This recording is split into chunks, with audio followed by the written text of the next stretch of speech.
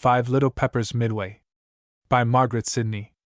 To my little Margaret, who is Phronsie Pepper, to all who know her, this book is lovingly inscribed. I Phronsie's pie.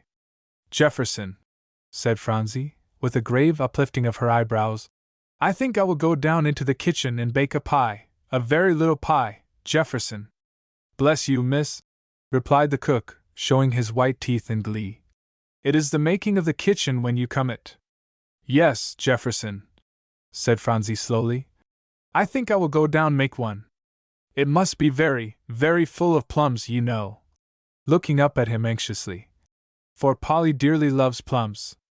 It shall be that plummy, said Jefferson convincingly, that you'd think you never saw such a one for richness. Oh my! What a pie that shall be! Exclaimed the cook, shutting up one eye to look through the other in a spasm of delight at an imaginary pie. So it's for Miss Mary, is it? Yes, said Phronsie. It is. Oh, Jefferson, I'm so glad you like to have me make one.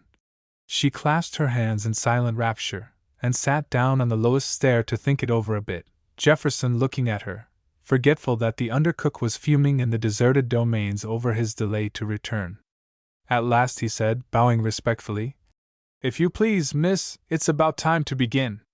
Such a pie ain't done without a deal of care, and we'd best have it a-baking as soon as may be. Yes, said Phronsie, getting off from her stair, and surrendering her hand to his big black palm. We ought to go right this very minute. But I must get my apron on. She stopped and looked down at her red dress.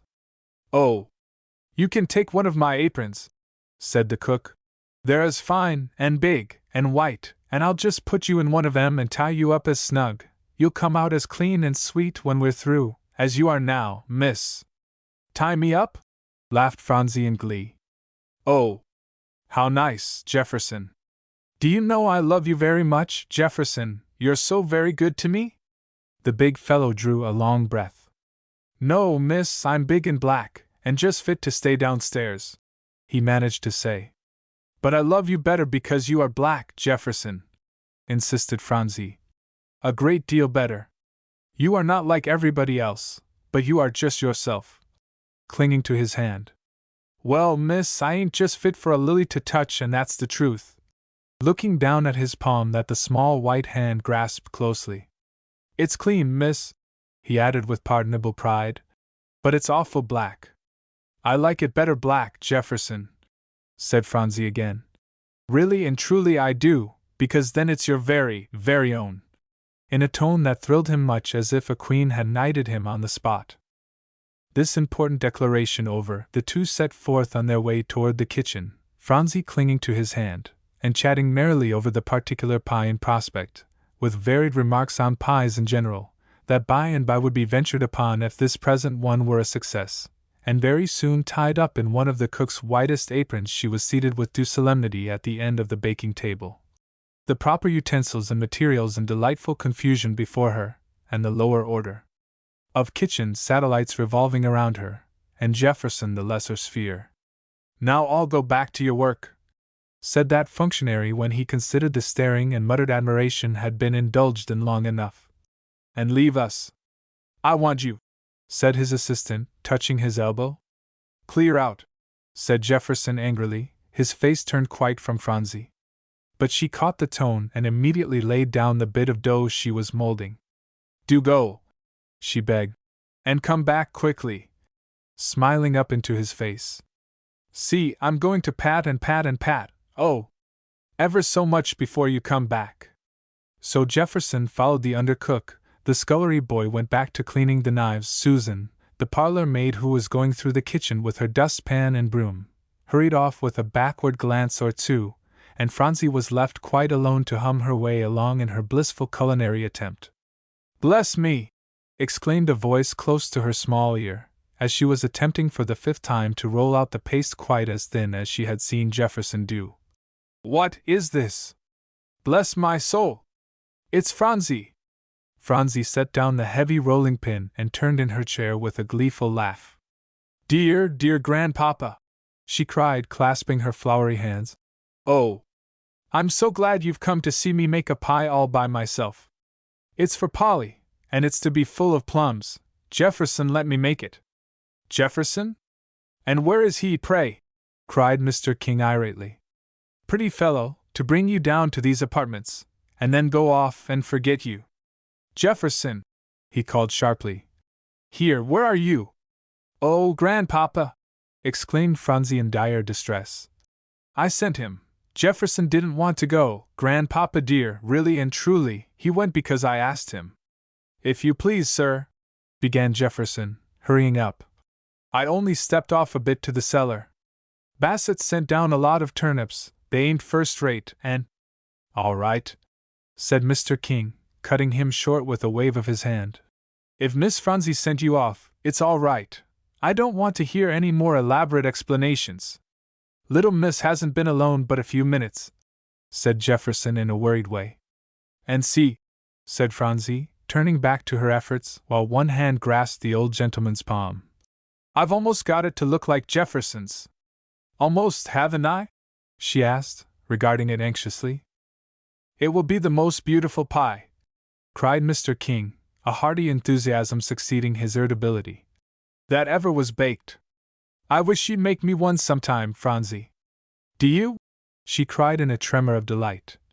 And will you really have it on the table, and cut it with Aunt Whitney's big silver knife? That I will, declared Mr. King solemnly. Then some day I'll come down here again, Jefferson, cried Phronsie in a transport, and bake one for my dear Grandpapa. That is, if this one is good. Oh, you do suppose it will be good, don't you? Appealingly at him. It shall, said Jefferson stoutly, and seizing the rolling pin with extreme determination. You want a bit more butter worked in here. A dab with skillful fingers, and a little manipulation with the flour, a roll now and then most deftly, and the paste was laid out before Phronsie.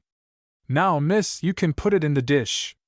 But it isn't my pie, said Phronsie, and big girl as she felt herself to be, she sat back in her chair, her lower lip quivering. Not your pie, repeated the cook, bringing himself up straight to gaze at her. No, said Phronsie, shaking her yellow head gravely. It isn't my pie now, Jefferson. You put in the things and rolled it. Leave your fingers off from it, can't you? Cried Mr. King sharply. Goodness! This pie isn't to have a professional touch about it. Get some more flour and stuff, whatever it is you make a pie of, and let her begin again. There, I'll sit down and watch you, then there'll be some chance of having things straight. So he drew up a chair to the side of the table, first calling off Pete, the scullery boy, from his knives to come and wipe it off for him, and Mrs. Tucker, who was in kitchen dialect, Tucker, to see that the boy did his work well. Lord bless you, sir, said Tucker, bestowing a final polish with her apron. 'Twas like satin before, sir, not a wisp of dust. I don't want any observations from you, said the old gentleman, depositing himself in the chair.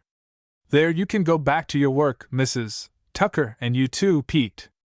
Now I'll see that this pie is to your liking, Phronsie. But Phronsie still sat back in her chair, thoughtfully surveying Jefferson. Grandpapa, she said at last slowly, I think I'd rather have the first pie, I really would, Grandpapa, may I? She brought her yellow head forward by a sudden movement, and looked deep into his keen eyes. Bless my soul! Rather have the first pie? Repeated the old gentleman in astonishment. Why, I thought you wanted to make one all yourself. I think I'd rather do part of it, said Phronsie with great deliberateness. Then Polly'll like it, and eat it, and I'll do yours, Grandpapa dear, just as Jefferson fixed mine, all alone. Please let me. She held him fast with her eyes, and waited for his answer. So you shall, cried Mr. King in great satisfaction. Make mine all alone. This one would better go as it is. Put away the flour and things, Jefferson. Miss Phronsie doesn't want them. Phronsie gave a relieved little sigh. And Jefferson, if you hadn't showed me how, I couldn't ever in all this world make grandpapas.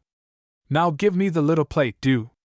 Here 'tis, miss, said the cook, all his tremor over the blunder he had made, disappearing, since, after all, things were quite satisfactory. And the little plate forthcoming, Phronsie tucked away the paste lovingly in its depths, and began the important work of concocting the mixture with which the pie was to be filled, Mr. King sitting by with the gravity of a statue, even to the deliberate placing of each plum. "Where's Phronsie?" called a voice above in one of the upper halls. "Oh, she's coming, Polly is!" cried Phronsie, deserting a plum thrust in endwise in the middle of the pie, to throw her little sticky fingers around Jefferson's neck. "Oh, do take off my apron, and let me go. She'll see my pie." "Stop!" cried Mr. King, getting up somewhat stiffly to his feet. "I'll take off the apron myself. There, Phronsie, there you are. Phew! How hot you keep your kitchen, Jefferson!" And he wiped his face. "Now we'll run," said Phronsie softly.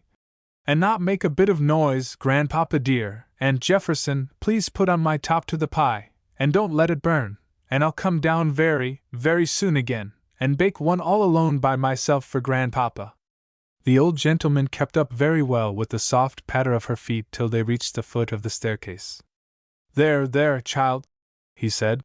"There's not the least need of hurry now." "But she will come down," said Phronsie, in gentle haste pulling at his hand. "Then if she should see it, Grandpapa!"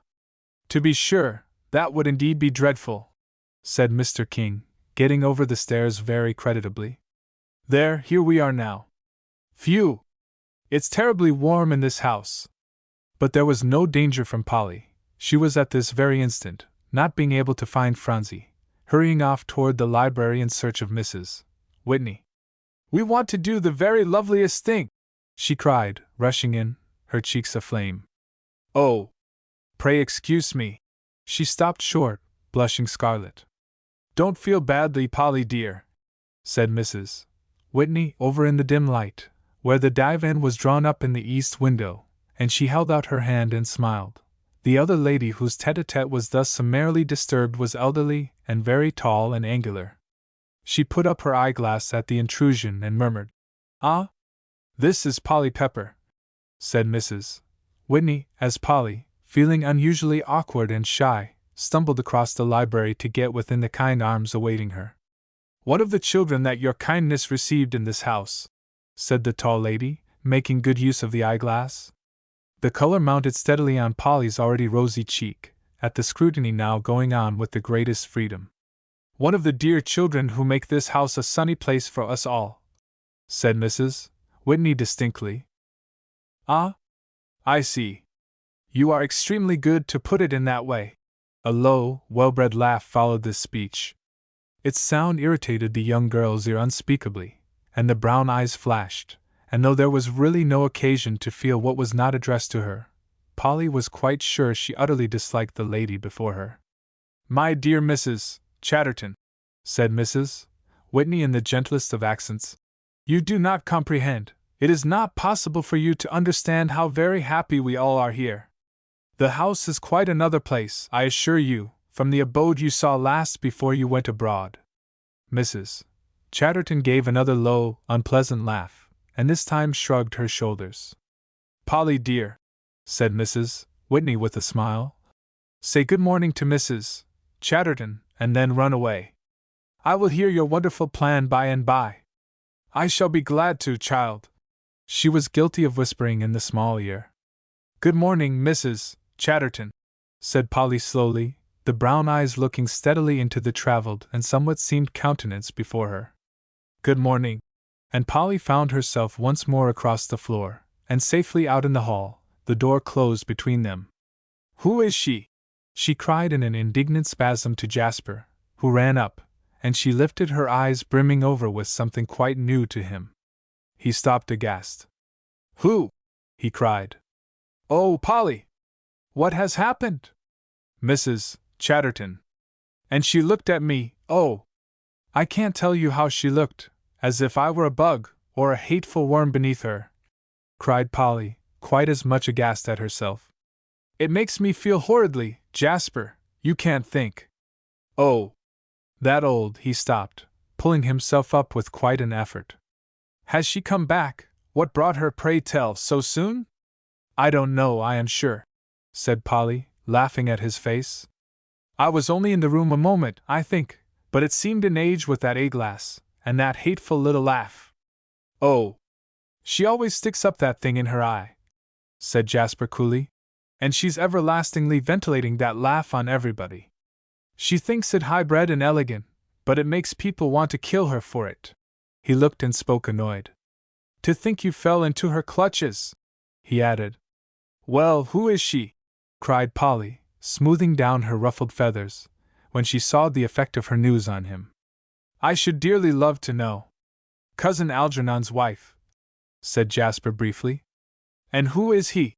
Cried Polly, again experiencing a shock that this dreadful person was a relative to whom due respect must be shown. Oh, a cousin of father's, said Jasper. He was nice, but he's dead.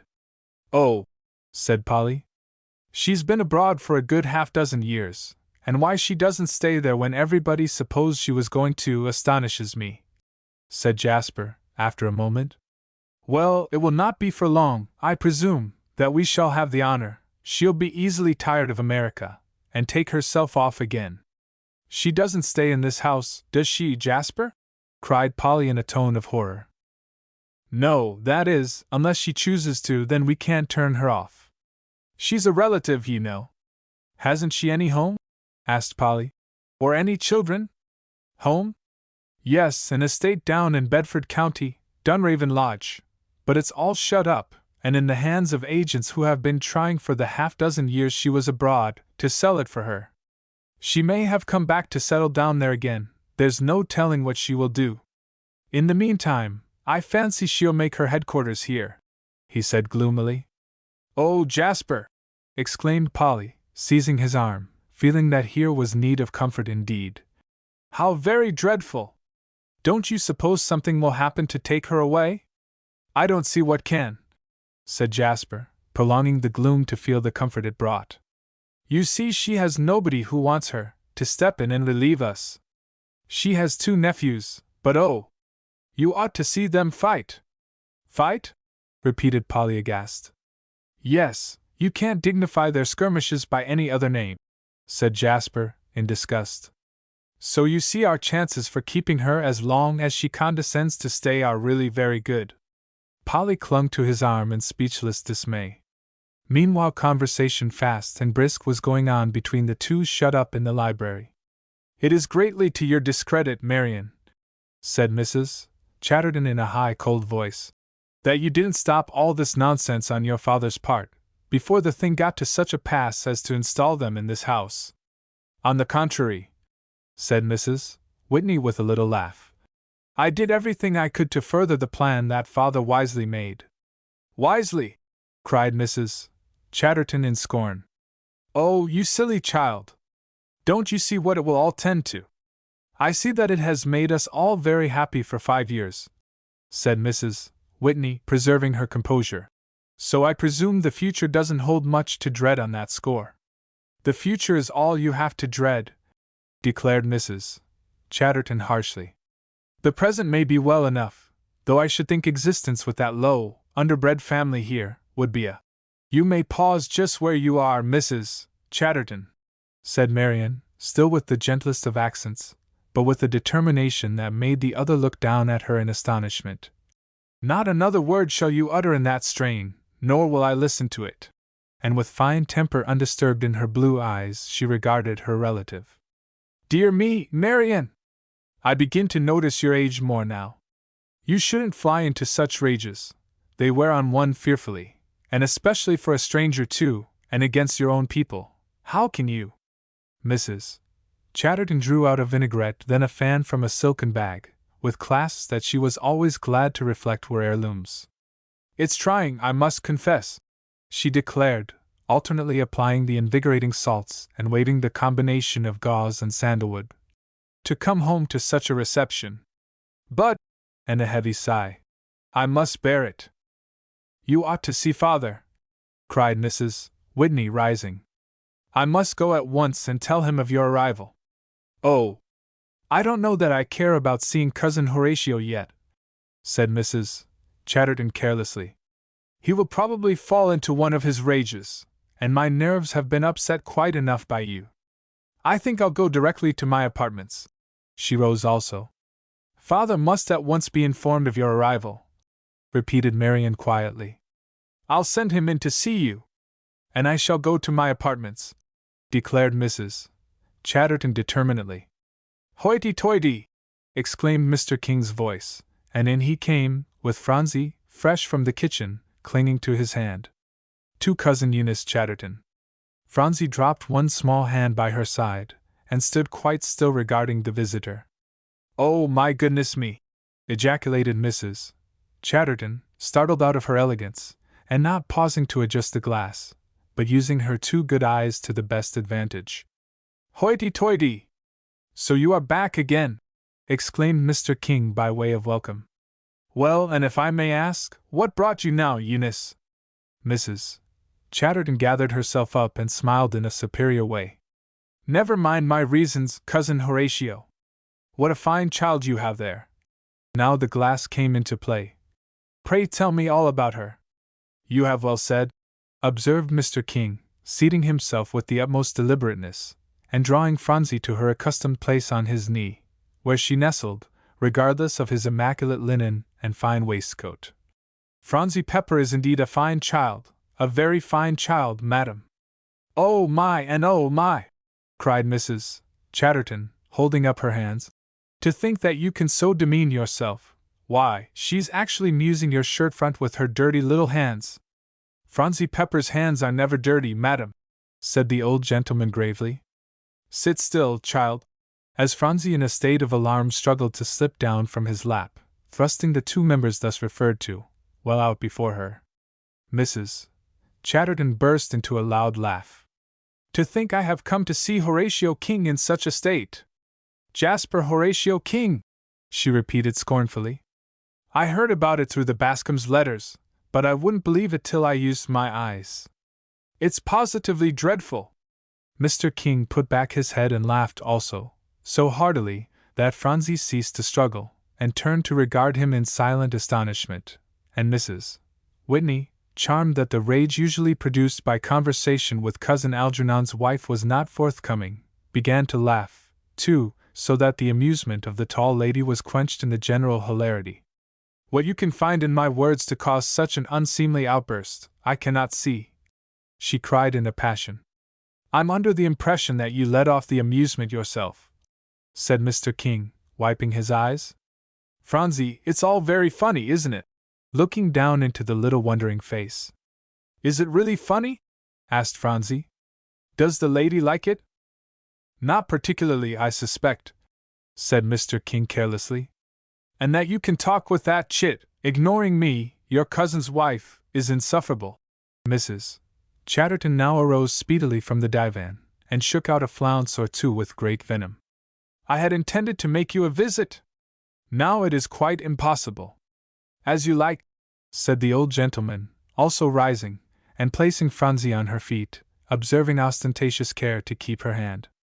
"My house is open to you, Eunice," with a wave of his disengaged hand in old-time hospitality. "But of course you must suit yourself. It's rather hard upon a person of sensibility to come home after a 6 years' absence," said Cousin Eunice with a pathetic sniff, and once more seeking her vinaigrette in the depths of the silken bag. "To meet only coldness and derision. In fact, it is very hard." No doubt," said the old gentleman hastily. "I can imagine such a case, but it has nothing to do with you. Now, if you are going to stay, Eunice, say so at once, and proceed to your room. If not, why you must go, and understand it is no one's fault but your own." He drew himself up and looked long and hard into the thin, pale face before him. Phronsie pulled at his hand. "I want to ask the lady to stay, Grandpapa dear." "She doesn't need urging," said old Mr. King quite distinctly, and not moving a muscle. "But, Grandpapa dear, she isn't glad about something." "No more am I." "Grandpapa," cried Phronsie, moving off a bit, though not deserting his hand, and standing on her tiptoes. "I want her to stay to see me. Perhaps she hasn't any little girls." "To see you?" cried Mr. King irately. "Say no more, child, say no more. She's been abusing you right and left, like a pickpocket." "What is a pickpocket?" asked Phronsie, getting down from her tiptoes. "Oh, a scoundrel who puts his hands into pockets, picks out what doesn't belong to him, in fact." Phronsie stood quite still, and shook her head gravely at the tall figure. "That was not nice," she said soberly. "Now do you want her to stay?" cried the old gentleman. "Insufferable," repeated Mrs. Chatterton between her teeth. "To mix me up with that chit." "Yes, I do," said Phronsie decidedly. "I do, Grandpapa. Now I know she hasn't any little girls. If she had little girls, she wouldn't say such very nice things. I want the poor lady to stay with me." Mrs. Chatterton turned and went abruptly off to the door, hesitated, and looked back. "I see your household is in a very chaotic state, Cousin Horatio. Still I will remain a few days," with extreme condescension, "on condition that these Peppers are not thrust upon my attention." "I make no conditions," said the old gentleman coolly. "If you stay, you must accept my household as you find it." "Come, Marian," said Mrs. Chatterton, holding out her hand to Mrs. Whitney. "You may help me to my apartments if you like. I am quite unstrung by all this." And she swept out without a backward glance. "Has she gone?" cried Jasper, hurrying in with Polly running after. "It's stay, isn't it, Father?" as he saw the old gentleman's face. "Yes," said Mr. King grimly. "It is stay indeed, Jasper." "Well, now then, you've a piece of work on your hands about the biggest you ever did yet, Polly Pepper," cried Jasper, "to make things comfortable in this house. I shall be just as cross as can be imagined, to begin with." "You cross?" cried Polly. "Cross as a bear. Marian will fight against the prevailing ill wind, but it will finally blow her down to a state of depression where her best friend wouldn't recognize her, and—" "You don't mention me, my boy," said Mr. King dryly. Jasper looked into his father's eyes, and they both laughed. "And if you, Polly Pepper, don't keep things bright, why, we shall all go to the dogs," said the old gentleman, sobering down. "So mind you do, and we'll try to bear Cousin Algernon's relict." "I will," said Polly stoutly, though relict sounded very dreadful to begin with. "Give us your hand, then," said Jasper's father, putting out his palm. "There!" releasing it. "Now I'm much more comfortable about matters." "And give me your hand, Polly," cried Jasper, his own brown hand flying to meet hers. "There! And now I'm comfortable too. So it's a compact, and a sure one. And I want to give my hand," cried Phronsie, very much aggrieved. "Here, Jasper." "Bless my soul, so you must!" cried old Mr. King. "To think we didn't ask you first. There, and there. And, Phronsie darling," cried Polly in a rapture, "you must promise with me, after you have with the others. I couldn't ever get along in all this world without that." So the ceremony of sealing the compact having been observed with great gravity, Phronsie drew a long breath, and now felt that the poor lady might come down at any time to find all things prepared for her. "Now tell our plan," cried Jasper to Polly, "and put this disagreeable business out of our heads. It's a fine one," he added to his father. "Of course it is," cried the old gentleman. "Well, you know Joel and Davy and Van and Percy are coming home from school next week for the Christmas holidays," began Polly, trying to still the wild beating of her heart. "Bless me! So they are," said Mr. King. "How time flies, to be sure! Well, go on, Polly." "And we ought to do something to celebrate," said Polly. "At least don't you think so?" she asked anxiously, looking up in his face. "To be sure I do," cried the old gentleman heartily. "Well, what would you do, Polly child, to show the youngsters we're proud of them, and glad to get them back, hey?" "We want to get up a little play," said Polly. "Jasper and I, and act it." "And have music," cried Jasper. "Polly shall play on the piano. The boys will be so delighted to see how she has improved." "And Jasper will play too," cried Polly eagerly. "Oh, Jasper! Will you play that concerto, the one you played when Mary Gibbs was here at tea last week? Do, Jasper, do." "That nearly floored me," said Jasper. "No, you said it was Mary's watching you like a lynx, you know you did," said Polly, laughing merrily. "Never mind," said the old gentleman. "What next, Polly?" The play is all right. I should think it was, cried Jasper. It's the Three Dragons and the Princess Clotilde. Oh, my goodness, exclaimed Mr. King. What a play for Christmas Eve! Well, you'll say it's a splendid hit, cried Jasper, when you see it from the private box we are going to give you. So you are intending to honor me, are you? Cried his father, vastly pleased to find himself as ever the central figure in their plans. Well, well, I dare say it will all be as fine as can be to welcome these young scapegraces home. What next, Polly? It must be kept a perfect surprise, cried Polly, clasping her hands while the color flew over her face. No one must even whisper it to each other, the day before Christmas when the boys get here, for Joel is so very dreadful whenever there is a secret. His capacity certainly is good, said Mr. King dryly. We will all be very careful. And Phronsie is to be Princess Clotilde, cried Jasper, seizing her suddenly, to prance around the room, just like old times. Oh, Jasper! I'm 8 years old, she cried, struggling to free herself. Nonsense! What of it? You are the baby of this household. But he set her on her feet nevertheless, one hand still patting the soft yellow waves over her brow. Go on, Polly, do, and lay the whole magnificence before father. He will be quite overcome. That would be disastrous, said Mr. King. Better save your effects till the grand affair comes off. Jasper is to be one of the dragons, announced Polly, quite in her element. That is, the head dragon. Ben is to be another, and we haven't quite decided whether to ask Archie Hurd or Claire to take the third one. Claire has the most go in him, said Jasper critically. Then I think we'll decide now to ask him, said Polly. Don't you, Jasper? A dragon without go in him would be most undesirable, I should fancy. Well, what next do you propose to do, Polly? Asked Mr. King.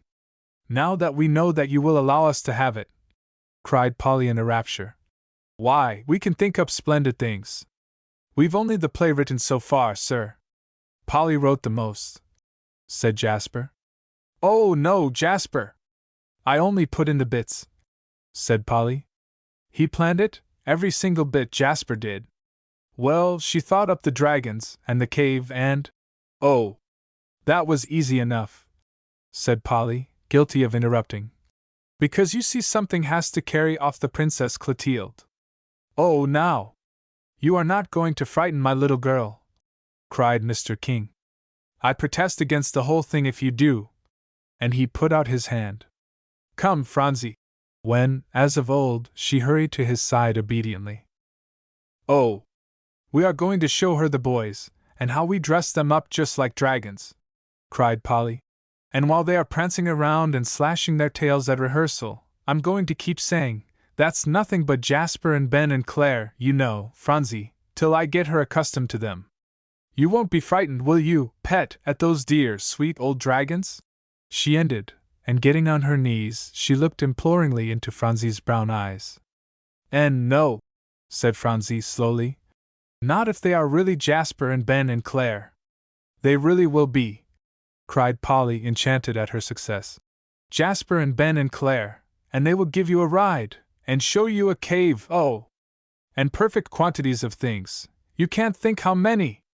Phronsie clapped her hands and laughed aloud in glee. Oh! I don't care if they are true dragons, Polly, I don't, she cried, dreadfully excited. Make 'em real big live ones, do make them big, and let me ride on their backs. These will be just as real, said Polly comfortingly. That is, they'll act real, only there will be boys inside of them. Oh! We'll have them nice, dear, don't you fear. But I'd really rather have true ones, sighed Phronsie. 3. The rehearsal. Now, Phronsie, said Polly on her knees before the princess, who was slowly evolving into a thing of beauty, do hold still just a minute, dear. There, as she thrust in another pin, then turned her head critically to view her work. I do hope that is right. Phronsie sighed. May I just stretch a wee little bit, Polly? She asked timidly. Before you pin it up? Just a very little bit. To be sure you may, said Polly, looking into the flushed little face. I'll tell you, you may walk over to the window and back, once, That'll rest you and give me a chance to see what is the matter with that back drapery. So Phronsie, well pleased, gathered up the embiro robe of the princess and moved off, a bewildering tangle of silver spangles and floating lace, drawn over the skirt of one of Mrs. Whitney's white satin gowns. There ought to be a dash of royal purple somewhere, said Polly, sitting on the floor to see her go, and resting her tired hands on her knees. Now where shall I get it, and where shall I put it when I do have it? She wrinkled up her eyebrows a moment, lost in thought over the momentous problem. Oh, I know! And she sprang up exultingly. Phronsie, won't this be perfectly lovely? We can take that piece of tissue paper Auntie gave you, and I can cut out little knots and sashes. It is so soft that in the gaslight they will look like silk. How fine! Can I be a princess unless you sew up that purple paper? Asked Phronsie, pausing suddenly to look over her shoulder in dismay at Polly. Why, yes, you can be, of course, said Polly. But you can't be as good a one as if you had a dash of royal purple about you. What's a bit of tissue paper to the glory of being a princess? She cried, with sparkling eyes. Dear me, I wish I could be one. Well, you may have it, Polly, said Phronsie with a sigh. And then afterwards I'll rip it all off and smooth it out, and it will be almost as good as new. I think there won't be much left of it when the play is over, cried Polly with a laugh. Why, the dragons are going to carry you off to their cave, you know, and you are to be rescued by the knight. Just think, Phronsie. You can't expect to have such perfectly delightful times, and come out with a quantity of tissue paper all safe. Something has to be scarified to royalty, child. Phronsie sighed again. But as Polly approved of royalty so highly, she immediately lent herself to the anticipations of the pleasure before her, smothering all lesser considerations. When you get your little silver cap on with one of Auntie's diamond rings sewed in it, why, you'll be too magnificent for anything, said Polly, now pulling and patting with fresh enthusiasm, since the purple dash was forthcoming. Princesses don't wear silver caps with diamond rings sewed in them, observed Phronsie wisely. Of course not. They have diamonds by the bushel, and don't need to sew rings in their caps to make them sparkle, said Polly, plaiting and pinning rapidly. But in dressing up for a play, we have to take a poetic license. There, turn just one bit to the right, Phronsie dear. What's poetic license? Demanded Phronsie, wrenching her imagination off from the bushel of diamonds to seize practical information. Oh, when a man writes verses and says things that aren't so, said Polly, her mind on the many details before her. But he ought not to, cried Phronsie, with wide eyes, say things that are not so. I thought poets were always very good, Polly.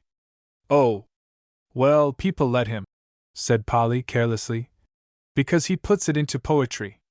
It would never do in prose, that would be quite shocking. Oh, said Phronsie, finding the conversation some alleviation to the fitting-on process. Now this left side, said Polly, twisting her head to obtain a good view of the point in question, is just right. I couldn't do it any better if I were to try 1,000 times. Why won't this other one behave, and fall into a pretty curve, I wonder? Phronsie yawned softly as the brown eyes were safely behind her. I shall gather it up anyway, so. And Polly crushed the refractory folds recklessly in one hand. That's the way Mary Gibbs's hat trimmings look, and I'm sure they're a complete success. Oh, that's lovely, cried Polly at the effect. Now, that's the treatment the whole drapery needs, she added in the tone of an art connoisseur. Oh! A rushing noise announced the approach of 2 or 3 boys, together with the barking of Prince, as they all ran down the wide hall. Oh dear, dear! Exclaimed Polly, hurriedly pulling and pinning. There come the boys to rehearse. It can't be 4 o'clock. As the door opened and 3 members of the cast entered. It's 4:15, said Jasper, laughing and pulling out his watch. We gave you an extra 15 minutes, as you had such a lot to do. Dear me! But you are fine, Phronsie. I make my obeisance to Princess Clotilde. And he bowed low to the little silver and white figure, as did the other 2 boys, and then drew off to witness the final touches. It's a most dreadful thing, cried Polly, pushing back the brown waves from her brow, as she also fell off to their point of view. To get up a princess. I had no idea it was such a piece of work. You have scored an immense success, said Jasper enthusiastically. Oh, Phronsie! You will make the hit of the season. You'll think it is even much nicer when it is done, said Polly, vastly relieved that Jasper had given such a kind verdict.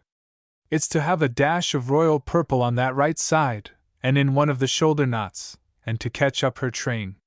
That will be very pretty, I don't doubt, said Jasper, trying to resolve himself into the cold critic. But it seems to me it is almost perfect now, Polly. Oh! Thank you so much, she cried, with blooming cheeks. How do you like it, Claire and Betsy? I can't tell, said Ben, slowly regarding the princess on all sides. It's so transforming. It's tip-top, cried Claire. It outprincesses any princess I've ever imagined. Well, it's a perfect relief, said Polly, to have you boys come in. I've been working so over it that I was ready to say it was horrid. It's too bad, isn't it, that Dick can't be here today to rehearse his part? To be sure, exclaimed Jasper, looking around. Where is the princess's page? He's gone to the dentist's, said Polly, making a wry face. Andy had to make the appointment for this afternoon, and we couldn't put off the rehearsal. Claire can't come any other time, you know. Phronsie turned an anxious face to the window. I hope he's not being hurt very much, she said slowly. I don't believe he is. Polly made haste to answer most cheerfully. It was only one tooth, you know, Phronsie, to be filled. Auntie says Dr. Porter told her the rest are all right. But a cloud rested on the princess's face. One tooth is something, she said. Just think how nice it will be when it is all over, and Dick comes scampering in, cried Jasper, with great hilarity. Do climb up on the sofa, Phronsie, urged Polly, looking into the pale little face. You must sit down and rest a bit, you're so tired. I will read the prologue while she rests, said Jasper. So you can, said Polly. Take care, child, in alarm. You mustn't curl up in the corner like that. Princesses don't ever do so. Don't they? Said Phronsie, flying off from the lovely corner, to straighten out again into the dignity required. Not when they are little girls, Polly? No, indeed, said Polly, with a rescuing hand among the silver spangles and lace. They must never forget that they are princesses, Phronsie. There now, you're all right. Oh, said Phronsie, sitting quite stiffly, glad if she could not be comfortable, she could be a princess. Gentle ladies and brave sirs, began Jasper in a loud, impressive tone, from the temporary stage, the large rug in front of the crackling hearth fire.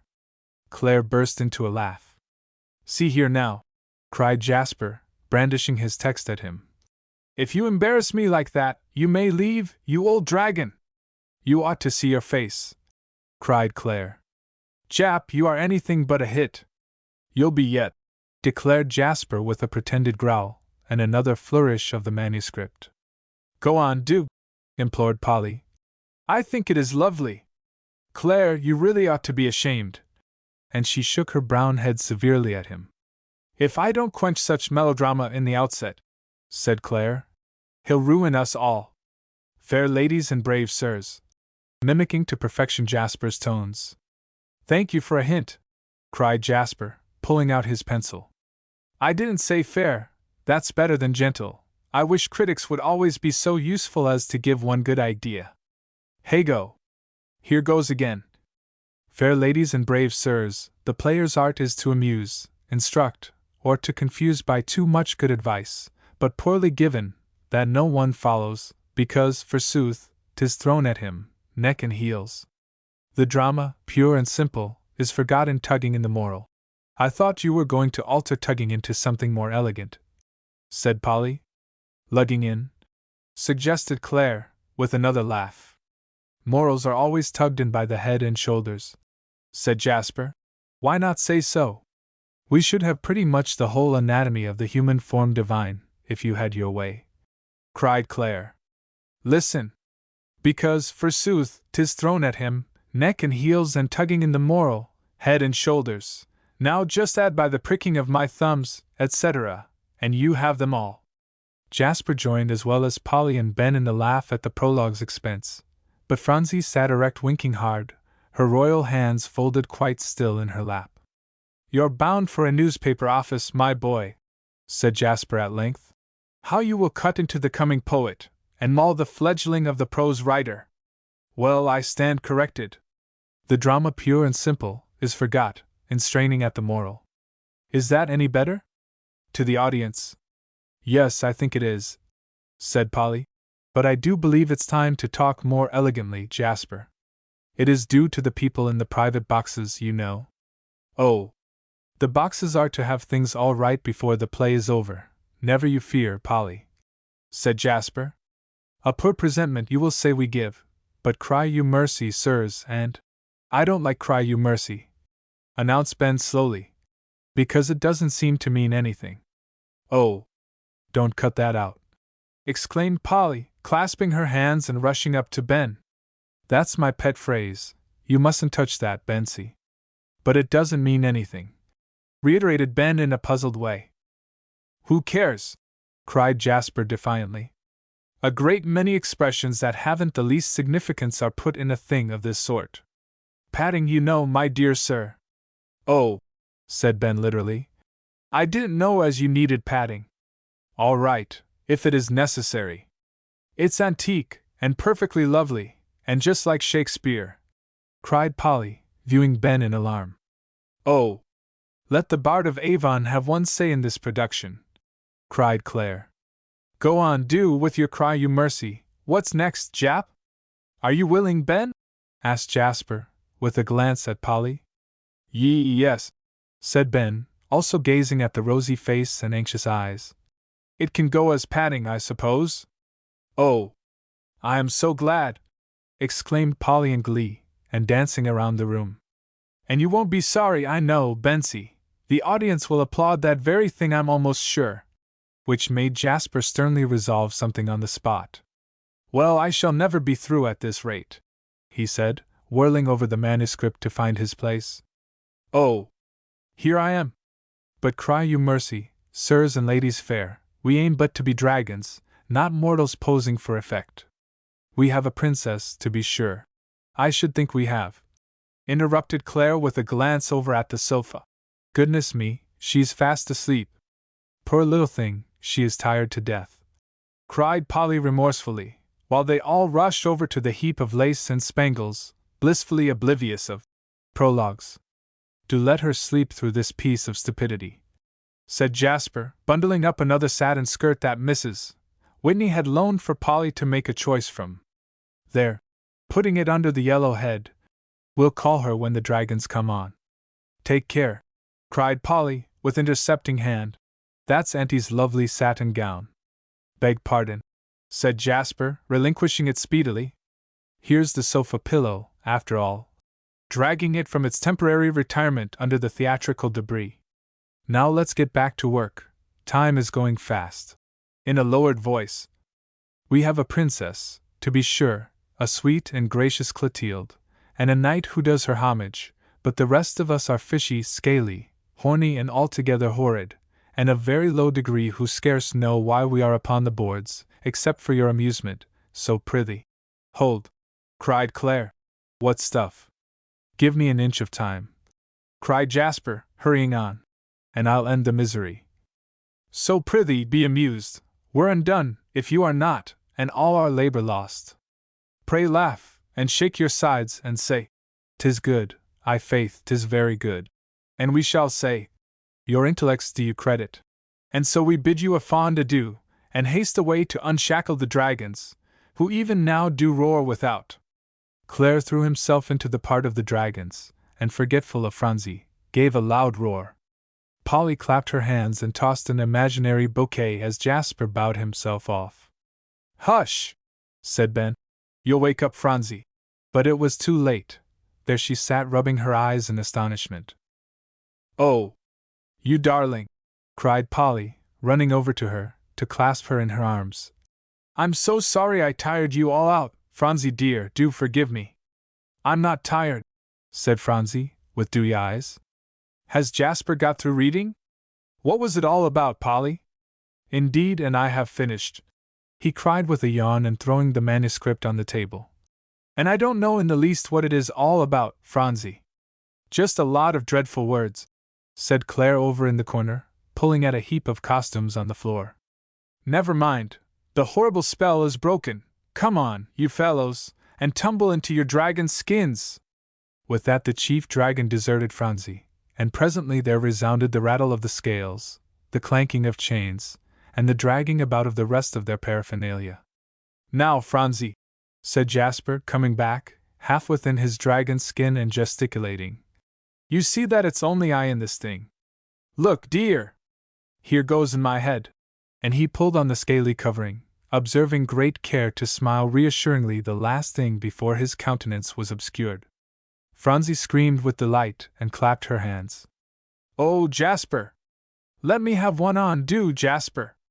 I'd much rather be a dragon than a princess. Really and truly I would, Jasper. I don't agree with you, said Jasper, in a muffled voice. Phew! This is no end stuffy, fellows. I can't stand it long. I'm all coming to pieces, said Ben, turning around to regard his back where the scales yawned fearfully. I'll run and ask Mamsie to come and sew you up, cried Polly, flying off. She said she would help, if we wanted her. For welcome home, Marian, said old Mr. King, putting his head in at the door of her little writing room. Can't you get her comfortably out of the way this morning? I want your services without interruption.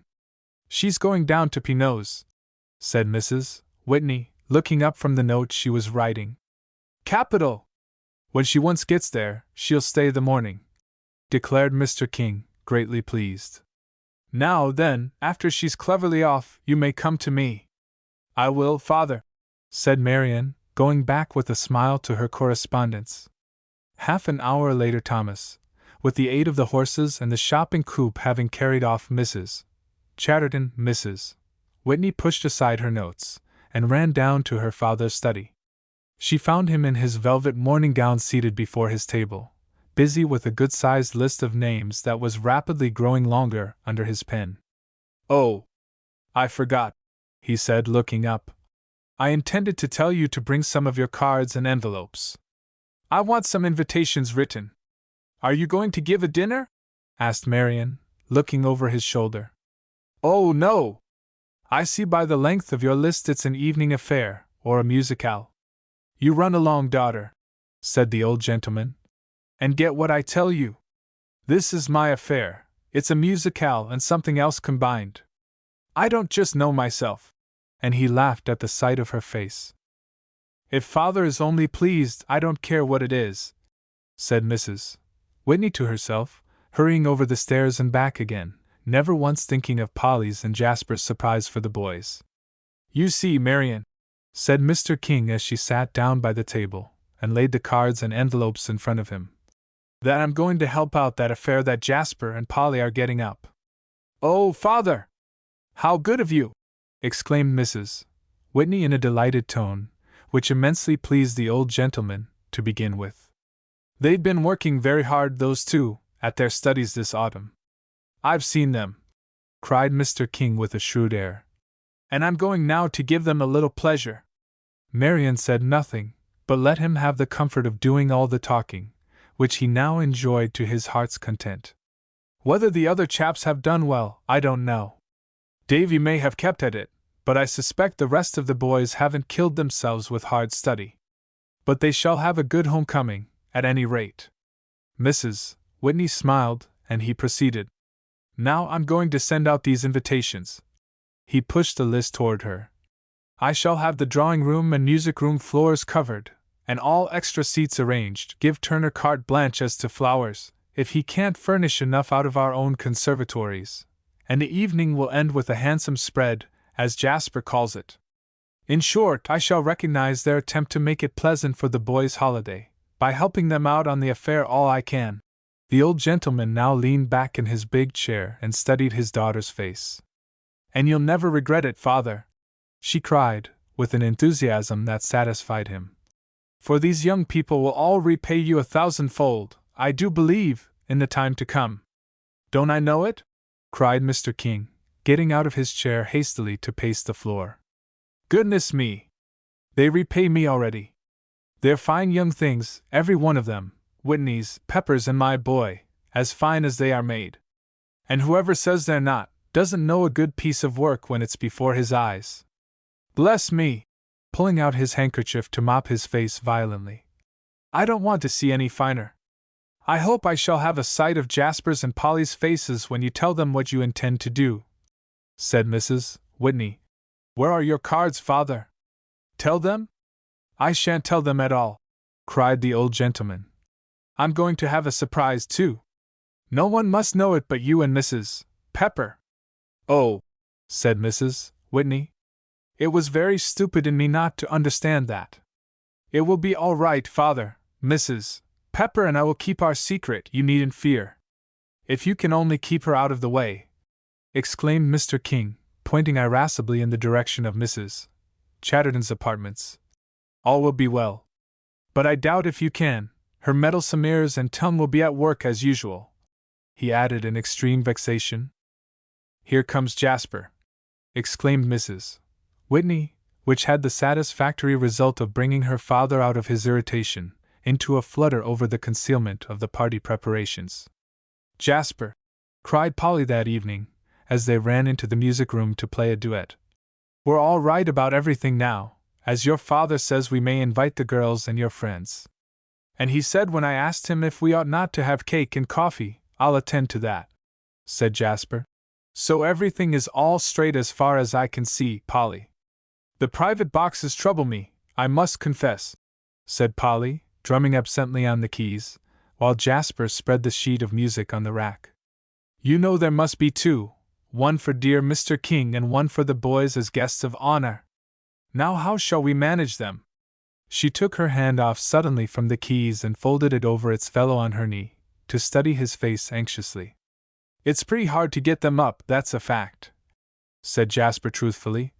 But then, you know, Polly, we've always found that when a thing had to be done, it was done. You know the little brown house taught us that. So it did, said Polly, brightening up.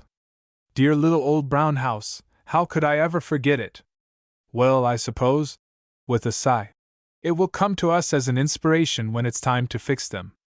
I suppose so too, said Mrs. Pepper, passing the door, as usual with her mending basket. And when two people start to play a duet, I think they much better put their minds on that, and not waste precious time on all sorts of questions that will take care of themselves when the time comes. You are right, Mrs. Pepper, cried Jasper with a laugh, and seating himself before the piano. Come, Polly! Mamsie is always right, isn't she, Jasper? Cried Polly with pride, putting her hands down for the first chords. Indeed she is, responded the boy heartily. Here now, Polly, remember you slipped up a bit on that first bar. Now! The 21st of December came all too soon for Polly and Jasper, whose school duties had engrossed them till 2 days before, but after hard work getting up the stage properties, and the many rehearsals, everything was at last pronounced ready, the drawing-room and music-room locked, the keys given to Mrs. Whitney, who promised faithfully to see that no one peeped in who should not, and Polly hurried into her hat and jacket, to go to the station with Jasper to meet the boys. Thomas drove furiously, as they were a bit late, and they arrived only a minute before the train puffed in. Here they are! Cried Polly, and here they are! Cried Jasper, together, in great excitement, on the platform. Halloo, Polly! Cried Joel, prancing out of the car first, and how d'ye do, Polly? As they all hurried after. Halloo, Jasper! Oh, Polly! It's good to see you! This from Davy, not ashamed to set a kiss on her red lips. Van and Percy looked as if they wanted to, but contented themselves with wringing her hand nearly off, while Joel declared he would look after the luggage. No, I will, cried Van, dropping Polly's hand. You forget, said Percy quietly. I hold the checks, I'll attend to it myself. He unclosed his brown traveling glove, and Van, at sight of them, turned back. Go along, do, then, he cried.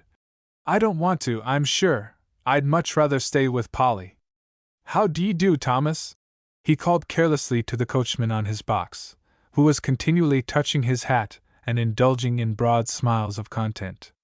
Polly was tiptoeing in very delight, holding Davy's hand closely while her eyes roved from one to the other of the boys, and her tongue ran fast indeed. A group of girls, who had also come down to the station to meet friends, stopped a bit as they came laughing and chatting by. "How d'ye, boys?" they said carelessly to the three homecomers. "Oh, Polly! Won't it be entrancing tonight?" cried one of them, seizing her arm as she spoke. "Hush!" said Polly as she tried to stop her. "May I bring Elsie Fay?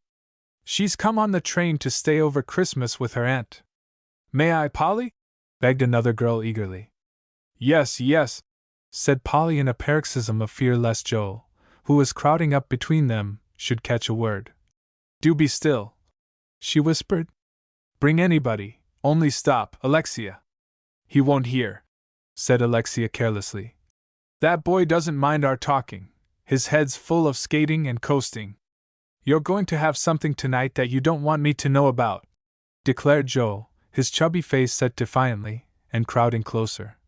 "So there, now I'm going to find out what it is." "If we don't want you to know, you ought not to try to find out, Joel Pepper," cried Alexia. "And you shan't either." "There, now you see," cried Polly, unable to keep still, while her face grew red too. "Oh dear! What shall we do?" You are," cried Joel, capering up and down the platform, his black eyes shining with delight.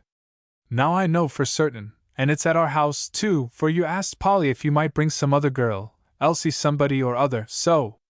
Oh! I'll soon know." "Joel!" exclaimed Jasper suddenly, clapping him on the shoulder. "I'm going round to the gymnasium. Want to go with me?" Joel stopped his capering at once, this new idea thrusting out the old one. "Don't I, though?" he cried, with a nod at Polly and her friends. "But I'll find out when I do get home." The nod declared plainly. But Jasper also nodded. He said, "He won't get home till late, depend on me." And then, "Come on, Joe," he cried. "I'm going to walk." And they were off. Alexia pinched Polly's gray woolen jacket sleeve convulsively. "What an escape!" she breathed. "Here comes Percy!" cried Polly nervously, and she broke away from her and the other girls, and ran to meet him, and the two boys following. "Where's Jasper?" asked Percy, rendered quite important in air and step, from his encounter with the baggage officials. "Oh! He isn't going home with us," said Polly. "Come, do let us get in." And she scampered off to the carriage and climbed within. "That's funny," said Percy, jumping in after. Van opened his lips to tell where Jasper had gone, but remembering Percy's delight in such an expedition, he closed them quickly, and added himself to the company in the carriage. Davy followed, and closed the door quickly. "Stop! Where's Joe?" asked Percy. "Thomas, we've forgotten Joe," rapping on the glass to the coachman. "No, we haven't, he isn't going to drive," said Polly. "Oh!" And Percy, thinking that Joel had stolen a march on them on his good strong legs, now cried lustily, "Go on, Thomas, get ahead as fast as you can." And presently he was lost in the babble of laughter and chatter going on in the coach. "I've a piece of news," presently cried Van in a lull. "Davy's bringing home a prize, first in classics, you know." "Oh, Davy!" screamed Polly, and she leaned over to throw her arms around him. "Mamsie will be so glad." "Davy, you can't think how glad she'll be." Davy's brown cheek glowed. "It isn't much," he said simply. "There were so many prizes given out." "Well, you've taken one," cried Polly, saying the blissful over and over. "How perfectly elegant!" Van drummed on the carriage window discontentedly. "I could have taken one if I'd had the mind to." "Ho!" shouted Percy over in his corner. "Well, you didn't have the mind, that's what was wanting." "You keep still!" cried Van, flaming up, and whirling away from his window. "You didn't take any either." "Polly, his head was under water all the time, unless some of the boys tugged him along every day. We hardly got him home at all." "No such thing," contradicted Percy flatly, his face growing red. Polly, he tells perfectly awful yarns. You mustn't believe him, Polly, you won't, will you? He leaned over appealingly toward her. Oh! Don't, cried Polly, quite dismayed. Talk so to each other. Well, he's so hateful, cried Van. And the airs he gives himself. I can't stand them, Polly, you know. And he's just as mean, cried Percy vindicatively. Oh! You can't think, Polly. Here we are. As Thomas gave a grand flourish through the stone gateway, and up to the steps. I'll help you out. And he sprang out first. No, I will, declared Van, opening the door on the other side, jumping out and running around the carriage. Here, Polly, take my hand, do. No, I got here first, said Percy eagerly, his brown glove extended quite beyond Van's hand. I don't want anyone to help me, who speaks so to his brother, said Polly in a low voice, and with her most superb air stepping down alone, she ran up the steps to leave them staring in each other's faces. Here everybody came hurrying out to the porch, and they were soon drawn into the warm, loving welcome awaiting them. Oh, Felicie! I don't want that dress, said Polly as she ran into her room after dinner, to Mrs. Whitney's French maid. I'm going to wear my brown cashmere. Oh, mademoiselle, remonstrated Felicie, adjusting the ruffle in the neck of the white nun's veiling over her arm. Oh, no, Polly! I wouldn't, began Mrs. Pepper, coming in. The white one is better for tonight. Mamsie! Cried Polly, breaking away from the mirror where she was pulling into place the bright brown waves over her forehead. How lovely! You've put on your black silk, and your hair is just beautiful. Madame has fine hair, said Felicie. Only I wish she would give it to me to prepare. Yes, I have good hair, said Mrs. Pepper, and I'm thankful for it. No one looks dressed up, in my opinion, with a ragged head. The finer the gown, the worse it makes careless hair look. No, Polly, I wouldn't wear the brown dress tonight. Why, Mamsie! Exclaimed Polly in surprise. I thought you'd say it was just the thing when only the girls and Jappy's friends are coming to the play. Besides, I don't want to look too dressed up. The princess ought to be the only one in a white gown. You won't be too conspicuous, said her mother, adding slowly. You might wear the nun's veiling well enough as you haven't any part in the play, Polly. And she scanned the rosy face keenly. I don't want any part, cried Polly. They all play better than I do. Somebody must see that everything goes off well behind the scenes. That's my place, Mamsie. Besides, you forget I am to play my sonata. I don't forget, said her mother. All the more reason you should wear the white gown, then. All right, cried Polly, merrily dashing across the room to Felicie. Put it over my head, do. Well, I'm glad you think it is right to wear it, Mamsie, as the soft folds fell around her. I just love this dress. Oh, Auntie! How perfectly exquisite! Mrs. Whitney came in smilingly and put a kiss on the tall girl's cheek. Do I look nicely? She asked naively, turning around under the chandelier. Nicely? Exclaimed Polly, lifting her hands. Why, you are fresh from fairyland. You are so good to put on that lovely blue moire and your diamond cross, just for the boys and girls.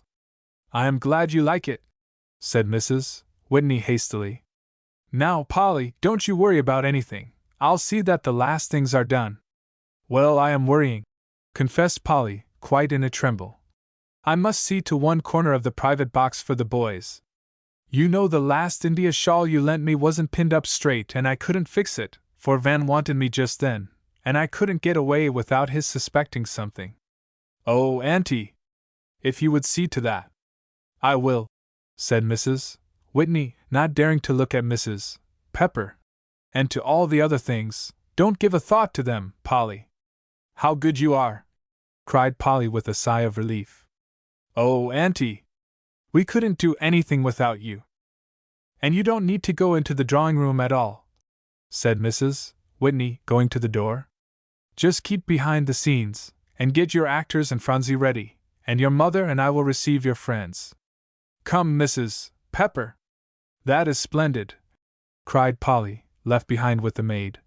Now I can get ready without flying into a flurry, Felicie, and then for Phronsie and the rest. There is a dreadful commotion in there among the audience, said Jasper, out in the green room. I imagine every one who had an invite has come. But I don't see how they can make such a noise. Oh, a few girls and boys make just about as much confusion as a good many, observed Polly. Jasper, wouldn't you like to see Joel's eyes when Aunt Whitney leads him into the private box? She allowed herself time to exclaim. Yes, laughed Jasper, pulling out his watch from beneath his dragon skin. Well, we have only 5 minutes more, Polly. We must have the curtain up sharp. Oh dear, dear, cried Polly, flying here and there to bestow last touches on the different members of her cast. Now, Claire, you must remember not to give such a shriek when you go on, mustn't he, Jappy? Just a dull, sullen roar your part is. Well, I'm nearly dead under here, cried Claire, glaring beneath his dragon face. I'll shriek or roar, just as I like, so. Very well, said Polly. I don't know but it's as well, after all, that you are cross. You'll be more effective, she added coolly. Let me see, oh! The door of the cave wants a bit more of gray moss. It looks thin where it hangs over. You get it, will you, Hannah? To one of the maids who was helping. And just one thing more. Scanning hastily the stage setting. Another Chinese lantern is needed right here. Going toward the front of the stage. And that green bush is tumbling over. Do set it straight, somebody. There now, I believe everything is all ready. Now let us peep out of the curtain, and get one good look at the audience. Come, Phronsie, here's a fine place. Come, boys. The different members of the cast now applied their eyes to as many cracks in the curtain as could be hastily managed. There was a breathing space. What? cried Polly, gazing into the sea of faces, and the dragons nearly knocked the princess over as Mr. King gave the signal for the band stationed in the wide hall to send out their merriest strains. After the play. It was all over. Phronsie had been swept off, a vision of loveliness, to the cave. The dragons had roared their loudest, and the gallant knight had covered himself with glory in the brilliant rescue of the princess. The little page had won the hearts of all the ladies. Mr. King had applauded himself hoarse, especially during the delivery of the prologue, when, I cry you mercy, sirs and ladies fair, rang out. The musical efforts of Polly and Jasper in the wait between the two acts were over, and the crowded house, in every way possible, had expressed itself delighted with all things from beginning to end. Phronsie, Phronsie, they're calling you, whispered Polly excitedly, out in the green room. Come, princess. The head dragon held out his hand. Hurry, dear. See the flowers. They can't be for me, said Phronsie, standing quite still. Polly has done all the work, they're hers. Nonsense, child, cried Polly, giving her a gentle push forward. Go on, and take them.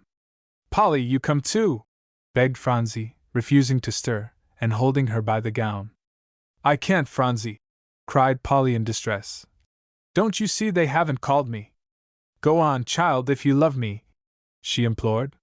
Phronsie, not being able to resist this, dropped Polly's gown and floated before the footlights. Thank you, she said, bowing gravely to the sea of faces, as her hands were filled with roses. But I shall give these to Polly, because we couldn't any of us have done it without her. And so she brought them back to put into dismayed Polly's lap. The authors of the play, cried a strong voice, privately urged on by Mr. King. There, now's your turn, cried Claire to Polly. And go ahead, old dragon. To Jasper. Make your prettiest bow. So the chief dragon led up blushing Polly to the front of the stage, to hear a neat little speech from Mr. Alstein, thanking them for the pleasure of the evening and congratulating them on its success. And the band played again. The camp chairs were folded up and removed, the green room and stage were deserted, and actors and audience mingled in a gay, confusing throng. Phronsie, in her little silver and white gown and gleaming cap, began to wander among the guests, unconscious that she had not on the red cashmere dress she had worn all day. Groups stopped their conversation to take her into their midst, passing her on at last as one might hand over a precious parcel to the next waiting hands. Polly, seeing that she was well cared for, gave herself up to the enjoyment of the evening. Well, sir, how did you like it? asked Jasper, with a small pat on Joel's back. Well enough, said Joel. But why didn't you make more of it? You could have crawled up on top of the cave, and slashed around there, and you old dragons were just 3 muffs in the last act. I'd rather have had Polly in the play, she's twice the go in her. So would we all have preferred Polly, cried Jasper, bursting into a laugh. But she wouldn't act, she directed everything, she was all the play, in fact. Polly meanwhile was saying to Pickering Dodge, No, not tonight, you must dance with one of the other girls. But I don't choose to dance with anybody but you, said Pickering, holding out his hand. Come, Polly, you can't refuse, they're forming the Lancers. Hurry! Polly's feet twitched nervously under her white gown, and she longed more than ever after the excitement she had passed through, to lose herself in the witching music, and the mazy dance. She hesitated a bit, but just then glancing across the room. Come, she said. I want you to dance with Ray Simmons.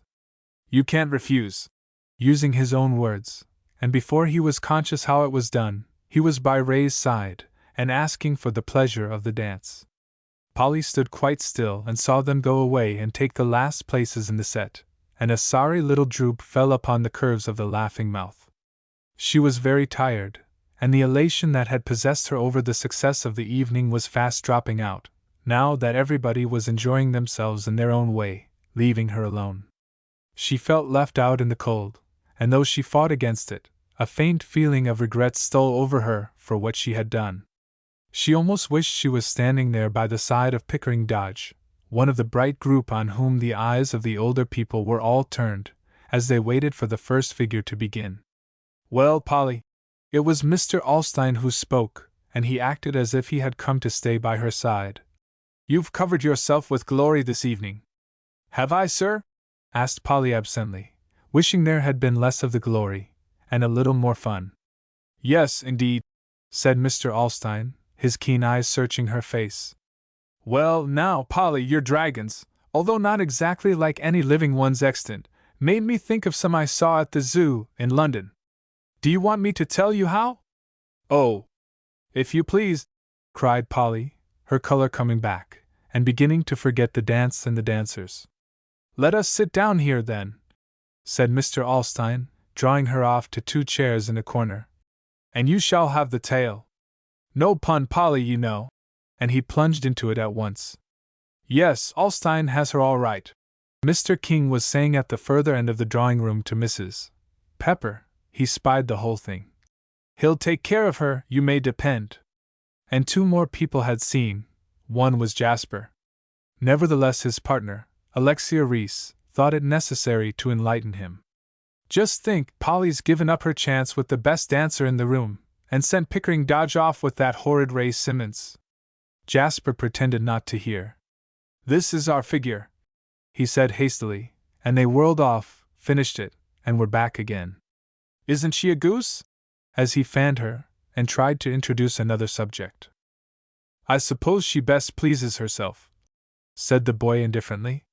Why should any one else interfere in the matter? But someone else ought to interfere, cried Alexia with a little pout, provoked at his indifference. That's just the way she does in school all the time. Oh, I'm vexed at her, I can tell you. She's so silly, dear me, it's our turn again. By the next interim she had forgotten all about Polly and whether she was having a nice time or the stupidest one imaginable, for Joel, who held dancing in great contempt, sauntered up. Aren't you glad now that you didn't find out about the secret? Cried Alexia radiantly. Oh, you are such a nuisance, Joey, she added frankly. Pho! Exclaimed Joel. It wasn't worth finding out, that old secret. But it's as good as girls ever get up, he finished with a supercilious air. It was a perfectly splendid play, cried Alexia. And much too good for a lot of boys. Goodness, Joey, I wouldn't celebrate if you 4 were coming home from school to our house. I'd have the jollification the night before you went back. I wouldn't go home if 'twas to your house, declared Joel with equal candor. I'd run off to see first. Come, you 2 stop sparring, cried Jasper, holding out his hand. It's our turn again, Alexia. Joel, take yourself off. Alexia, flashing Joel a bright, making-up smile, dashed off into the figure. "Goodbye," said Joel with a smile as cheery, for he really liked her the best of all Polly's girlfriends. After the dance, supper was announced, and everybody marched out to the supper room, the dancers with their partners following. "Will you allow me?" Mr. Alstein, seeing the movement, got out of his chair and offered his arm to Polly with a courtly bow. "Oh, don't think of me, sir," she began, blushing very hard. "Joel will look out for me. I much prefer waiting upon Miss Polly Pepper to any other lady in the room," said Mr. Alstein, with another bow, courtlier than the first. "Since Mrs. Alstein is provided for. See, Polly, Mr. King is taking her out. And your mother has her cavalier in Mr. Cabot, and Mrs. Whitney has already gone out with Mr. Fairfax. So if you don't accept my services, I shall be entirely left out in the cold." He stood offering his arm, and Polly, laughing merrily, put her hand within it. "It's very good of you, sir," she said simply, as they fell into step and joined the procession. "I'm afraid if you had trusted to Joel's tender mercies, you would have fared hardly," said Mr. Alstein, laughing. "Look, Polly, over yonder in the corner."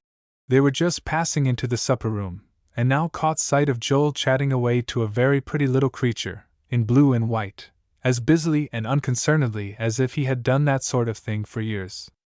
"Why," cried Polly, quite aghast, "that can't be Joel. He just hates girls, you know, Mr. Alstein, and never goes to parties." "He seems to be able to endure it all very well tonight," said her companion dryly. "Shall I get you an ice, Miss Polly?" "Yes, thank you," said Polly absently, not being able to take her eyes from Joel and his friend. At last, by the force of attraction, he turned and looked at her. But instead of showing self-consciousness, his round eyes surveyed her coolly, while he went on talking and laughing with the little blue and white thing. "Polly, Polly!" exclaimed Alexia Reese, hurrying up, while Jasper was storming the supper table for her. "Do look at Joel Pepper! He actually brought in a girl to supper!" "I see," said Polly, gazing at the two in a fascinated way. "On the other hand," said Alexia, sending swift, bird-like glances around the supper room, "there are Van and Percy moping off by themselves as if they hadn't a friend in the world. What a pity! They used to be so lively at parties." Polly wrenched her gaze away from the astonishing sight on which it had been fixed, and following Alexia's glance, took a keen look over at the young Whitneys. Oh, I must go to them," she cried remorsefully. "Tell Mr. Alstein, please, when he comes back, where I am." And without another word she dashed back of some gaily dressed ladies just entering the supper room, and was out of the door. "If I ever did," cried Alexia irritably to herself, "see anything so queer! Now she thinks she must race after those boys. I wish I'd kept still. Jasper, she's just as funny as ever," as he came up with a plate of salad, and some oysters. "Who?" said the boy. "Is this right, Alexia?" offering the plate. "Why, Polly," said Alexia. "Yes, that's lovely," with a comforted glance at the plate and its contents. "Oh, she's gone off, Mr. Alstein," to that gentleman, approaching with Polly's ice. "You can't expect her to stay for the goodies," beginning to nibble at her own. "Where is she?" cried Mr. Alstein, laughing, and sweeping the room with his brown eyes. "Oh, I see," his glance lighting on the Whitney boy's corner. "Yes, she told me to tell you," said Alexia, between her mouthfuls of salad and oyster, "where she is," as he started. "Oh, Percy and Van," Polly was whispering hurriedly. "I'm sorry I hurt your feelings, only it was so very dreadful, you know, to hear you go on so to each other." "We didn't mean anything," said Percy, pushing one foot back and forth in an embarrassed way, and looking as if he did not know what to do with his hands, which confused him more than anything else, as he had been quite sure of them on all previous occasions. Then thrust his into his pockets, and seemed on the point of whistling, but remembering where he was, took his lips speedily out of their curves, and looked the other way. Just then Mr. Alstein came up. "Oh!" cried Polly suddenly, the color rushing over her face. Could you, Mr. Alstein, give that to someone else? Percy and Van are going to wait upon me. Yes, indeed, said Mr. Alstein in a flash. Nothing easier. And he disappeared as suddenly as he came. Now, boys, said Polly, turning back to them and whispering busily, I know you won't ever say such perfectly dreadful things to each other again. And so I'm going to ask you both to get me something to eat, will you? How do you know we won't? Cried Percy slowly. He was sorry enough for the episode in the coach, yet couldn't resist the temptation to show he was not to be driven. Because I shall then have nothing whatever to eat, said Polly merrily. For of course I can't take a bit from anybody else after refusing Mr. Alstein's kindness. Don't you see? Oh, Percy! You wouldn't quite do that? Van laughed. She's got us, Percy, he said, quite fast. You know you won't fight, and I won't again. We both said so a little while back, so what's the good of holding out now? Percy drew himself up very slowly and decidedly. I won't trouble you so again, Polly, holding out his hand. Now would you like oysters? All in the same breath. And here's mine, cried Van, extending his brown one. Can't I bring you some salad? Yes, yes, cried Polly gaily, and she released their hands after a cordial grasp. You may bring me everything straight through, boys, as they rushed off, heads erect, to the crowded supper table. You've had a good time? asked Mrs. Pepper slowly, with a keen glance into the flushed face and sparkling eyes, as they turned up the gas in Polly's bedroom. Dear me! It is 11:30. Splendid, said Polly, shaking herself free from the white gown and beginning to braid her hair for the night. Percy and Van were perfectly lovely, and Mr. Alstein was so good to me. And oh, Mamsie, isn't dear Mr. King just the dearest dear, to give all this to the boys? We haven't thanked him half enough. He is indeed, said Mrs. Pepper heartily. Why, where is Phronsie? Looking around the room. She was right back of you, said Polly. She wanted to take off her things herself. Did you ever see such a sweet? She began, but Mrs. Pepper did not stop to hear, hurrying out to the adjoining room, shared by the mother and her baby. She isn't here, Polly heard her say in bewildered tones. So Polly, her long hair blown about her face, ran in, brush in hand. Why, where? She began laughingly. She wouldn't go downstairs, I don't think, said Mrs. Pepper, peering in all the corners, and even meditating a look under the bed. No, no, cried Polly. The lights are all turned out. Investigating all possible and impossible nooks that a mouse could creep into. Where can she be? Phronsie, Phronsie! Well, of course she is downstairs, declared Mrs. Pepper at last, hurrying out of the room. Take a candle, Mamsie, you'll fall, cried Polly, and throwing on her bath wrapper, she seized the light from the mantel and hurried after her. Halfway down she could hear Phronsie's gay little laugh, and catch the words, Good night, my dear grandpapa. And then she came slowly out from Mr. King's sitting room, and softly closed the door. Phronsie! Exclaimed Polly, sitting down on the middle of the stairs, the candle shaking ominously. How could? Hush! Said Mrs. Pepper, who had fumbled her way along the hall. Don't say anything. Oh, Phronsie dear, so you went down to bid Grandpapa good night, did you? Phronsie turned a glance of gentle surprise on her mother, and then looked up at Polly. No, not exactly to bid him good night, she said slowly. I was afraid he was sick. I heard him coughing, so I went down. He is quite well, isn't he? Asked Mrs. Pepper. Here, give me your hand, child. We must get up to bed. Oh, yes. He is quite really and truly all well, declared Phronsie, breaking into another glad little laugh. He said he never had such a beautiful time in his life, and he is just as well as he can be. Oh, Polly! As she picked up her princess gown and prepared to ascend the stairs. How funny you look sitting there. Funny? Said Polly grimly. I dare say, and I feel funny too, Phronsie. 6. The Little Brown House. They were all sitting around the library fire. Polly, under the pretext of holding Phronsie's head in her lap, was sitting on the rug beside her, the boys on either hand, Old Mr. King was marching up and down the long room, and looking at them. The merriest of stories had been told, Polly urging on all the school records of jolly times, and those not so enjoyable. Songs had been sung, and all sorts of nonsense aired. At last Joel sprang up and ran over to pace by the old gentleman's side. "Christmas was good enough," said the boy, by way of beginning conversation. "Hey?" responded the old gentleman, looking down at him. "I should think it was."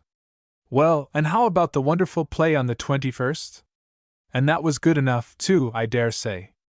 "That was well enough," said Joel indifferently. "I don't care for such stuff, though." "Tut, tut!" cried Mr. King in pretended anger. "Now I won't have anything said against that wonderful production." "Not a thing, sir, do you hear?" Joel laughed, his chubby face twinkling all over in secret amusement.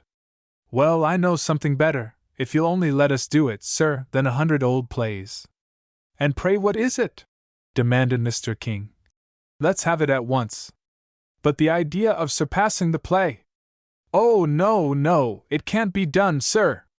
It's to go and see the little brown house," said Joel, standing up on his tiptoes to a level with the old gentleman's ear, and one eye looking backward to see that nobody heard. Mr. King started, pulled his handsome mustache thoughtfully, looked at Joel sharply, and then over at the group in the firelight. "They don't know anything about it," cried the boy in a whisper. "Don't tell them. It's my secret and yours," he added generously. "Oh, if we might only go and look at it!" "It's winter," observed the old gentleman, and stepping to the window he put aside the draperies, to peer out into the black evening. "Yes, it really is winter," he added with a shiver, to the boy who was close behind, and as if no longer in doubt about it, he added most emphatically, "It really is winter, Joel." "Well, but you never saw anything like it. How magnificent winter is in Badgertown!" cried Joel in an excited whisper. "Such hills to coast down. The snow is always crisp there, sir, not like this dirty town mud. And the air is as dry as punk," he added artfully. "Oh, 'twould be such a lark!" He actually clasped his hands. "Badgertown isn't so very far off," said Mr. King thoughtfully. "I'll think about it, and see if we can manage it." "Ugh, ow!" squealed Joel, utterly forgetful of his caution of secrecy. We can open the little brown house, and build great fires there, and—" But he got no further. Into the midst of Van's liveliest sally came the words, "Little brown house," bringing all the young people to their feet, Phronsie running to the old gentleman's side, with, "What is it, Grandpapa?" He said the little brown house. "Get away!" cried Joel crossly to the besiegers, each and all wildly clamoring. "What is it? What are you talking about?" "It's my secret," he cried. "And his," pointing with a dismayed finger to Mr. King. "Well, it isn't a secret any longer," cried Polly, flushing with excitement. "You said little brown house, we heard you just as plainly, and you're getting up something, I know you are. People don't usually select a roomful of listeners, and then shout out their secrets," said Jasper. "You are in for it now, Joe, and no mistake. Go ahead, old fellow, and give us the rest of it." Joel whirled away from them all in desperation. "You might as well," laughed the old gentleman. "The mischief is done now, and no mistake." So Joel, thus set upon, allowed the whole beautiful plan to be wrung from him, by slow and torturing installments. How they all were to go to Badgertown, open the little brown house, and stay there. Here he glanced at Mr. King. "Perhaps a week," he brought out suddenly, filling the time with all sorts of frolics, and playing they were there again, and really and truly living in the old home. At last it was all out, to be received in different ways by the listeners. "Oh, Joe!" cried Davy with shining eyes. "We never could come away again if we once get there, never!" Polly stood quite still, a mist gathering before her glad eyes, out of which she dimly saw the little brown house arise and beckon to her. Phronsie jumped up and down, and clapped her hands in glee. "Oh, Grandpapa, Grandpapa!" she screamed. "Please take us to the little brown house, please!" That settled it. "I do not think we need to consider it longer," said Mr. King, glancing at Ben, whose face told what he thought. Children, we will go, that is, if Mrs. Pepper says yes. I will ask her, cried Joel with a howl, springing off. Come on, cried Jasper. Let's all be in at the death. And the library was deserted in a twinkling. But Mother was nowhere to be found. Upstairs, downstairs, and in the ladies' chamber. They sought her wildly. Oh! I forgot, exclaimed Polly, when at last they gathered in the wide hall, disposing themselves on the chairs and along the stairs, all tired out. She has gone to evening meeting with Auntie. How stupid of me not to remember that. Well, I declare, cried a voice above them, and looking up they met the cold blue eyes of Mrs. Chatterton regarding them over the railing. Cousin Horatio, do you keep a menagerie or a well-ordered house, I'd beg to inquire? A menagerie, said Mr. King coolly, leaning on the balustrade at the foot of the stairs, and looking up at her. All sorts of strange animals wander in here, cousin. I understand. I'm not so dull as you think. Well, you've changed, let me tell you, vastly, and not for the better either, in the last 6 years. Who would ever suppose I see before me fastidious Horatio King? She exclaimed, lifting her long thin hands to show him their horror-stricken palms. I dare say, Cousin Eunice, assented Mr. King carelessly. But I consider all you say as a compliment. Compliment? She repeated disdainfully, and added with a rising note of anger, forgetting herself. There's no fool like an old fool. So I think, said Mr. King in the same tone as before. Children, come into my room now, and close the door. And Cousin Eunice was left to air further opinions to her own ear. But when Mother Pepper and Mrs. Whitney did come home from the meeting, oh! What a time there was! They all fell upon her, as soon as the door opened, and the whole air was filled with Little Brown House. May we? A whole week. 2 days, Mamsie, do say yes, and Phronsie's glad little chirp. Grandpapa wants to go, he does, ending every other exclamation. What a babble, cried Mrs. Pepper, her black eyes roving over the excited group. Now what is it all about? Baby, you tell Mother first. Phronsie was not too big to jump into the comfortable lap, and while her fingers played with the bonnet strings, she laid the whole delightful plan open, the others hanging over them in ill-suppressed excitement. Well, you see, Mamsie, she began deliberately. Oh! You are so slow, Phronsie, exclaimed Polly. Do hurry. Let her take her own time, said Mr. King. Go on, child. Dear Grandpapa, proceeded Phronsie, turning her yellow head to look at him, her hand yet among the bonnet strings, is going to take us all, every single one, to see the little brown house, and just touch it once, and be sure it's there, and peek in the doors and windows and…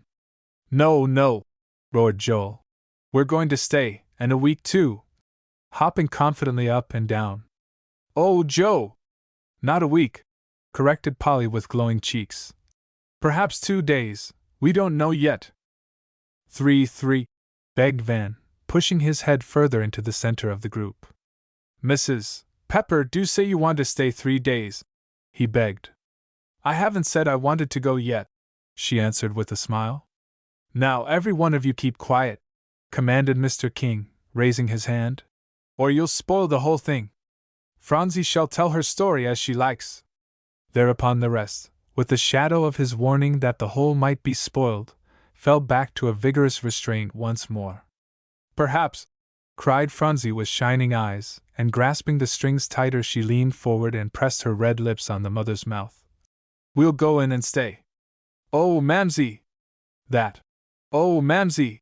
Carried the day, and every one hanging on the conversation knew as soon as they heard it that a victory had been won. It's no use to contend against the fates, said Mrs. Whitney, laughing. Mrs. Pepper, you and I know that. That's so, cried old Mr. King. And whoever finds it out early in life is the lucky one. Now, children, off with you and talk it over, he cried, dismissing them as if they were all below their teens. I want to talk with Mrs. Pepper now. And in 2 days they were ready to go. Mrs. Chatterton with nose high in the air, and plentiful expressions of disgust at such a midwinter expedition, taking herself off to make a visit of corresponding length to some distant relatives. "I hope and pray this may not get into a society paper," she cried at the last, as she was seated in the carriage. "But of course it will, outre things always do. And we shall be disgraced for life. One comfort remains to me, I am not in it." Mr. King, holding the carriage door, laughed long and loudly. "No, Cousin Eunice," he said, "you are not in it. Take comfort in that thought. Goodbye." And the carriage rolled off. Mother Pepper and the 5 Little Peppers were going back to the little brown house. "Really and truly we are," as Phronsie kept saying over and over again with every revolution of the car wheels, in a crooning fashion, and making it impossible for Mr. King to shiver in apprehension at the step he was taking. Were not 2 cases of blankets and household comforts safely packed away in the luggage car? "It's not such a dreadful risk," said the old gentleman gruffly to himself. "It's quite a common occurrence nowadays to take a winter outing in the country. We're all right." And he reinforced himself further by frequent glances at Mrs. Pepper's black bonnet 2 seats off. It was to be a 3 days' frolic, after all. Not that the whole party were to stay in the little brown house. Oh dear, no! How could they? It was only big enough for the Peppers. So Mrs. Whitney and her 3 boys, with Mr. King and Jasper, who concealed many disappointed feelings, planned to settle down in the old hotel at Hingham. And before anybody imagined they could reach there so soon, there they were at Badgertown Center, to find Mr. Tisbett waiting there on his stage box as if he had not stirred from it for 5 years. "Show now!" he called out from his elevated position to Mrs. Pepper as she stepped down from the car. "It's good to see you, though. Land! How many of ye be there? And is that Phronsie? Show now! Did you get my letter?" exclaimed Mother Pepper to Mrs. Henderson, who was pressing up to grasp her hand, and preparing to fall on the young folks separately. The parson stood just back, biding his time with a smile. "Is it possible?" he exclaimed. "Are these tall boys and girls the 5 Little Peppers? It can't be, Mrs. Pepper," as at last he had her hand. "You are imposing on us." And then the village people who had held back until their pastor and his wife paid their respects, rushed up and claimed their rights, and it was high holiday indeed for Badgertown. "My goodness!" exclaimed Mr. King at a little remove and viewing the scene with great disfavor. "This is worse than the danger of taking cold. Have they no sense to carry on like this?" "They're so glad to see the Peppers again, Father," said Mrs. Whitney with bright eyes. "You took them away from all these good people, you know. It's but fair to give them up for one day." The old gentleman fumed and fretted, however, in a subdued fashion. At last, wisely turning his back, he began to stalk down the platform, under pretense of examining the landscape. "Your friends will stay with us," Mrs. Henderson was saying in a gently decisive manner. "The old parsonage is big enough," she added with a laugh. "Oh, you are so good and thoughtful, dear Mrs. Henderson," cried Mrs. Pepper with delight at the thought of the homelike warmth of the parsonage life awaiting the old gentleman, for whom she was dreading the dreary hotel. "I'm good to ourselves," declared the parson's wife gaily. Jasper gave a shout when the new arrangement was declared, as it presently was by Percy and Van, who flung themselves after him as he was seeing to the luggage with Ben, and his face glowed with the greatest satisfaction. "That is jolly!" he exclaimed. "And that's a fact. Now, Ben, we're but a stone's throw apart. Rather different, isn't it, old fellow, from the time when I used to race over from Hingham with Prince at my heels?" Dr. Fisher's little thin, wiry figure was now seen advancing upon the central group, and everybody fell away to let him have his chance to welcome the Peppers. "I couldn't get here before," he cried, his eyes glowing behind his spectacles. "I've left a very sick patient. This is good." He took them all in with a loving glance, but his hand held to Polly. "Now I'm going to drive you down in my gig," he said to her at last. "Will you come?" "Yes, indeed," cried Polly in delight, as her mother smiled approval, and she ran off to let him help her in. It's only yesterday since you took me to drive, Dr. Fisher, and you gave me my stove, is it? And so she rambled on, the little doctor quite charmed to hear it all. But Mr. Tisbett had a truly dreadful time placing his party in the old stage, as the townsfolk, fearful that so good a chance for seeing the Peppers would not happen during the 3 days' stay, insisted on crowding up close to the ancient vehicle, and getting in everybody's way, thereby calling forth some exclamations from Mr. King that could not be regarded as exactly complimentary. And quite sure that he was a frightful tyrant, they fell back with many a pitying glance at the Pepper family whom he was endeavoring to assist into their places. At last it was all accomplished in some way, and Mr. Tisbett cracked his whip. Mrs. Pepper and Phronsie leaned out of the window to bow right and left into smiling faces. Ben and Davy did the same over their heads. "Goodbye," sang out Joel, whom the stage driver had taken up beside him. "Here we are, off for the little brown house. Gee lang! 7 old times again. Don't let me look, oh! Don't let me look!" cried Polly in the old gig, and twisting around, she hid her face against the faded green cloth side. "I ought not to see the little brown house before Mamsie and the others do. I'll turn down the lane," said the little doctor, so, and suiting the action to the word, Polly could feel that they were winding down the narrow little road over toward Grandma Bascom's. She could almost smell the violets and anemones under the carpet of snow, and could scarcely restrain herself from jumping out for a riotous run. "Don't go too far away," she cried in sudden alarm. "We must be there by the time the stage does." And she applied her eye to the little circular glass in the back of the gig. "Will it never come? Oh! Here it is, dear Dr. Fisher!" And with a quick flourish around of the old horse, they were soon before the little brown house, and helping out the inmates of the stage, who with more speed than grace were hurrying over the steps. Joel was down before Mr. Tisbett had fairly drawn up in front of the gate. "Hold on!" roared the stage driver. "I don't want you to break your neck with me. It's really here!" cried Phronsie with wide eyes, standing quite still on a hummock of frozen snow, with her eyes riveted on the house. "It really is!" Polly had raced up the winding path, and over the flat stone to drop a kiss on the little old door. "Oh! Oh! Mamsie, do come!" she cried to Mrs. Pepper on the path. "Hum! I think, Jasper, you and I will let them alone for a few moments," said Mr. King, who was still within the stage. "Here, my good fellow," to Mr. Tisbett. "You say it's all comfortable in there for them?" Yes, sir," said Mr. Tisbett heartily. "Good land!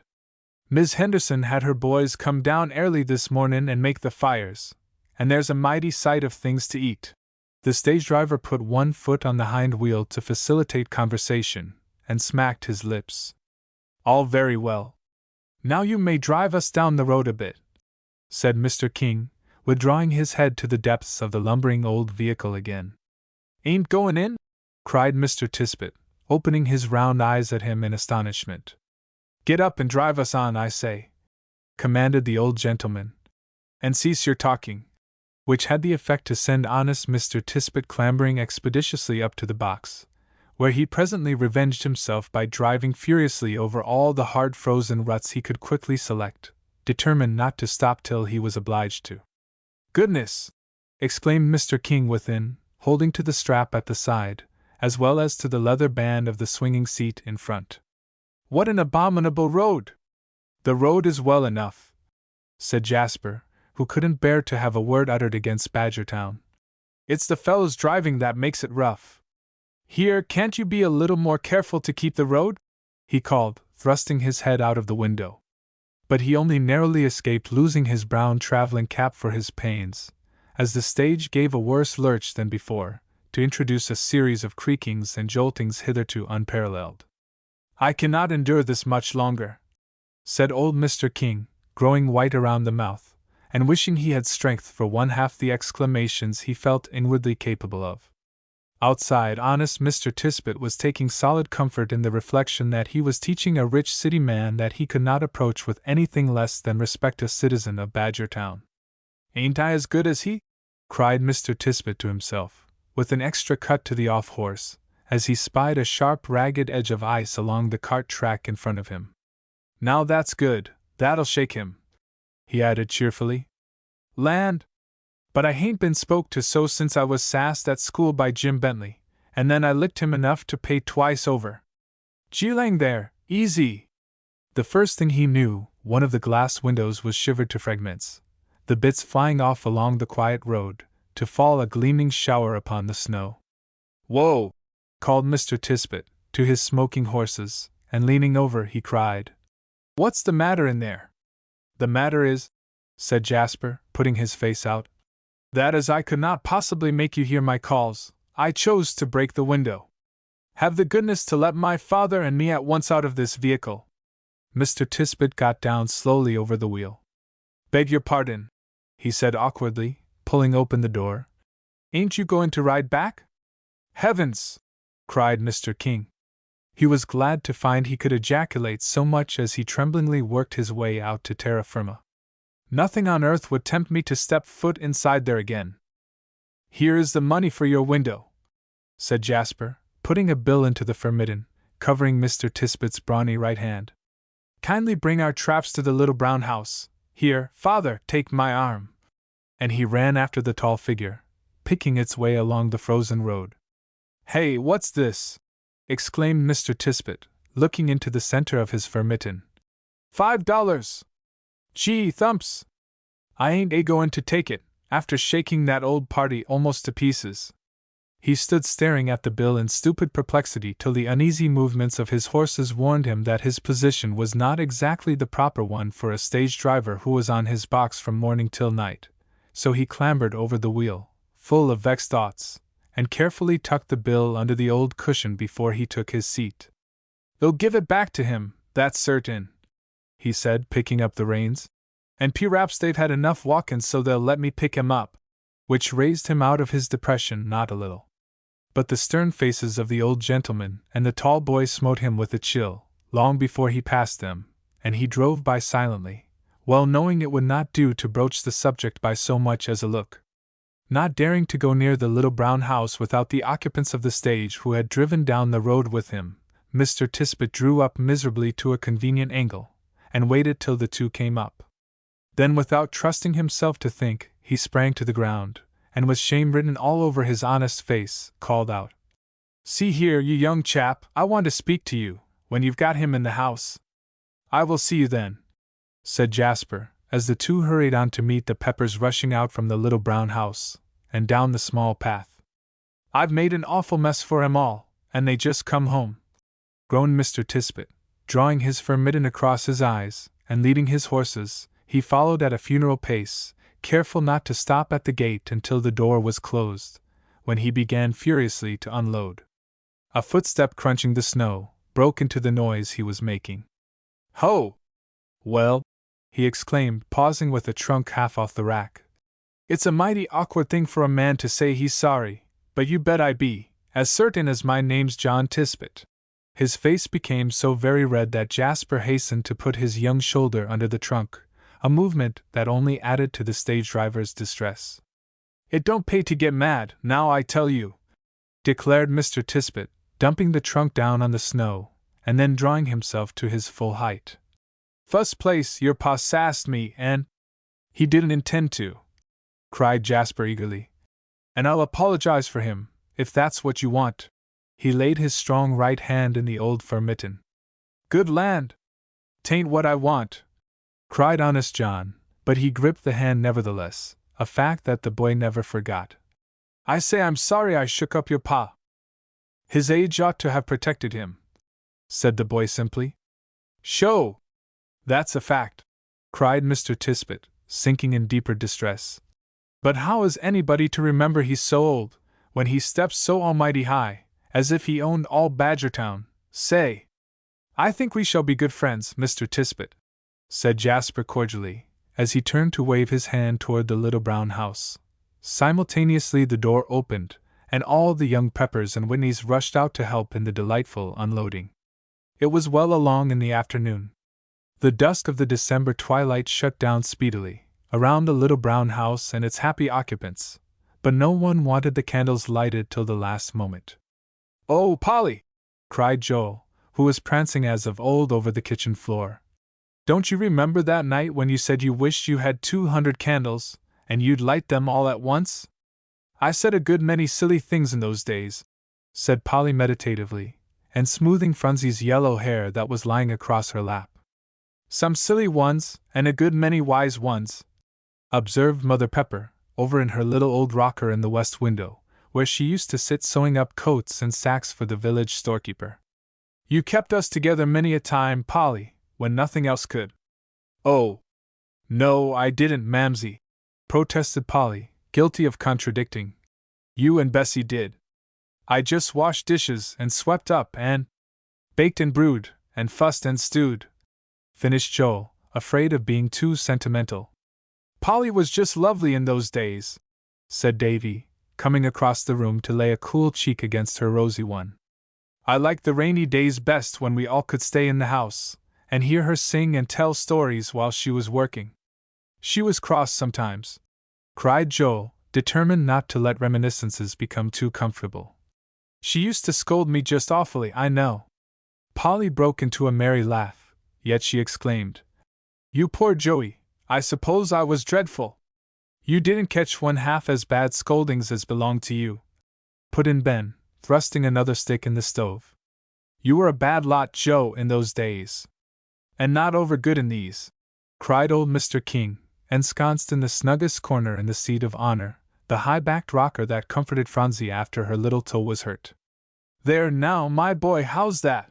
With a grim smile. Do you remember when the old stove used to plague you, Polly?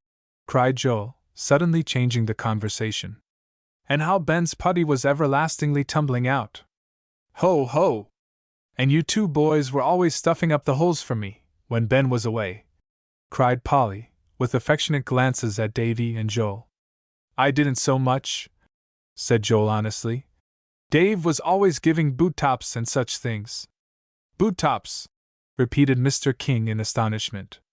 Bless me, I didn't know that they had anything in common with stoves. Oh, that was before we knew you, said Joel, ready in advance of anyone else with the explanation. It wasn't this stove.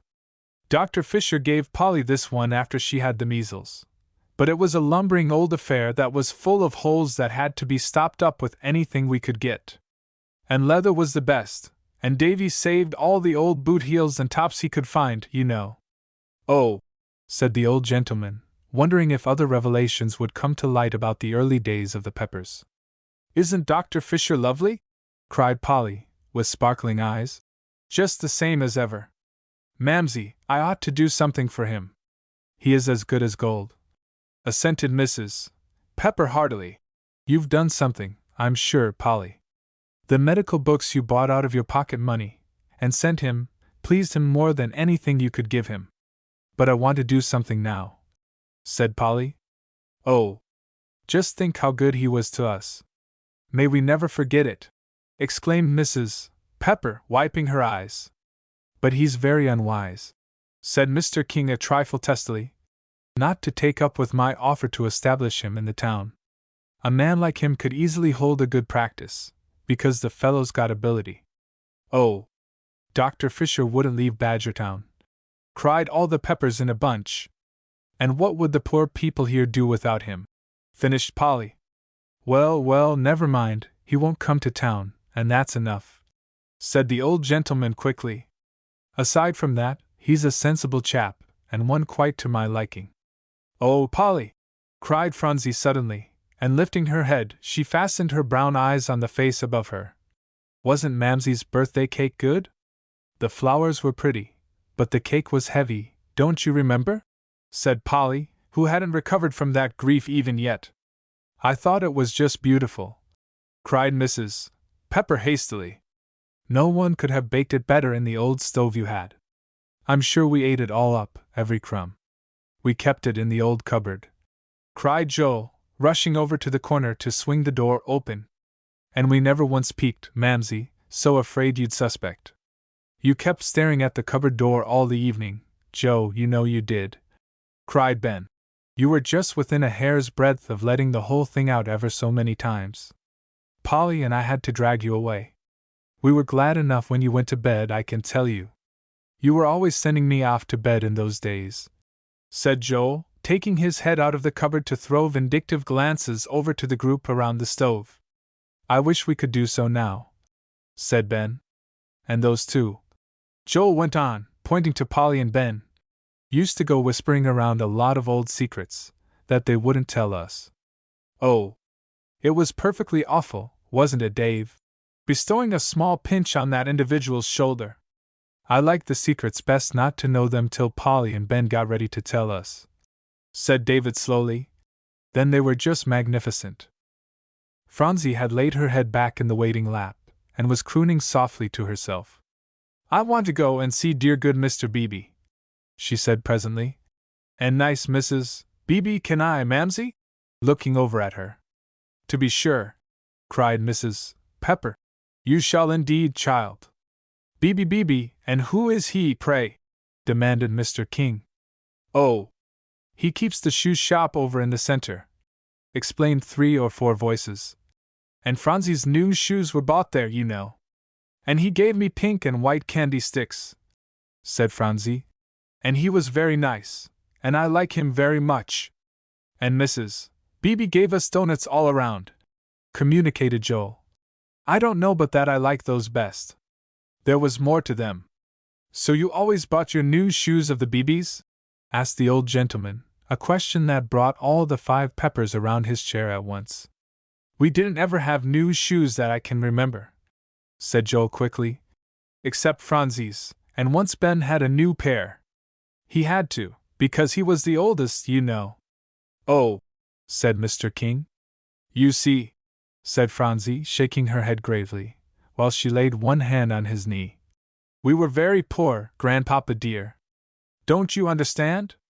Yes, child, said old Mr. King. There, get up here. And he took her within his arms. No, you're not going to talk yet, seeing Percy and Van beginning violent efforts to join in the conversation. Let the Peppers have a chance to talk over old times first. See how good Jasper is to wait. I would much prefer to hear the Peppers talk forever, said Jasper, smiling down on the 2 Whitneys, than to have the gates opened for a general flood. Go on, do, Polly and Ben, and the rest of you. Oh, there is so much, said Polly despairingly, clasping her hands. We shouldn't get through if we talk 10 years, should we, Ben? Mamsie, and she rushed over to her. Can we have a baking time tomorrow, just as we used to in the old days? Oh, do say yes. Yes, do say yes, echoed Jasper, also rushing to the side of the little rocking chair. You will, won't you, Mrs. Pepper? Ho! Ho! Cried the 2 Whitneys derisively. I thought you could hear the Peppers talk forever. That's great, Jasper. Well, when it comes to hearing a proposal for a baking frolic, my principles are thrown to the wind, said Jasper recklessly. Why, boys, that's the first thing I remember about the little brown house. Do say yes, Mrs. Pepper, ate some Badgertown calls. Well, I declare, exclaimed Grandma Bascom, opening the door and looking in. I never. Come in, cried Mr. King sociably. His night over at the parsonage had been a most fortunate experiment. I haven't slept so finely in 10 years, he confided to Mrs. Whitney as they met at breakfast at the minister's table. So now, his face wreathed with smiles, he repeated his invitation. Come in, do, Mrs. Bascom, we're glad to see you. I never, said Grandma Bascom once more, for want of something better to say, and coming close to the center of operations. Jasper, attired in one of Mrs. Pepper's long aprons, which was fastened in the style of the old days by the strings around his neck, was busily engaged in rolling out under Polly's direction a thin paste, expected presently under the genial warmth of the waiting stove, to evolve into most toothsome cakes. Ben was similarly attired, and similarly employed, while Joel and David were in a sticky state, preparing their dough after their own receipt, over at the corner table, their movements closely followed by the 3 Whitneys. Phronsie, before a board laid across 2 chairs, was enlightening old Mr. King, who sat by her, into the mysteries of baking day. Do bake a gingerbread, boy, he begged. I never had anything half so good as the one you sent over to Hingham.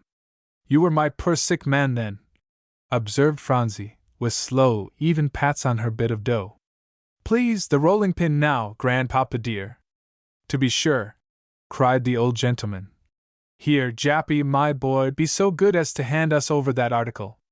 And you see," continued Phronsie, receiving the rolling pin, and making the deftest of passes with it over the soft mass, "I couldn't send you anything better though I wanted to, Grandpapa dear." "Better?" cried Mr. King. "I should think not. You couldn't have made me anything that pleased me more, had you tried 1,000 times." Phronsie never tired of hearing this, and now humming a soft note of thanks, proceeded with her task, declaring that she would make the best gingerbread boy that could possibly be achieved. Grandma Bascom was still reiterating, "I never," and going slowly from one group to another to inspect operations. When she came to Phronsie, she stopped short, raising her hands in surprise. "Seems as if 'twas only yesterday when the Peppers went away, though land knows I've missed 'em almost dreadfully, and there sets that blessed child baking, as big as any of 'em." "I never!" "Have you any more raisins to give us, Grandma?" shouted Joel across the kitchen. "They were terribly hard," he added in his natural voice. "Almost broke our teeth." "Hey!" called Grandma back again. "Raisins, Grandma, or peppermints?" cried Joel. "Oh, Joe, for shame!" called Ben. "I'm going to have the fun of going after them," declared Joel, throwing down his dough pat, and wiping his sticky fingers on his apron. "Just like old times, so there! I'll go over and get 'em," said Grandma. "You come along with me," looking admiringly up at the tall boy. So the two, Joel laughing and hopping by her side as if he were 5 years younger, disappeared, well pleased with each other. "Now I shall take his dough," declared Dick, rushing around the end of the table to Joel's deserted place. "No such thing," declared Van, flying out of his chair. "Leave your hands off, youngster! That's to be mine." Polly looked up from the little cookies she was cutting with the top of a tin baking powder box, and their eyes met. "I didn't promise not to have it out with Dickie," said Van stoutly. "He's a perfect plague, and always underfoot. I never thought of such a thing as not making him stand around, Polly." But the brown eyes did not return to their task, as Polly mechanically stamped another cookie. "I only promised not to have a bout with Percy," Van proceeded uncomfortably. And in the same breath, "Go ahead, if you want it, Dickie, I don't care." "I do want it," declared Dick, clambering into Van's chair, while Van returned to his own. "And I'm going to have it too. I guess you think you'd better give it up now, sir, I'm getting so big." "Softly there, Dickie," said Mrs. Whitney over in the window seat with her fancy work. "If Van gives up, you should thank him. I think he is very good to do it." And the bigger boy's heart warmed with the radiant smile she sent him. Dick gave several vicious thrusts to his dough, and looked up at last to say, very much against his will, "Thank you," and adding brightly, "But you know I'm getting big, sir, and you'd better give up." "All right," said Van, with that smile in his heart feeling equal to anything. "No," cried Jasper, with a flourish of his baking apron. "Mine are ready. Here goes!" And he opened the oven door and pushed in a pan of biscuit. "Jappy's always ahead in everything," grumbled Percy, laboring away at his dough. "How in the world do you make the thing roll out straight? Mine humps up in the middle." "Put some more flour on the board," said Polly, running over to him. "There, now see, Percy, if that doesn't roll smooth." "It does with you," said Percy, taking the rolling pin again, to send it violently over the long-suffering dough. "And I declare, it's going to do with me," he cried, in delight at the large flat cake staring up at him from the board. "Now says I'll beat you, Jappy." And presently the whole kitchen resounded with a merry din, as the several cakes and biscuits were declared almost ready for their respective pans. "But I can tell you, this gingerbread boy is going in next," declared Mr. King from Phronsie's baking board. "It's almost done, isn't it, child?" "Not quite, Grandpapa," said Phronsie. "This I won't stay in just like the other. It doesn't look the same way, don't you see?" pointing to the currant that certainly showed no inclination to do its duty, as any well-bred eye should. "Wait just a moment, please. I'll pull it out and stick it in again."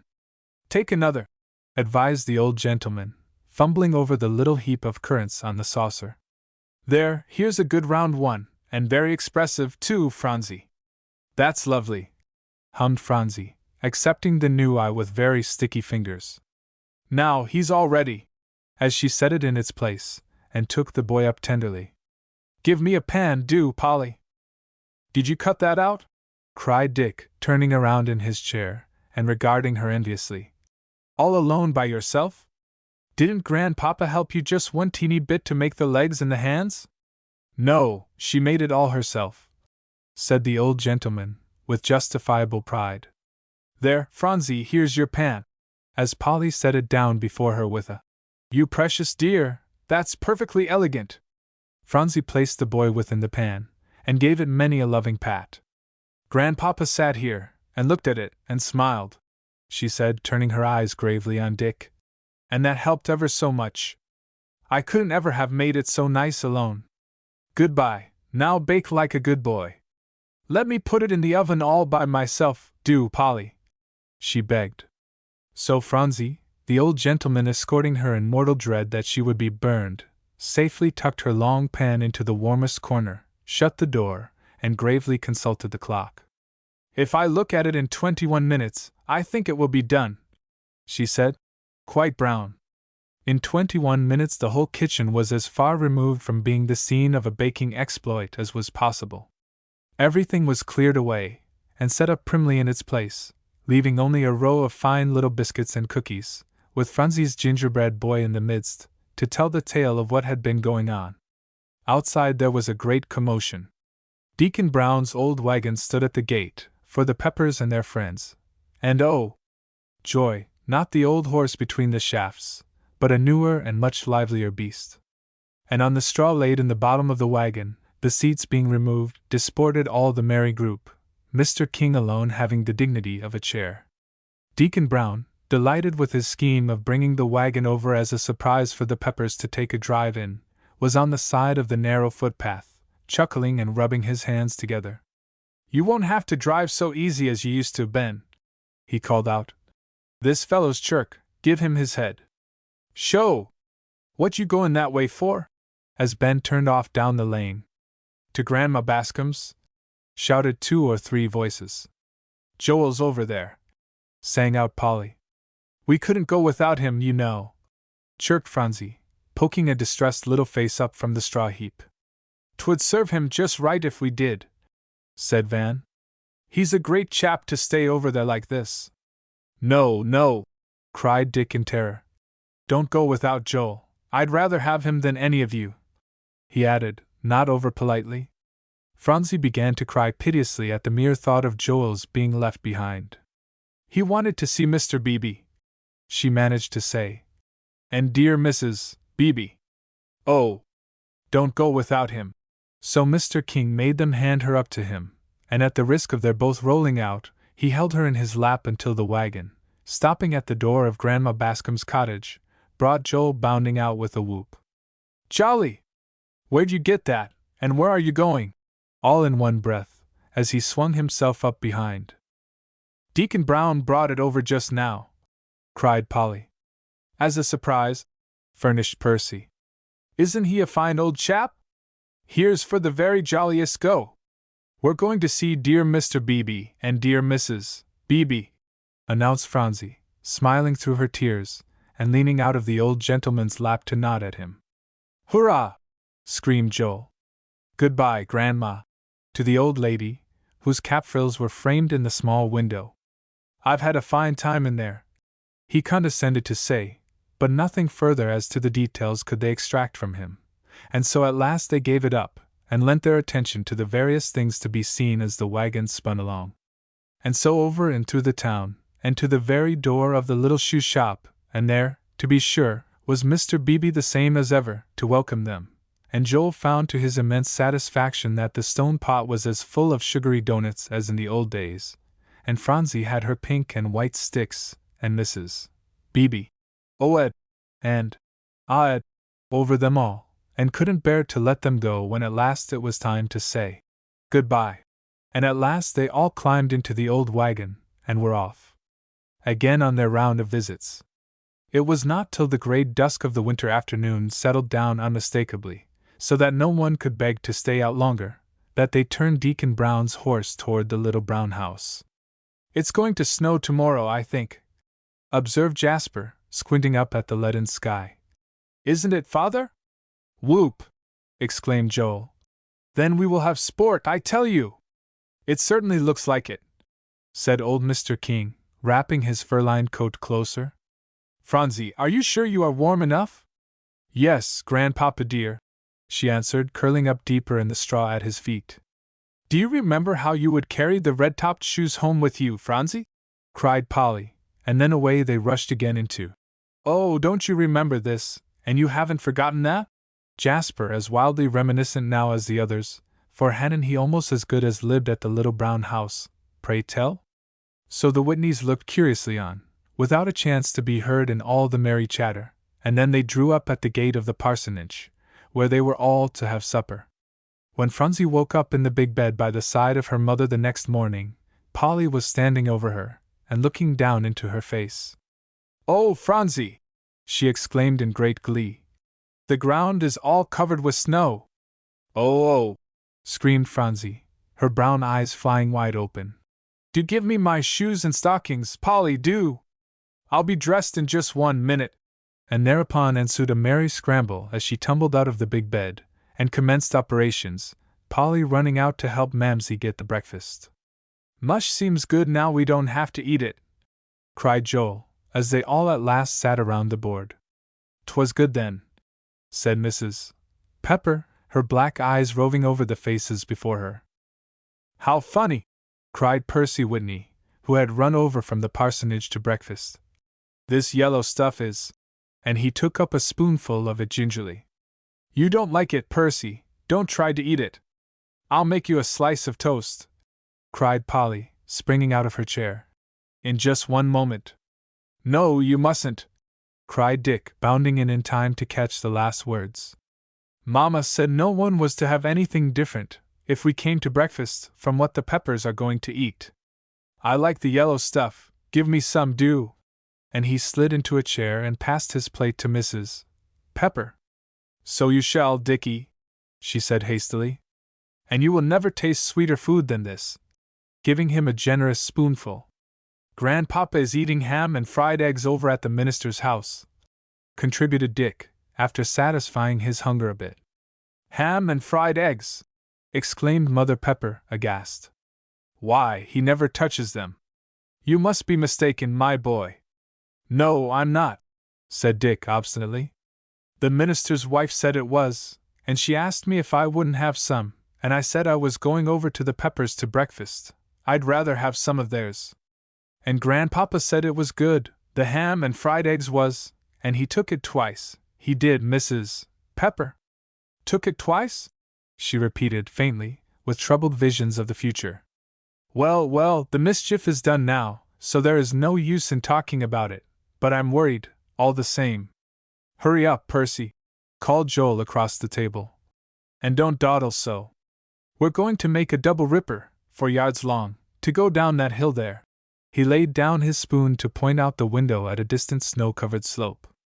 Percy shivered, but recalling himself in time, said, "Splendid," and addressed himself with difficulty to his mush. "Well, you'll never be through at that speed," declared Joel. "See, I've eaten 3 saucerfuls." And he handed his plate up. "And now for the 4th, Mamsie." "Oh! Baked potatoes!" cried Ben, rolling one around in his hand before he took off its crackling skin. "Weren't they good, though, with a little salt? I tell you, they helped us to chop wood in the old times. I really think I shall have to try one," said Percy, who deeply to his regret was obliged to confess that Indian meal mush had few charms for his palate. "There's real milk in my mug now," cried Phronsie, with long, deep draughts. "Polly, did I ever have anything but make-believe in the little brown house? Ever, Polly?" Polly was saved from answering by a stamping of snowy boots on the flat doorstone. "Hurrah, there!" cried Van, rushing in, followed by Jasper. "Ho, you slow people in the little brown house, come on for the double ripper!" 9 A sudden blow. "Mamsie," cried Polly, suddenly, and resting her hands on her knees as she sat on the floor before the stove. Do you suppose there is any one poor enough in Badgertown to need the little brown house when we lock it up tomorrow? Not a soul, replied Mrs. Pepper quickly. No more than there was when we first locked it up 5 years ago, Polly. I've been all over that with the parson last evening, and he says there isn't a new family in the place, and all the old ones have their homes, the same as ever. So we can turn the key and leave it with a clear conscience. Polly drew a long breath of delight, and gazed long at the face of the stove that seemed to crackle out an answering note of joy as the wood snapped merrily. Then she slowly looked around the kitchen. It's so perfectly lovely, Mamsie, she broke out at length. To see the dear old things, and to know that they are waiting here for us to come back whenever we want to. And to think it isn't wicked not to have them used, because everybody has all they need. Oh! It's so delicious to think they can be left to themselves. She folded her hands now across her knees, and drew another long breath of content. Phronsie stole out of the bedroom, and came slowly up to her mother's side, pausing a bit on the way to look into Polly's absorbed face. I don't think, Mamsie, she said quietly, that people ought to be so very good who've never had a little brown house, never in all their lives. Oh, yes, they had, child, said Mrs. Pepper briskly. Places don't make any difference. It's people's duty to be good wherever they are. But Phronsie's face expressed great incredulity. I'm always going to live here when I am a big, grown-up woman, she declared, slowly gazing around the kitchen. And I shall never, never go out of Badgertown. Oh, Phronsie! Exclaimed Polly, turning around in dismay. Why, you couldn't do that. Just think, child, whatever in the world would Grandpapa do, or any of us, pray tell? Grandpapa would come here, declared Phronsie decidedly, and shaking her yellow head to enforce her statement. Of course Grandpapa would come here, Polly. We couldn't live without him. That's it, said Polly, with a corresponding shake of her brown head. Of course we couldn't live without Grandpapa, and just as of course he couldn't leave his own dear home. He never would be happy, Phronsie, to do that. Phronsie took a step or two into the sunshine lying on the middle of the old kitchen floor. Then I'd rather not come, Polly, she said. But she sighed, and Polly was just about saying, We'll run down now and then perhaps, Phronsie, as we have done now, when the door was thrown open suddenly, and Joel burst in, his face as white as a sheet, and working fearfully. Oh, Polly! You must tell Mrs. Whitney I can't. Polly sprang to her feet. Mrs. Pepper, who had just stepped into the pantry, was saying, I think, Polly, I'll make some apple dumplings, the boys like them so much. What is it, Joe? Cried Polly hoarsely, and standing quite still. Phronsie, with wide eyes, went up and took the boy's cold hand, and gazed into his face as he leaned against the door. Dick! Groaned Joel. Oh! Oh! I can't bear it! And covering his face with one hand, he would have pulled the other from Phronsie's warm little palm, but she held it fast. Tell me at once, Joe, commanded Polly. Hush, Mother! But Mrs. Pepper was already out of the pantry. Joel, said Mrs. Pepper, whatever it is, tell us immediately. The look in her black eyes forced him to gasp in one breath. Dick fell off the double ripper, and both of his legs are broken, maybe not, he added in a loud scream. Phronsie still held the boy's hand. He was conscious of it, and that she uttered no word, and then he knew no more. Leave him to me, Polly, said Mrs. Pepper through drawn lips. And then do you run as you have never run before to the parsonage. Oh! If they should bring him there before the mother hears. Phronsie dropped the hand she held, and running on unsteady little feet into the bedroom, came back with Polly's hood and coat. Let me go! Cried Polly wildly, rushing away from the detaining hand to the door. I don't want those things on. Let me go, Phronsie! You'll be cold, said Phronsie. With all her care, her little white lips were quivering as she held out the things. Please, Polly, she said piteously. The child is right, put them on, commanded Mrs. Pepper, for one instant taking her thought from her boy, and Polly obeyed, and was gone. In the parsonage best room sat Mrs. Whitney. Her rocking chair was none of the easiest, being a haircloth affair, its cushion very much elevated in the world just where it should have been depressed, so that one was in constant danger of slipping off its surface.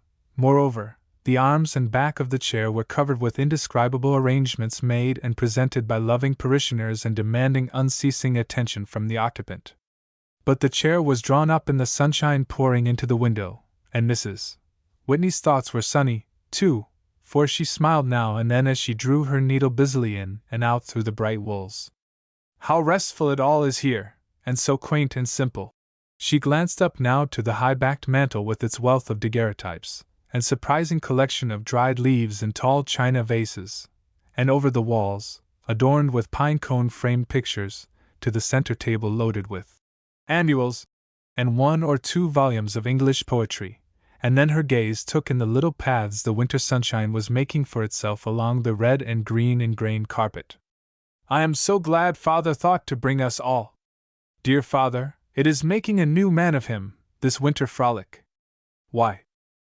She was looking out of the window now, and her hands fell to her lap as Polly Pepper came running breathlessly down the village street, her hood untied, and the coat grasped with one hand and held together across her breast.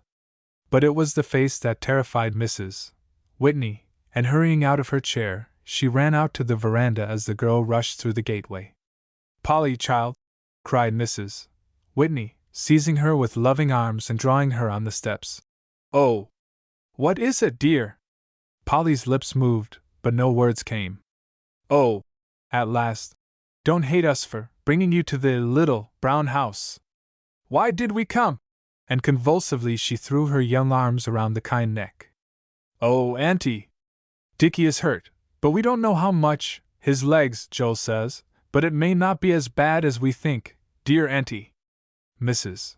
Whitney trembled so that she could scarcely stand. Around them streamed the same winter sunshine that had been so bright a moment since. How long ago it seemed.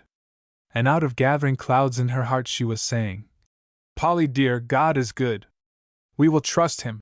She did not know her own voice, nor realize when Polly led her mercifully within, as a farmer's wagon came slowly down the street, to stop at the parsonage gate, nor even when Dick was brought in, white and still, could she think of him as her boy. It was some other little figure, and she must go and help them care for him. Her boy would come bounding in presently, happy and ruddy, with a kiss for Mama, and a world of happy nonsense, just as usual. It was only when Mrs. Henderson came in, and took her hand to lead her into the next room, that it all came to her. Oh, Dick! And she sprang to the side of the sofa where he lay. My child, my child! And then came Dr. Fisher, and the truth was known. One of Dick's legs was broken below the knee, the other badly bruised. Only Jasper and the mother remained in the room while the little doctor set the limb, and after what seemed an age to the watchers, the boy came out. He bore it like a Trojan, declared Jasper, wiping his forehead. I tell you, Dick's our hero after this. Now I should like to know how all this happened, demanded Mr. King. The old gentleman had remained at the parsonage to get a good morning nap while the snow frolic was in progress, and he had been awakened by the unusual bustle below stairs in time to hear the welcome news that Dickie was all right since Dr. Fisher was taking care of him. He now presented himself in his dressing gown, with his sleeping cap awry, over a face in which anger, distress, and impatience strove for the mastery. Speak up, my boy, to Jasper, and tell us what you know about it. Well, the first thing I knew of any danger ahead, said Jasper, was hearing Dick sing out hold up, I suppose the double ripper all right, didn't you, Ben? Yes, said Ben sturdily. And it was all right, just exactly as we used to make them, we boys. There wasn't a weak spot anywhere in her, sir. Who was steering? Demanded old Mr. King almost fiercely. I was, said Van, beginning boldly enough to let his voice die out in a tremulous effort. Humph, humph, responded Mr. King grimly. A bad business, shaking his head. Van Wood, began Percy, but his eye meeting Polly's he added, We'd none of us done any better, I don't believe, sir, than Van. Van was now choking so badly that the greatest kindness seemed to be not to look at him. Accordingly, the little company turned their eyes away, and regarded each other instead. "Well, so Dick rolled off?" proceeded the old gentleman. "Oh, no, he didn't," said all three boys together. "He stuck fast to the double ripper. We ran into a tree, and Dick was pitched off head first." "But honestly and truly, father," said Jasper, "I do not think that it was the fault of the steerer." "Indeed it was not," declared Ben stoutly. "There was an ugly little gully that we hadn't seen under the snow. We'd been down 4 or 5 times all right, but only missed it by a hairbreadth. This time the ripper struck into it. I suppose Dick felt it bump, as it was on his side, and sang out, and as quick as lightning we were against that tree. It was as much my fault as anyone's, and more, because I ought to have known that old hill thoroughly." "I share the blame, Ben," broke in Jasper. "Old fellow, if you pitch into yourself, you'll have to knock me over too." "Come here, Vanny," said old Mr. King, holding out his hand. "Why, you needn't be afraid, my boy," aghast at the tears that no power on earth could keep back. "Now I'll leave the room, please." "Where's Polly?" asked Ben, on the other side of the door. "She's run home," said David. "I guess she isn't here." "And that's where I must be too," cried Ben, bounding off. When Van was next seen, he was with old Mr. King, and wearing all signs of having received his full share of comfort. Phronsie, just tying on her little hood, to go down to the parsonage to ask after Dickie, looked out of the window to exclaim in pleased surprise, "Why, here comes dear Grandpapa!" And then she rushed out to meet him. "Here's my little girl!" cried the old gentleman, opening his arms, when she immediately ran into them. "Now we're all right." "Is Dickie all right?" asked Phronsie anxiously, as she fell into step by his side. "Yes, indeed, as well as a youngster can be, who's broken his leg." Phronsie shivered. "But then, that's nothing," Mr. King hastened to add. "I broke my own when I was a small shaver no bigger than Dick, and I was none the worse for it. Boys always have some such trifling mishaps, Phronsie. Ben never broke his leg, nor Joel, nor Davy," said Phronsie. "Must they yet, Grandpapa?" "Oh dear, no," declared Mr. King hastily. "That isn't necessary. I only meant they must have something. Now you see, Ben had the measles, you know."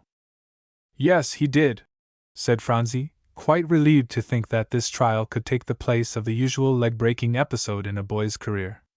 "And so did Joel, and Davy, all of them, Grandpapa dear." "Exactly. Well, and then Ben had to work hard, and Joel and Davy too, for that matter. So, you see, it wasn't as essential that they should break their legs, child. But Jasper and Percy and Van don't have to work hard. Oh, I don't want them to break their legs," said Phronsie in a worried tone. "You don't think they will, Grandpapa dear, do you? Please say they won't." "I don't think there is the least danger of it," said Mr. King. "Especially as I shall put an end to this double ripper business, though not because this upset was anybody's fault. Remember that, Phronsie." Van's head, which had dropped a bit at the last words, came up proudly. "Van, here, has acted nobly." He put his hand on the boy's shoulder. "And would have saved Dickie if he could. It was a pure accident that nobody could help except by keeping off from the abominable thing. Well, here we are at the little brown house, and there's your mother, Phronsie, waiting for us in the doorway." "Halloo!" cried Van, rushing over the flat stone, and past Mrs. Pepper. "Where's Joel?" "Oh, here, you old chap." "Well, Mrs. Pepper," said the old gentleman, coming up to the step, Phronsie hanging to his hand. "This looks like starting for town tomorrow, doesn't it?" "Oh, what shall we do, sir?" cried Mrs. Pepper in distress. "To think you have come down here in the goodness of your heart, to be met with such an accident as this." "What shall we do?" she repeated. "Goodness of my heart," repeated Mr. King, nevertheless well pleased at the tribute. "I've had as much pleasure out of it all as you or the young people. I want you to realize that." "So does any one who does a kind act," replied Mrs. Pepper, wiping her eyes. "Well, sir, now how shall we manage about going back?" "That remains to be seen," said Mr. King slowly, and he took a long look at the winter sky and the distant landscape before he ventured more. It very much looks as if we all should remain for a few days, to see how Dick is to get on, all but the 4 boys. They must pack off to school tomorrow, and then probably Mrs. Whitney will stay over with the boy till he can be moved. Dr. Fisher will do the right thing by him. Oh, everything is all right, Mrs. Pepper. Mrs. Pepper sighed and led the way into the house. She knew, in spite of the reassuring words, that the extreme limit of the outing ought to be passed on the morrow. The party separates. Goodbye to the little brown house. Joel and David, Percy and Van sang out in doleful chorus from the old stage coach, 2 of the boys on the seat shared by John Tispet, the other 2 within as companions to Mrs. Pepper and Jasper, who were going home to start the quartet off to school. Ben and I will take good care of everything, Mamsie, said Polly for the 50th time, and climbing up on the steps to tuck the traveling shawl closer. Thereupon Phronsie climbed up too, to do the same thing. Don't you worry, we'll take care of things, she echoed. I shan't worry, said Mrs. Pepper in a bright, assured way. Mother knows you'll both do just right. And Phronsie'll be a good girl too, with a long look into the bright eyes peering over the window casing of the old coach. I'll try, said Phronsie. Goodbye, Mamsie. And she tried to stand on tiptoe to reach her mouth up. Goodness me, cried Polly. You nearly tumbled off the steps. Throw her a kiss, Phronsie, Mamsie'll catch it. If that child wants to kiss her ma again, she shall do it, declared Mr. Tispet, and throwing down the reins, he sprang to the ground, seized Phronsie, and swung her lightly over the window edge. There you be, went through just like a bird. And there she was, sure enough, in Mrs. Pepper's lap. I should like to go with you, Phronsie was whispering under Mrs. Pepper's bonnet strings. Mamsie, I should. Oh, no, Phronsie, Mrs. Pepper made haste to whisper back. You must stay with Polly. Why, what would she ever do without you? Be Mother's good girl, Phronsie. You're all coming home, except Auntie and Dick, in a few days. Phronsie cast one look at Polly. Goodbye, she said slowly. Take me out now, holding her arms towards Mr. Tispet. Here you be, exclaimed Mr. Tispet merrily, reversing the process, and setting her carefully on the ground. Now, says I, up I goes, his foot on the wheel to spring to the box. Stay! A peremptory hand was laid on his shaggy coat sleeve, and he turned to face old Mr. King. When I meet a man who can do such a kind thing, it is worth my while to say that I trust no words of mine gave offense. Bless you, man, added the old gentleman, abruptly changing the tone of his address as well as its form. It's my way, that's all. John Tispet had no words to offer, but remained, his foot on the wheel, stupidly staring up at the handsome old face. We shall be late for the train, called Jasper within the coach. If you don't start. Get up, do, cried Joel, who had seized the reins. Or I'll drive off without you, Mr. Tispet, which had the effect to carry honest John briskly up to his place.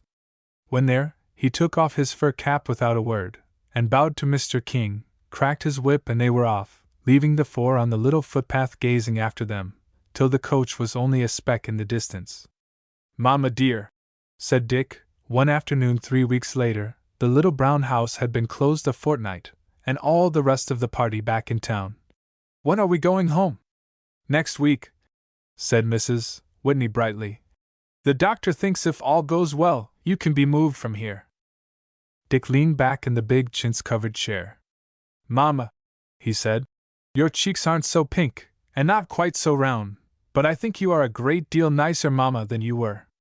Do you, Dick? She said, laughing. Well, we have had a happy time together, haven't we? The fortnight hasn't been so long for you as I feared when the others all went away. It hasn't been long at all, said Dick promptly, and burrowing deeper into the chair back. It's just flown, Mamma. I like Polly and Phronsie, but I'd rather have you than any girl I know. I had really, Mamma. I'm very glad to hear it, Dick, said Mrs. Whitney, with another laugh. And when I grow up, I'm just going to live with you forever and ever. Do you suppose Papa will be always going to Europe then? I trust not, said Mrs. Whitney fervently. Dickie, would you like to have a secret? She asked suddenly. The boy's eyes sparkled. Wouldn't I, Mama? He cried, springing forward in the chair. Ugh! Take care, darling, warned his mother. You must remember the poor leg. Dick made a grimace, but otherwise took the pain pluckily. Tell me, do, Mama, he begged. The secret. Yes, I thought it would be a pleasant thing for you to have it to think of, darling, while you are getting well. Dickie, Papa is coming home soon. Right away? Shouted Dick so lustily that Mrs. Henderson popped her head in the door. Oh, beg your pardon, she said. I thought you wanted something. Isn't it lovely? Cried Mrs. Whitney. To have a boy who is beginning to find his lungs? Indeed it is, cried the parson's wife, laughing. I always picked up heart when my children were able to scream. It's good to hear you, Dickie, as she closed the door. Is he? Cried Dick in a spasm of excitement. Coming right straight away, Mama? Next week, said Mama, with happy eyes. He sails into Servia. Next week, Dickie, my boy, we will see Papa. And here is the best part of the secret. Listen, it has all been arranged that Mr. Duyckink shall live in Liverpool, so that Papa will not have to go across any more, but he can stay at home with us. Oh, Dickie! That, oh, Dickie! Told volumes to the boy's heart. Mama, he said at last, isn't it good that God didn't give boys and girls to Mr. Duyckink? Because you see, if he had, why, then Mr. Duyckink wouldn't like to live over there. Mr. Duyckink might not have felt as your father does, Dickie dear, about having his children educated at home, and Mrs. Duyckink wants to go to England. She hasn't any father, as I have, Dickie dear, who clings to the old home. Only I wish God had made Mr. Duyckink and Mrs. Duyckink a little sooner, said Dick reflectively. I mean, made them want to go to England sooner, don't you, Mama? I suppose we ought not to wish that, said his mother with a smile. For perhaps we needed to be taught to be patient. Only now, Dickie, just think, we can actually have Papa live at home with us. Your cheeks are pink now, observed Dick. Just the very pink they used to be, Mama. Mrs. Whitney ran to the old-fashioned looking glass hanging in its pine-stained frame, between the low windows, and peered in. Do I look just as I did when Papa went away 6 months ago, Dickie? She asked, anxiously. Yes, said Dick. Just like that, only a great deal nicer, he added enthusiastically. His mother laughed, and pulled at a bright wave on her forehead, dodging a bit to avoid a long crack running across the looking-glass front. Here's Dr. Fisher, shouted Dick suddenly. Now, you old fellow, you, and shaking his small fist at his lame leg. You've got to get well, I tell you. I won't wait much longer, sir. And as the doctor came in, I've a secret. Well, then, you had better keep it, said Dr. Fisher. Good morning, to Mrs. Whitney. Our young man here is getting ahead pretty fast, I should think. How's the leg, Dickie? Sitting down by him. The leg is all right, cried Dick. I'm going to step on it, trying to get out of the chair. Dickie, cried his mother in alarm. Softly, softly now, young man, said Dr. Fisher. I suppose you want me to cure that leg of yours, and make it as good as the other one, don't you? Why, of course, replied Dick. That's what you are a doctor for. Well, I won't agree to do anything of the sort, said the little doctor coolly, if you don't do your part. Do you know what patience means? I've been patient, exclaimed Dick in a dudgeon. Forever and ever so many weeks, and now Papa is coming home, and I. And then he realized what he had done, and he turned quite pale, and looked at his mother. Her face gave no sign, but he sank back in his chair, feeling disgraced for life, and ready to keep quiet forever. And he was so good while Dr. Fisher was attending to his leg that when he was through, the little doctor turned to him approvingly. Well, sir, I think that I can promise that you can go home Saturday. You've improved beyond my expectation. But Dick didn't. Hurrah! Nor even smile. Dickie, said Mrs. Whitney, smiling into his downcast face. "How glad we are to hear that. Just think, good Dr. Fisher says we may go next Saturday." "I'm glad," mumbled Dick, in a forlorn little voice, until after the door closed on the retreating form of the doctor, it was all that could be gotten out of him. Then he turned and put out both arms to his mother. I truly didn't mean to tell, Mama," he sobbed, as she clasped him closely. "I know you didn't, dear," she soothed him. "It has really done no harm. Papa didn't want the home people to know, as he wants to surprise them. But it was a secret," said Dick between his tears, feeling as if he had lost a precious treasure entrusted to him. "Oh, Mama! I really didn't mean to let it go." "Mama feels quite sure of that," said Mrs. Whitney gently. "You are right, Dickie, in feeling sorry and ashamed, because anything given to you to keep is not your own but belongs to another. But, my boy, the next duty is to keep back those tears. All this is hurting your leg." Dick struggled manfully, but still the tears rolled down his cheeks. At last he said, raising his head, "You would much better let me have my cry out, Mama. It's halfway, and it hurts to send it back." "Well, I don't think so," said Mrs. Whitney with a laugh. "I've often wanted to have a cry out, as you call it. But that's weak, Dickie, and should be stopped, for the more one cries, the more one wants to." "You've often wanted to have a cry out?" repeated Dick, in such amazement that every tear just getting ready to show itself immediately rushed back again. "Why, you haven't anything to cry for, Mama." "Indeed I have," she declared. "Often and often I do many things that I ought not to do." "Oh! Never, never!" cried Dick, clutching her around the neck, to the detriment of her lace-trimmed wrapper. "My sweetest, dearingest Mama is ever and always just right." "Indeed, Dick," said Mrs. Whitney earnestly, "the longer I live, I find that every day I have something to be sorry for in myself. But God, you know, is good," she whispered softly. Dick was silent. "And then when Papa goes," continued Mrs. Whitney, "why then, my boy, it is very hard not to cry." Here was something that the boy could grasp, and he seized it with avidity. "And you stop crying for us," he cried. "I know now why you always put on your prettiest gown, and play games with us the evening after Papa goes. I know now. Here are 3 letters," cried the parson, hurrying in, and tossing them over to the boy. "And Polly Pepper has written to me, too," Dick screamed with delight. "2 from me, 1 from Ben, and 1 from Grandpapa. And mine is from Phronsie," said Mrs. Whitney, seizing an epistle carefully printed in blue crayon. But although there were 3 letters from home, none of them carried the news of what was going on there. None of them breathed a syllable that Cousin Eunice Chatterton was ill with a low fever, aggravated by nervous prostration, and that Mrs. Pepper and Polly were having a pretty hard time of it. On the contrary, every bit of news was of the cheeriest nature. Jasper tucked on a postscript to his father's letter, in which he gave the latest bulletin of his school life. And Polly did the same thing to Ben's letter. Even Phronsie went into a long detail concerning the new developments of a wonderful kitten she had left at home, to take her visit to Badgertown, so the 2 recipients never missed a lack of information in regard to the household life, from which they were shut out.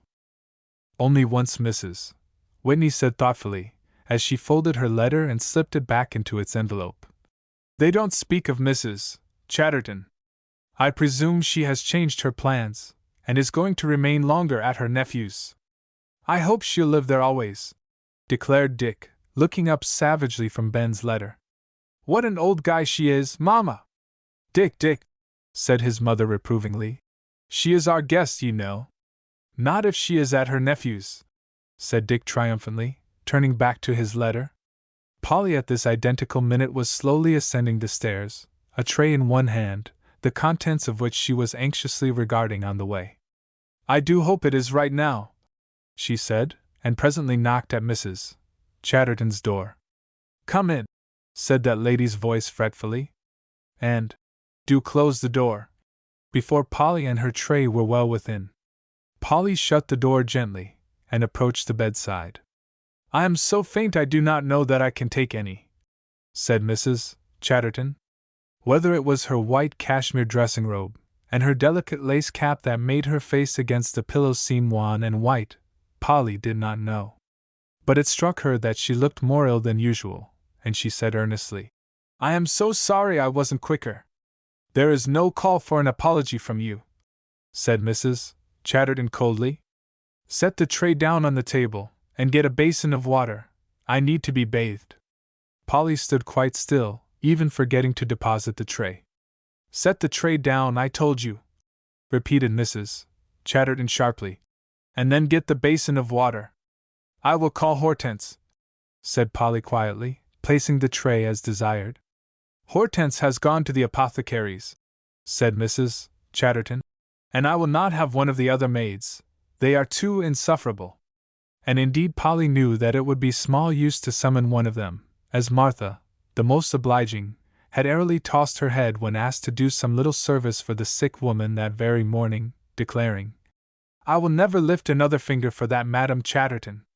My neck aches, and my side, and my head," said Mrs. Chatterton irritably. "Why do you not do as I bid you?" For one long instant Polly hesitated, then she turned to rush from the room, a flood of angry, bitter feelings surging through her heart, more at the insufferable tone and manner than at what she was bidden to do. Only turned, and she was back by the side of the bed, and looking down into the fretful, dictatorial old face. "I will bathe you, Mrs. Chatterton," she said gently. "I'll bring the water in a minute." 11. Poor Polly. "You are very awkward, child," observed Mrs. Chatterton to Polly on her knees, "and abrupt. Move the sponge more slowly. There, that is better." Polly shifted her position from one aching knee to another, set her lips closer together, and bent all her young energies to gentler effects. But Mrs. Chatterton cried out irritably, "Have you never taken care of a sick person, pray tell, or is it all your back-country training that makes you so heavy-handed? I helped Mother take care of Phronsie when she had the measles, and Ben and Joel," said Polly. "5 years ago. We haven't been sick lately." "Humph!" ejaculated Mrs. Chatterton, not very elegantly. But what was the use of a fine manner when there was nobody but a little back-country maiden to see it? "I shall have to endure it till Hortense returns," she said with a sigh. "Besides, it is my duty to give you something useful to do in this house. You should be thankful that I allow you to bathe me." Polly's eyes flashed, and the hand holding the sponge trembled. Nothing but the fear of troubling Mamsie, and dear old Mr. King, whose forbearance was worn to the finest of threads, kept her at her post. "Now get the violet water," said Mrs. Chatterton, with an air she would never have dared employ towards Hortense. "It is the bottle in the lower left-hand corner of the case." Polly got up from her knees, and stiffly stumbled across the room to the case of silver-mounted toilet articles, in her tumult bringing away the upper right-hand corner vial. "Stupide!" exclaimed Mrs. Chatterton among her pillows. "Go back, and do as I bid you, girl, the lower left-hand corner bottle." Without a word Polly returned, and bringing the right vial set about its use as directed, in a rapidly growing dismay at the evil feelings surging through her, warning her it would not be safe to stay in the room much longer. "Do you understand?" presently began Mrs. Chatterton, fastening her cold blue eyes upon her. "What your position is in this house? Everybody else appears to be blind and idiotic to the last degree. You seem to have a little quickness to catch an idea." As Polly did not answer, the question was repeated very sharply. "Do you understand what your position is in this house?" "Yes," said Polly in a low voice, and dashing out the violet water with a reckless hand. "I do." "Take care!" impatiently cried Mrs. Chatterton. Then she pushed her pillow into a better position, and returned to the charge. "What is it, pray, since you understand it so well?" "I understand that I am here in this house," said Polly, quite cold and white, "because dear Mr. King wants me to be here." "Dear Mr. King!"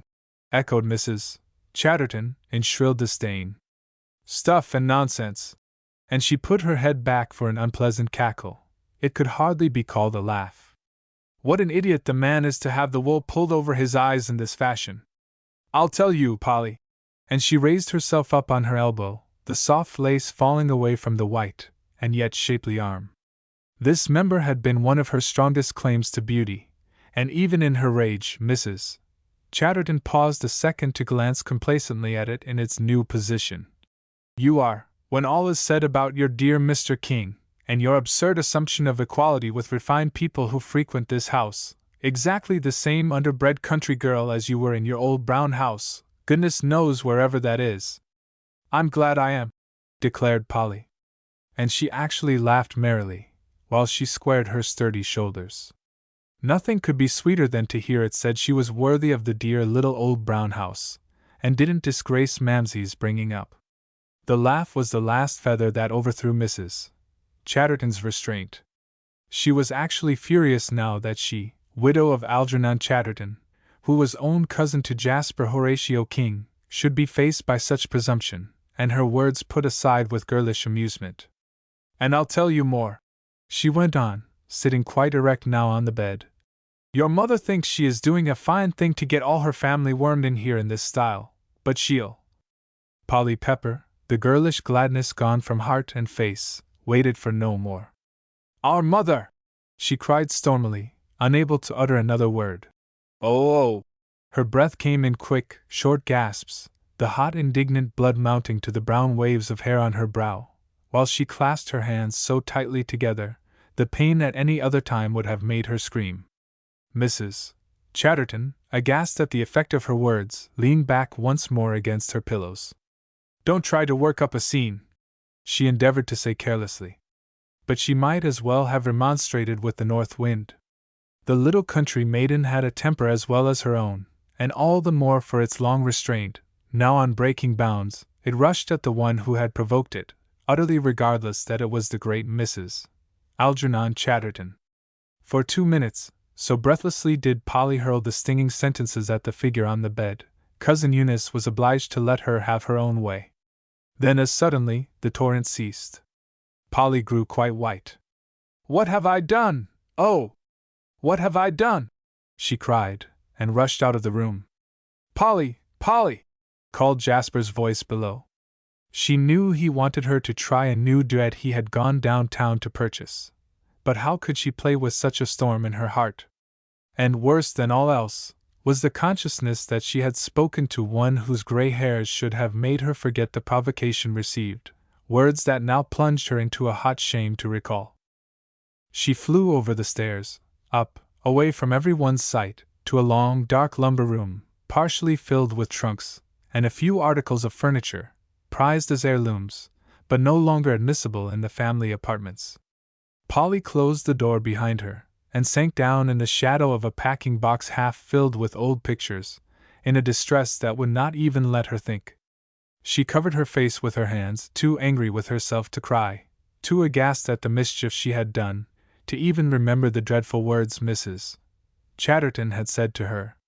For of course, now she will complain to Mamsie, and I'm really afraid Mr. King will find it out, and it only needs a little thing to make him send her off. He said yesterday Dr. Valentine told him there was nothing really the matter with her, and dear, I don't know what will happen. To poor Polly, crouching there on the floor in the dim and dusty corner, it seemed as if her wretchedness held no hope. Turn whichever way she might, the dreadful words she had uttered rang through her heart. They could not be unsaid, they were never to be forgotten but must always stay and rankle there. Oh! She moaned, clasping her knees with distressed little palms, and swaying back and forth. Why didn't I remember what Mamsie has always told us, that no insult can do us harm if only we do not say or do anything in return? Why couldn't I have remembered it?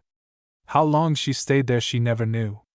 But at last, realizing that every moment there was only making matters worse, she dragged herself up from the little heap on the floor, and trying to put a bit of cheerfulness into a face she knew must frighten Mamsie, she went slowly out and down the stairs. But no one looked long enough at her face to notice its change of expression. Polly, the moment she turned towards the household life again, could feel that the air was charged with some intense excitement. Hortense met her on the lower stairs. The maid was startled out of her usual nonchalance, and was actually in a hurry. What is the matter? Cried Polly. Oh! The madam is ill, said the maid. "The doctor says it is not a lie this time." And she swept past Polly. Polly clung to the stair railing, her face whitening, and her gaze fastened upon Mrs. Chatterton's door, where Hortense was now disappearing. Inside was a sound of voices, and that subdued stir that gives token of a sick room. "I have killed her!" cried Polly's heart. For one wild moment she was impelled to flight, anywhere, she did not care where, to shake off by motion in the free air this paralysis of fear. But the next she started and, rushing down the stairs and into Mr. King's room, cried out, "Oh, dear grandpapa, will Mrs. Chatterton die?" "No, no, I think not," replied the old gentleman, surprised at her feeling. "Cousin Eunice never did show much self-control, but then, I don't believe this piece of bad news will kill her." "Bad news?" gasped Polly, hanging to the table where Mr. King was writing letters. "Oh, grandpapa! What do you mean? Bless me! Where have you been, Polly Pepper?" said Mr. King, settling his eyeglass to regard her closely. "Not to hear the uproar in this house?" "Yes, Mrs. Chatterton received a telegram a half-hour since that her nephew, the only one that she was very fond of among her relatives, was drowned at sea, and she has been perfectly prostrated by it, till she really is quite ill." Polly waited to hear no more, but on the wings of the wind, flew out and up the stairs once more. "Where have you been, Polly?" cried Jasper, coming out of a side passage in time to catch a dissolving view of her flying figure. "Polly, Polly!" And he took 3 steps to her one, and gained her side. "Oh, don't stop me!" begged Polly, flying on. "Don't, Jasper!"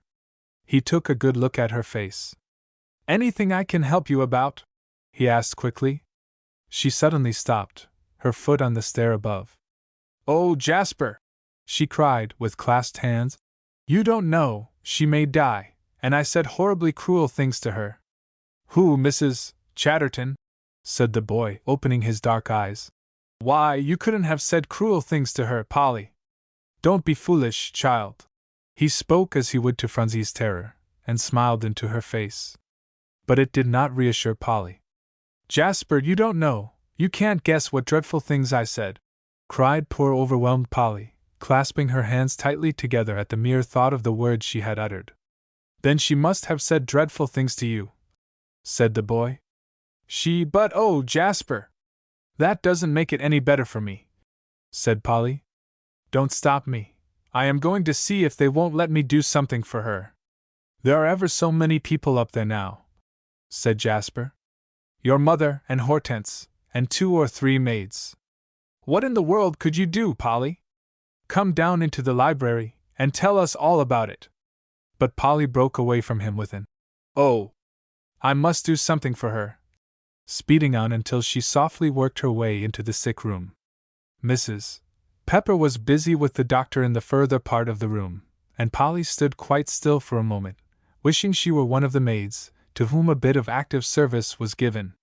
She could not longer endure her thoughts in silence, and gently going up to her mother's side, with a timorous glance at the bed, as she passed it, she begged, "Mamsie, can I do something for her?" Mrs. Pepper glanced up quickly. "No, yes, you can. Take this prescription down to Oakley's to be prepared." Polly seized a bit of paper from Dr. Valentine's hand, and hurried out. Again she glanced fearfully at the bed, but the curtain on that side was drawn so that only the outline of the figure could be seen. She was soon out on the street, the movement through the fresh air bringing back a little color to her cheek and courage to her heart. Things did not seem quite so bad if she only might do something for the poor sick woman that could atone for the wretched work she had done.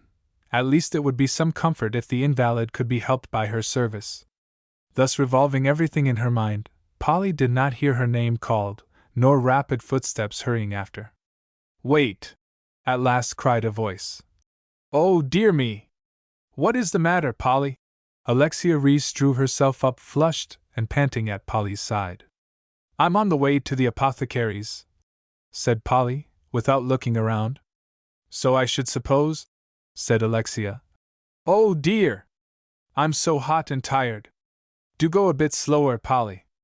"I can't," said Polly. "She's very sick, and I must get this just as soon as I can. She waved the prescription at her, and redoubled her speed. Who? Gasped Alexia, stumbling after as best she could. Mrs. Chatterton, said Polly, a lump in her throat as she uttered the name. Oh, dear me! That old thing! Cried Alexia, her enthusiasm over the errand gone. Hush! Said Polly hoarsely. She may die. She has had bad news. What? Asked Alexia. The uncomfortable walk might be enlivened by a bit of stray gossip. What is it, Polly? What news? A telegram, said Polly. Her favorite nephew was drowned at sea. Oh! I didn't know she had any favorite nephew. Doesn't she fight with everybody? Do be quiet, begged Polly. No, that is, perhaps, other people are not kind to her. Oh, said Alexia, in a surprised voice. Well, I think she's perfectly and all through and through horrid, so. Don't race like this through the streets, Polly. You'll get there soon enough. But Polly turned a deaf ear, and at last the prescription was handed over the counter at Oakley's, and after what seemed an endless time to Polly, the medicine was given to her.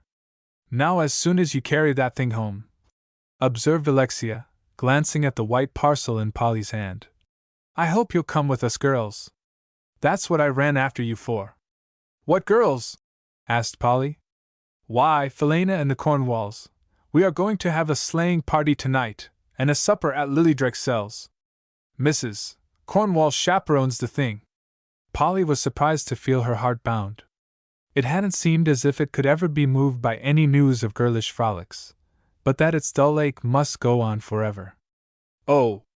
I can't, she cried the next moment. I must stay at home, and help take care of Mrs. Chatterton. Nonsense!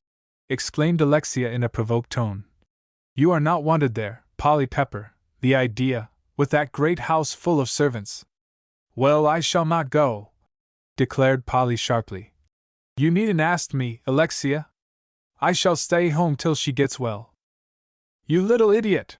Cried Alexia, thoroughly out of temper. But as this produced no effect on Polly, she began to wheedle and coax. Now, Polly, do be reasonable. You know we can't go without you. You wouldn't spoil the whole thing. You know you wouldn't. I shall just tell the Cornwalls that you are coming. And she turned off to the corner of the avenue. Indeed you will not, called Polly after her. Don't you dare do that, Alexia Reese, she said with flashing eyes. You are the most uncomfortable girl I ever saw, cried Alexia, stopping, to come slowly back. You spoil every bit of fun with your absurd notions. I'm quite put out with you, Polly. I'm sorry, said poor Polly, fairly longing for the snow revel, and dismayed at disappointing the girls. No, you're not, pouted Alexia. And I shall tell them all so. And she broke away and ran off in the opposite direction. Polly was met at the door by Mrs. Pepper, who grasped the packet of medicine quickly. Isn't there anything else I can do, Mamsie? Begged Polly. No, sit down and rest. You're hot and tired, you've run so. I'm not tired, said Polly, not daring to ask. Is she better? Well, you must be, said Mrs. Pepper, hurrying off, going all the way down to Oakley's. So Polly had nothing to do but to sit out in the hall, and listen and watch all the movements in the sick room, every one of which but increased her terror. At least she could bear it no longer, and as Dr. Valentine came out, putting on his gloves, she rushed after him. Oh! Will she die? She begged. Please do tell me, sir. Die? No, indeed, I hope not, said Dr. Valentine. She has had a severe shock to her nerves and her age is against her, but she is coming around all right, I trust. Why, Polly, I thought better things of you, my girl. He glanced down into the distressed face with professional disfavor. I'm so glad she won't die, breathed Polly, wholly lost to his opinion of her, and her face gleamed with something of her old brightness. I didn't know you were so fond of her, observed Dr. Valentine grimly. Indeed, to speak truthfully, I have yet to learn that anybody is fond of her, Polly. Now if you really want to help her, he continued thoughtfully, pulling his beard, as Polly did not answer, I can give you 1 or 2 hints that might be of use.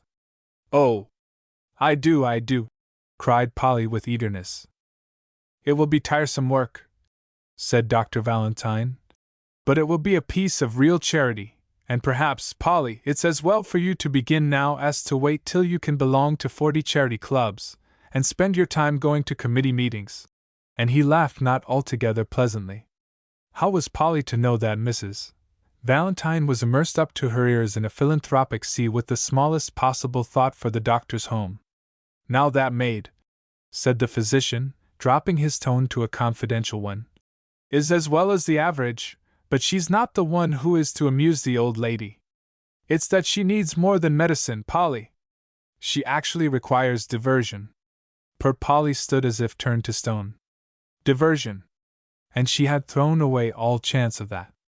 She is suffering for the companionship of some bright young nature, Dr. Valentine proceeded, attributing the dismay written all over the girl's face to natural unwillingness to do the service. After she gets over this attack, she needs to be read to for one thing, to be told the news, to be made to forget herself. But of course, Polly, he said hastily, buttoning his top coat and opening the outer door, it's too much to ask of you, so think no more about it, child. 12 New work for Polly.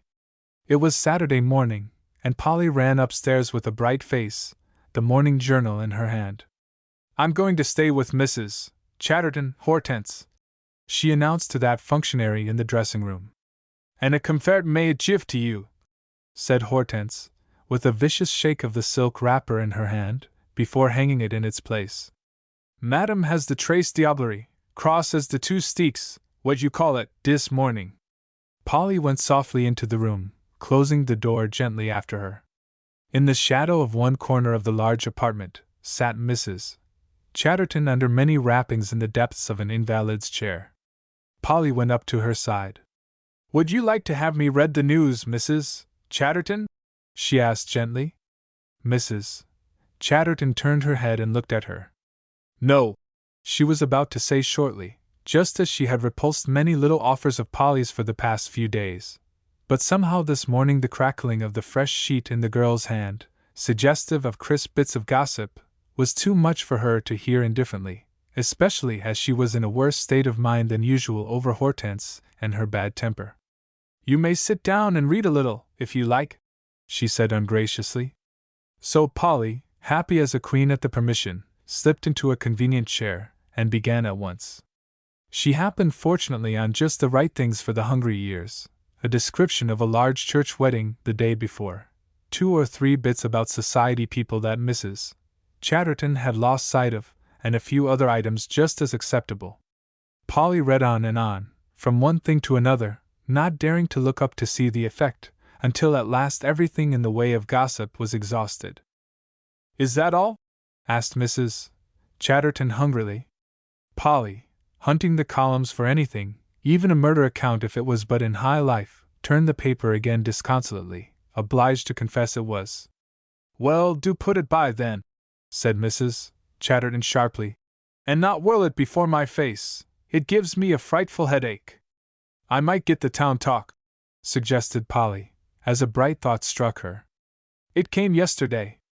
I saw it on the library table. So it is Saturday. Mrs. Chatterton looked up quickly. Yes, you may, Polly, her mouth watering for the revel she would have in its contents. So Polly ran over the stairs with delighted feet, and into the library, beginning to rummage over the papers and magazines on the reading table. Where is it? She exclaimed, turning them with quick fingers. Oh dear! It was right here last evening. What is it? Asked Phronsie, from the depths of a big armchair, and looking up from her book. Then she saw as soon as she had asked the question that Polly was in trouble, so she laid down her book, and slid out of the chair. What is it, Polly? Let me help you, do. Why, the town talk, that hateful old society thing, said Polly, throwing the papers to right and left. You know, Phronsie, it has a picture of a bottle of ink, and a big quill for a heading. Oh dear! Do help me, child, for she will get nervous if I am gone long. Oh, I know where that is, said Phronsie deliberately, laying a cool little hand on Polly's hot one. Where? Demanded Polly feverishly. Oh, Phronsie! Where? Jack Rutherford has it. Polly threw down the papers and started for the door. He has gone, said Phronsie. He went home almost an hour ago. Polly turned sharply at her. What did he want town talk for? He said it was big, and he asked Grandpapa if he might have it, and Grandpapa said yes. I don't know what he wanted it for, said Phronsie.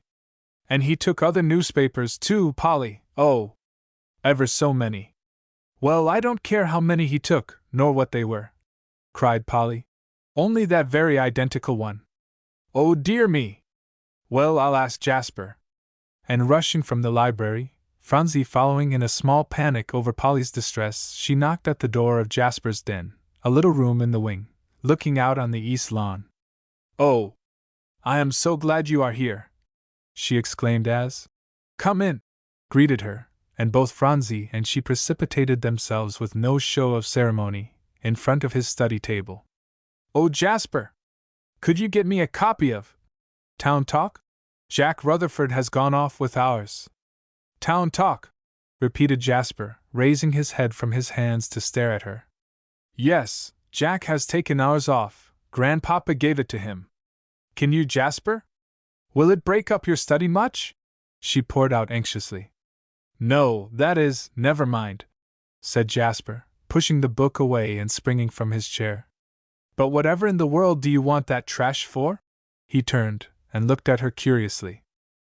Mrs. Chatterton will let me read it to her, she said so, cried Polly, clasping her hands nervously. But if I don't get the papers soon, why, I'm afraid she'll change her mind. Jasper gave a low whistle as he flung himself into his coat. Inestimable privilege! He exclaimed at last, tossing on his cap. Oh, Jasper! You are so good! Cried Polly in a small rapture. I'm so sorry to have to ask you.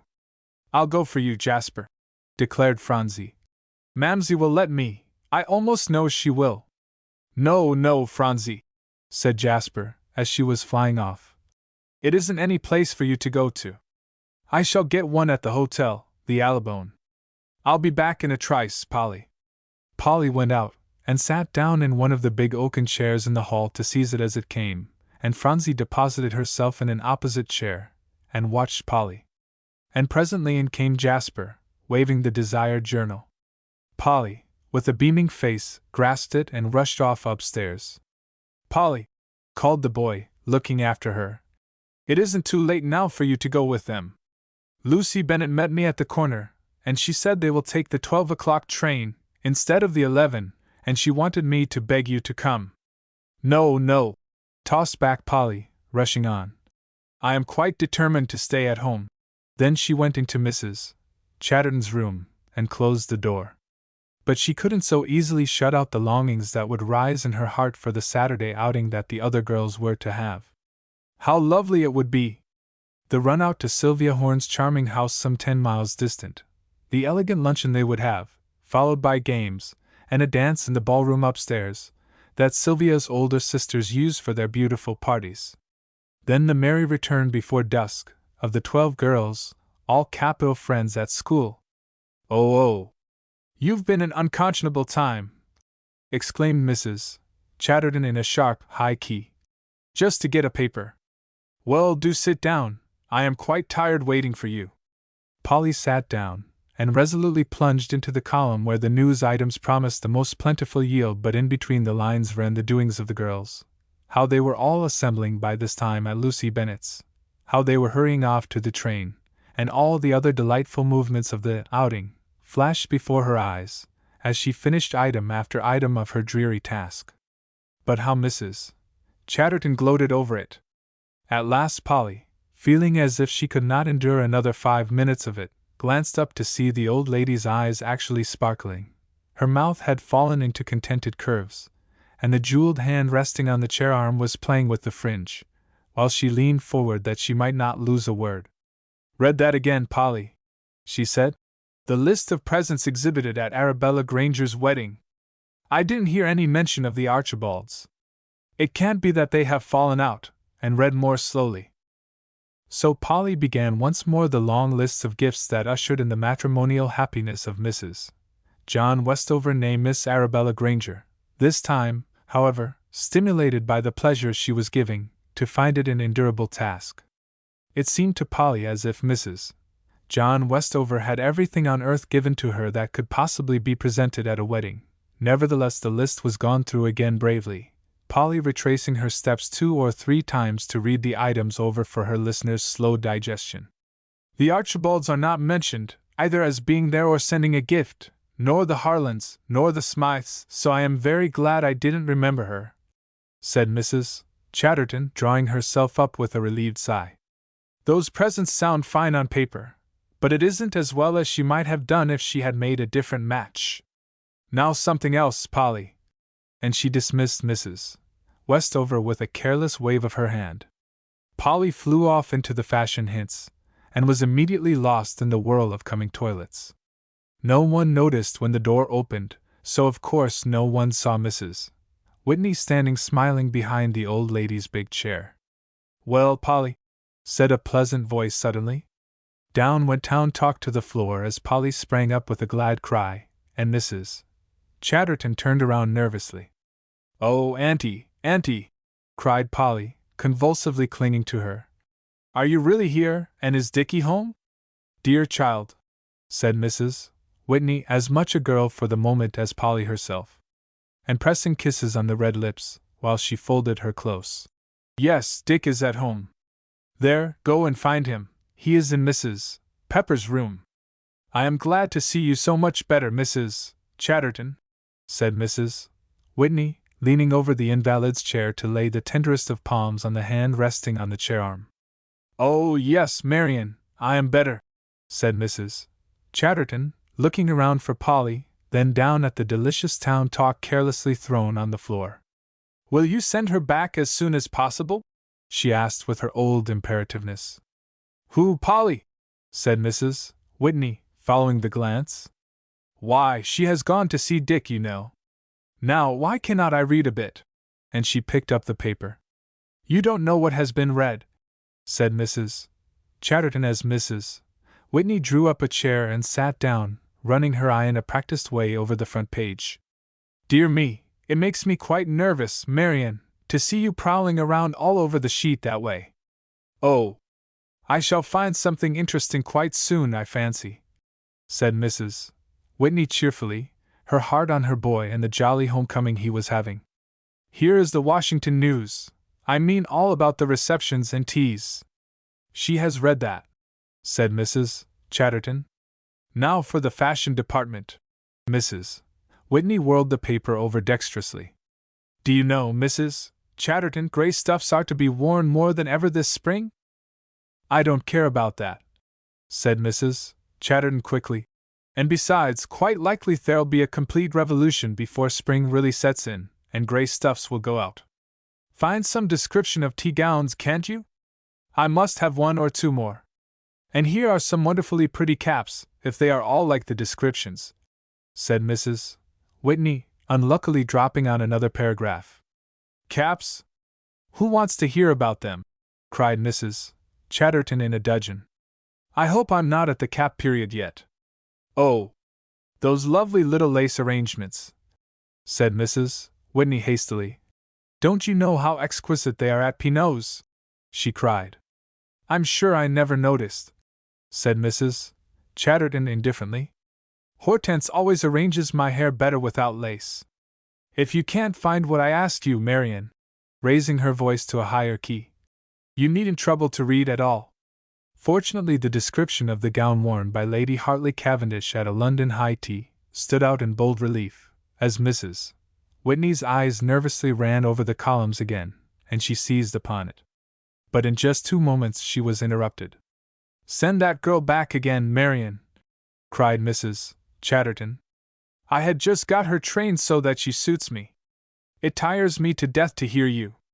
I do not know whether Polly can come now, said Mrs. Whitney gently. She do not know whether Polly can come, repeated Mrs. Chatterton sharply, and leaning forward in her chair. Didn't I say I wanted her?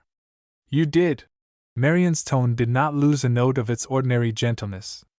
"But I shall ask her if she is willing to do it as a favor, Mrs. Chatterton. You quite understand that, of course?" She, too, leaned forward in her chair and gazed into the cold, hard face. "Just like your father!" cried Mrs. Chatterton, settling herself irascibly back in the chair depths again. "There is no hope that affairs in this house will mend. I wash my hands of you."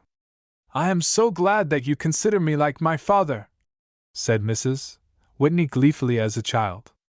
"We surely are united on this question." "May I read some more?" cried Polly, coming in softly, and trying to calm the impetuous rush of delight as her eyes met Mrs. Whitney's. "Yes, I am waiting for you," said Mrs. Chatterton. "Begin where you left off." Mrs. Whitney bit her pretty lips and slipped out of her chair, just pausing a moment to lay her hand on the young shoulder as she passed, and a world of comfort fell upon Polly, shut in once more to her dreary task. "How perfectly splendid that I didn't go to Sylvia Holmes' luncheon party now!" cried Polly's heart over and over between the lines. "If I had, I should have missed dear Auntie's homecoming, and Dickie's." She glanced up with luminous eyes as she whirled the sheet. Mrs. Chatterton, astonishing as it may seem, was actually smiling. "It's some comfort to hear you read," she observed with a sigh of enjoyment. "Because you enjoy it yourself. I wouldn't give a fig for anybody to try to do it." Polly felt like a guilty little thing to take this quietly, and she eased her conscience by being more glad that she was in that very room doing that very task. And so the moments sped on. Outside, Dick was holding high revel as every one revolved around him, the hero of the coasting accident, till the boy ran considerable danger from all the attention he was receiving. But one glance and a smile from Mrs. Whitney brought him back to himself. "Don't talk any more about it," he cried a trifle impatiently. "I was a muff to stick on, when I knew we were going over. Mamma, won't you stop them?" And she did. "Do you know, Dickie and I have a secret to tell all of you good people." The color flew into her soft cheek, and her eyes beamed. "Really, Marian," said her father, whose hand had scarcely ceased patting Dick's brown head since the boy's homecoming. "You've grown young in Badgertown. I never saw you look so well as you do today." Mrs. Whitney laughed and tossed him a gay little smile that carried him back to the days when Marian King stood before him looking just so. "Now listen, father, and all you good people, to my secret, Dickie's and mine. We are allowed to tell it now. Papa Whitney sailed in the Servia, and he ought to be in today." A shout of joy greeted her announcement. Polly, off in her prison, could hear the merry sounds, and her happy heart echoed them. The misery of the past week, when she had been bearing an unit own fault, seemed to drop away from her as she listened, and to say, "Life holds sunshine yet." Then a hush dropped upon the gay uproar. She did not know that Dickie was proclaiming, "Yes, and he is never, never going back again. That is, unless he takes Mama and me, you know." Mrs. Chatterton turned suddenly upon the young figure. "Do go!" She tossed an imperative command with her jeweled fingers. "You have ceased to be amusing since your interest is all in the other room with that boy." Polly dashed the newspaper to the floor, and rushing impulsively across the room, threw herself, with no thought for the consequences, on her knees at Mrs. Chatterton's chair. "Oh!" she cried, the color flying up to the brown waves on her temples. "Don't send me off, then I shall know you never will forgive me." "Get up, do!" exclaimed Mrs. Chatterton, in disgust. "You are crushing my gown, and besides I hate scenes." But Polly held resolutely to the chair arm, and never took her brown eyes from the cold face. "I must say, Polly Pepper," cried Mrs. Chatterton with rising anger, "you are the most disagreeable girl that I ever had the misfortune to meet. I, for one, will not put up with your constant ebullitions of temper. Go out of this room." Polly rose slowly and drew herself up with something so new in face and manner that the old lady instinctively put up her eyeglass and gazed curiously through it, as one would look at a strange animal. "Humph!" she said slowly at last. "Well, what do you want to say? Speak out and then go." "Nothing," said Polly in a low voice, but quite distinctly. Only I shall not trouble you again, Mrs. Chatterton. And as the last words were spoken, she was out of the room. Pretty doings these! Mr. King, by a dexterous movement, succeeded in slipping back of the portiere folds into the little writing room, as Polly rushed out through the other doorway into the hall.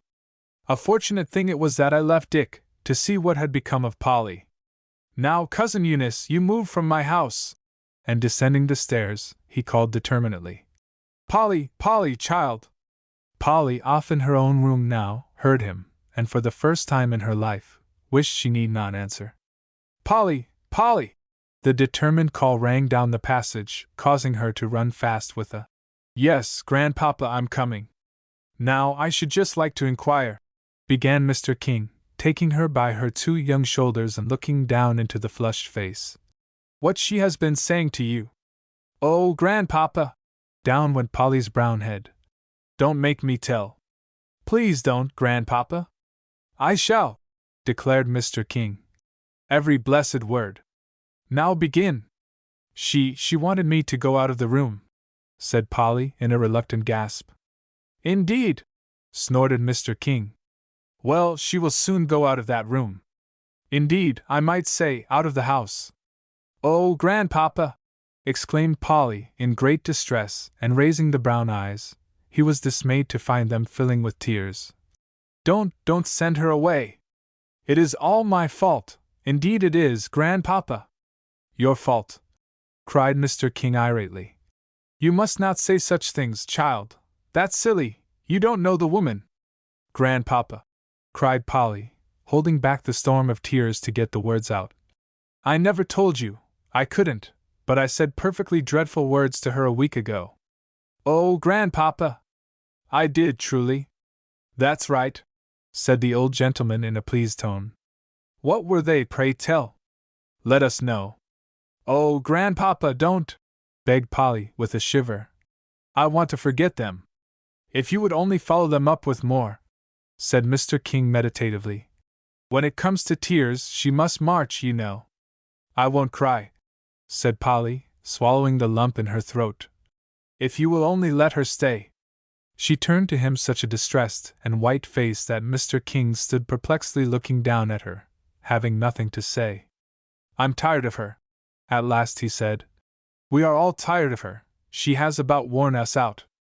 Grandpapa, cried Polly, seeing her advantage in his hesitation. If you will only let her stay, I will never beg you for anything again. Well, then she goes, cried Mr. King shortly. Goodness me, Polly, if you are going to stop asking favors, Cousin Eunice marches instanter. Oh, I'll beg and tease for ever so many things, cried Polly radiantly, her color coming back. Will you let her stay, Grandpapa, will you? She clasped his arm tightly, and would not let him go. Well, said Mr. King slowly, I'll think about it, Polly. Will you? Cried Polly. Dear Grandpapa, please say yes. Mr. King drew a long breath. Yes, he said at last. 13. A piece of news. Collect the whole bunch of peppers and send them into my writing room, Marian. Old Mr. King, mounting the stairs, turned to see that his command was heard. You want Mother Pepper too, I presume? Said Mrs. Whitney, pausing at the foot. Mother Pepper? No, indeed, the last person in the world I wish to see, cried her father irritably. The bunch of Pepper children, I want, and at once, see that they all report to me directly. With that he redoubled his efforts, and was soon at the top of the long oaken steps. Polly and Ben, closely followed by Joel, David and Phronsie, soon rushed over the same ascending thoroughfare, and presented themselves, flushed and panting, at the writing-room door. Come in, called Mr. King from within. Here we are, sir, said Ben, spokesman by virtue of being the eldest. Yes, said Mr. King nervously, and turning away from some papers he was fumbling to occupy the waiting moments. Well, do sit down, all of you. I sent for you to have a talk about something that you, well, do sit down. So all the Peppers deposited themselves in various resting places, all but Joel. He immediately marched up to the old gentleman's chair. If it's good news, he said abruptly, please let us have it right this minute.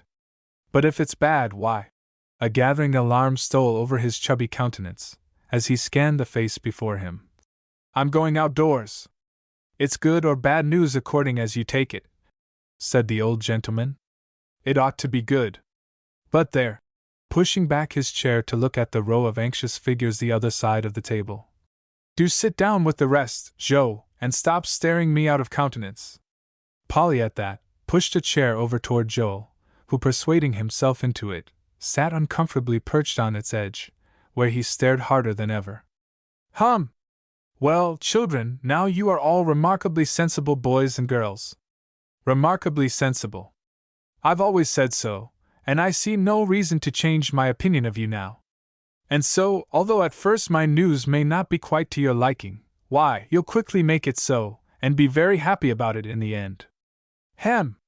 Well, did you ever think that your mother might possibly marry again? The last words were brought out so abruptly, that to the 5 pairs of ears strained to catch their import, it seemed as if the news had shot by harmlessly.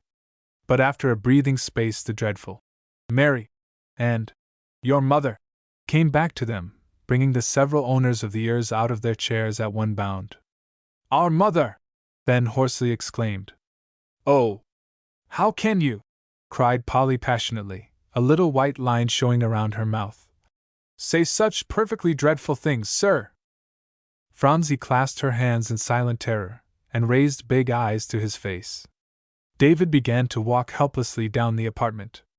See here, said Joel, turning to the others. Wait a minute and hold on. Perhaps it's you, sir. Whirling back to question, with piercing eyes, the old gentleman. Who's going to marry our mother? Then it's all right. Me! Roared the old gentleman. Oh! Bless my soul, what should I want to marry for at my time of life? Oh! My goodness me! His distress was now so frightful to see, that it brought the Peppers in a measure out of theirs, and they began at once to endeavor to soothe him. Don't, oh! Don't! They cried, and a common trouble overwhelming them, they rushed around the table, seized his hands, and patted his shoulders and hair. Oh! This is very dreadful, gasped Polly.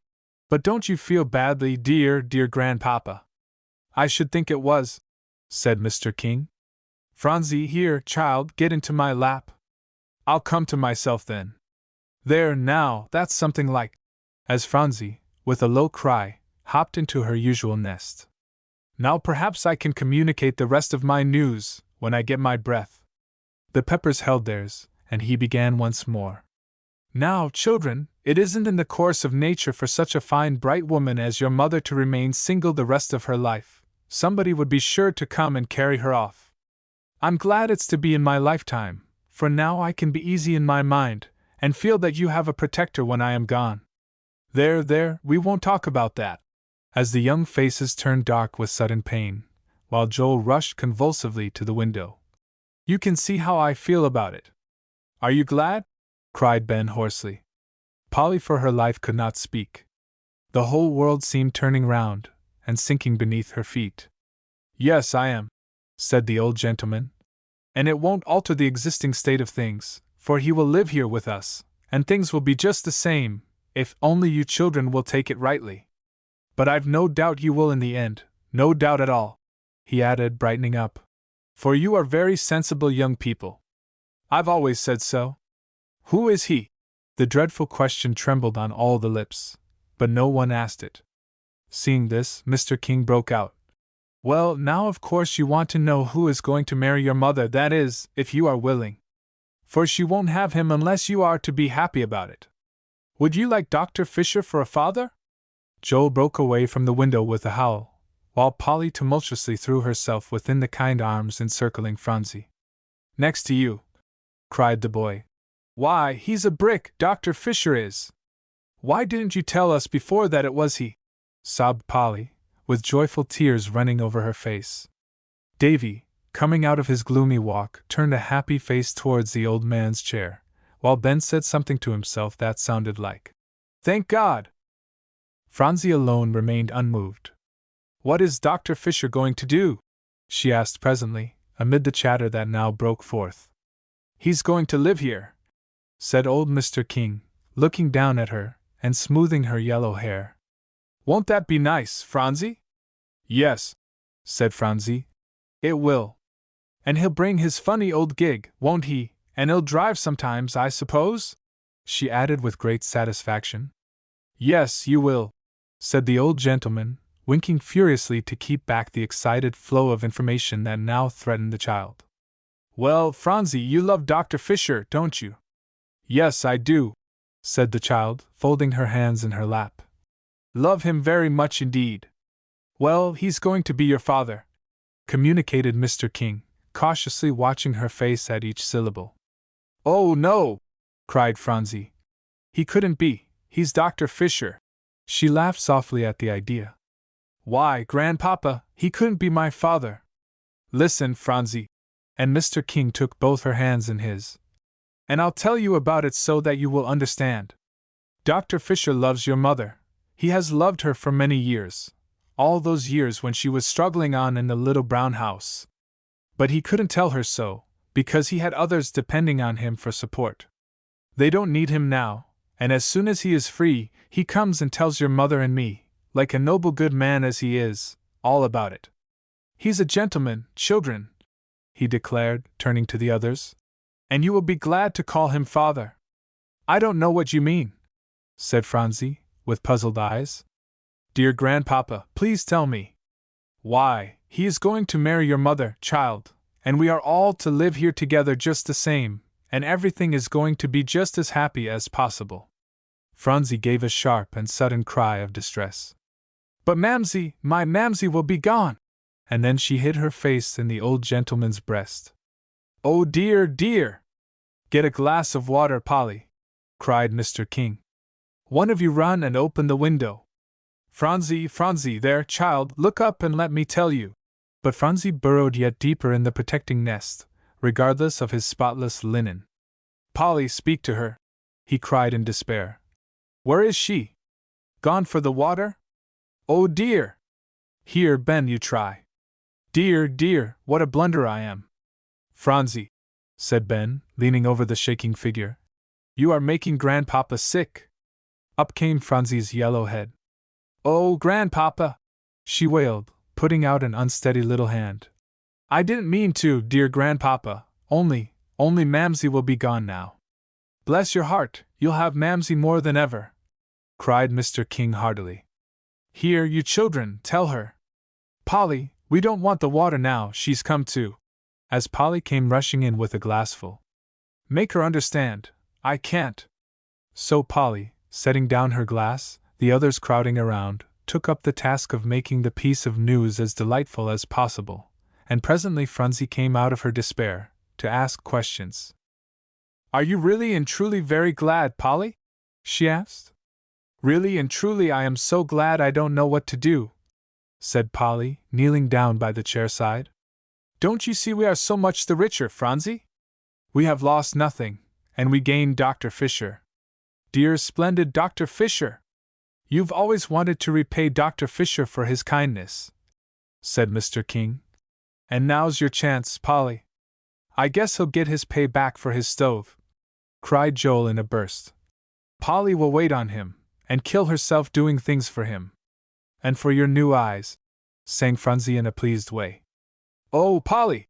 She jumped out of the old gentleman's lap, and began to dance around the room, softly clapping her hands and exclaiming, Oh, Polly!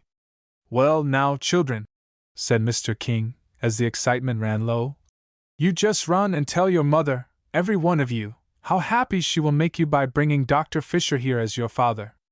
Scamper now! No need to urge them. On the wings of the wind ran the 5 Peppers up into Mamsie's own room. Mrs. Pepper, for once turning aside from the claim of her pressing duties, was standing by the work table. Here stood the mending basket before her, piled to the brim with the weekly installment of stockings big and little, clamoring for attention. But the usually busy needle lay idle, and the busier hands were folded, as the mother heart went over the words she knew were being rehearsed downstairs by the kind friend who had made a home for them. He was pleading her cause with her children. They shall be happy anyway, she said softly to herself. Bless their hearts! As they burst in. Mother, said Ben, how the boy's cheek glowed. And what a world of joy rang in the usually quiet tones. We want to thank you for giving us Dr. Fisher for a father. Mamsie. Polly hid her happy face on the dear neck. I've always loved him, you know. Oh! I'm so glad. Joel whooped out something incoherent, but his face told the words, while Davy clasped one of the firm, closely folded hands. If you'll take me in your lap as much as ever, said Phronsie deliberately, and patting the other hand, why I shall be really and truly glad, Mamsie. Bless your dear heart, cried Mother Pepper, clasping her tightly. And you children, all of you. And she drew them all within her arms. Now I want you to understand, once for all, that it isn't to be unless you all wish it. You are sure Mr. King hasn't persuaded you to like it? Look at us, cried Ben, throwing back his head to see her eyes. Do we act as if we had been talked over? At that Polly burst into a merry laugh, and the others joining, Mother Pepper laughing as heartily as the rest, the big room became the jolliest place imaginable. No, I don't really think you do, said Mrs. Pepper, wiping her eyes. Dear me, cried Jasper, putting his head in the doorway. What good fun is going on? I'm not going to be left out. Come in, Jasper, they all called. And we've a piece of news that will make your hair stand on end, said Joel gaily. Joe, don't announce it so, cried Polly in dismay, who dearly enjoyed being elegant. Ben must tell it, he is the oldest. No, no, let Polly, protested Ben. Polly shall, said Jasper, hurrying in to stand the picture of patience before the group. Hurry, do, for I must say my curiosity is hard to keep within bounds. So Polly was gently pushed into the center of the circle. Go on, said Joel, and hurry up or I shall tell myself. Jasper, said Polly, her breath coming fast. Oh! You can't think, we are so glad. But she got no further, for Phronsie, rushing out of Mother Pepper's arms, piped out suddenly. Dr. Fisher is coming here to live always and forever, and I'm going to ride in his gig, and Mamsie likes him, and I'm going to call him father. Now, Jasper, I told you! I should think you did, exclaimed Ben. Phew! cried Jasper. That is a piece of news all in one breath. Well, Mrs. Pepper, I'm glad of it, too. I congratulate you. With that, he marched up to her, Phronsie hanging to his arm, and shook her hand heartily. And in 2 days everybody in the King's set knew that the mother of the 5 little Peppers was going to be married. I should think you'd want to be condoled with, Ben, said Pickering Dodge, clapping him on the shoulder as he rushed down the aisle of the store occupied by Cabot and Van Meter. Halloo, said Ben. Can't stop. Rushing past. I suppose not, said Pickering carelessly, and striding after. So I'll whisper my gentle congratulations in your ear on the wing.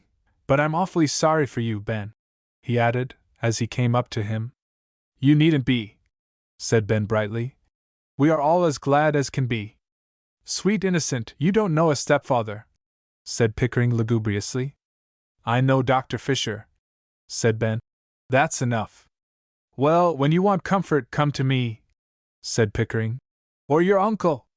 Don't you fill Ben's ears with your foolishness, said the senior partner, coming out of the counting room. Take yourself off, Pickering, you're hindering Ben. Pickering laughed. I'm caught in the very act. Now, Ben, remember I'm your friend when you get into trouble with your dear pa. Goodbye, Uncle, with a bright nod and a lazy shake of his long figure. Trade always demoralizes me. I'll get back to my books. And he vanished as quickly as he came. Back to your books, said his uncle grimly. I wish you would. See here, Ben. He put a controlling hand on the boy's shoulder. One word with you. Marching him into the private office of the firm. Don't you follow Pickering too closely, my boy, he said abruptly. He's a good lad in the main, but if he is my nephew, I must give you warning. He's losing ground. Ben lifted his head in sudden alarm. Oh, I hope not, sir, he said. It's a fact. Master Nelson says he could be first scholar in the grammar, but for the last 6 months he's failed steadily. There's no particular reason, only ambition's gone. And when you say that, You mean there's a general collapse of all my hopes concerning him? Oh, no, sir. Ben kept on protesting, his ruddy cheek losing its color. He'll take hold by and give a pull at his books again. It isn't a pull now and then that gets a man uphill, observed Mr. Cabot, leaning back in his revolving chair to look into the blue eyes. That you know as well as I. Now, Ben, I'm not going to see you throw away your prospects, too. Don't let him influence you in the wrong way. He's bright and attractive, but don't pay attention to his ridicule of good things. I've a mother, said Ben proudly, and I don't believe any boy could say much to me that I'd think of twice if she didn't like it. You always tell her everything, do you, Ben? Asked Mr. Cabot with a curious glance. I should think so, sir, said Ben, with a short laugh. You'll do then, said Mr. Cabot, bringing his palm down on a pile of unread letters awaiting him. Go ahead. I don't promise anything, but I will say this. If you work on as you have done these 2 years since you came in here as errand boy, Ben, I'll make you a power in the house. Understand, I don't expect you to do brilliant things, that isn't in your line. You will be a success only as a steady, faithful worker. But keep at it, and hang on to Cabot and Van Meter, and we'll hang on to you. 14 Mamsie's Wedding.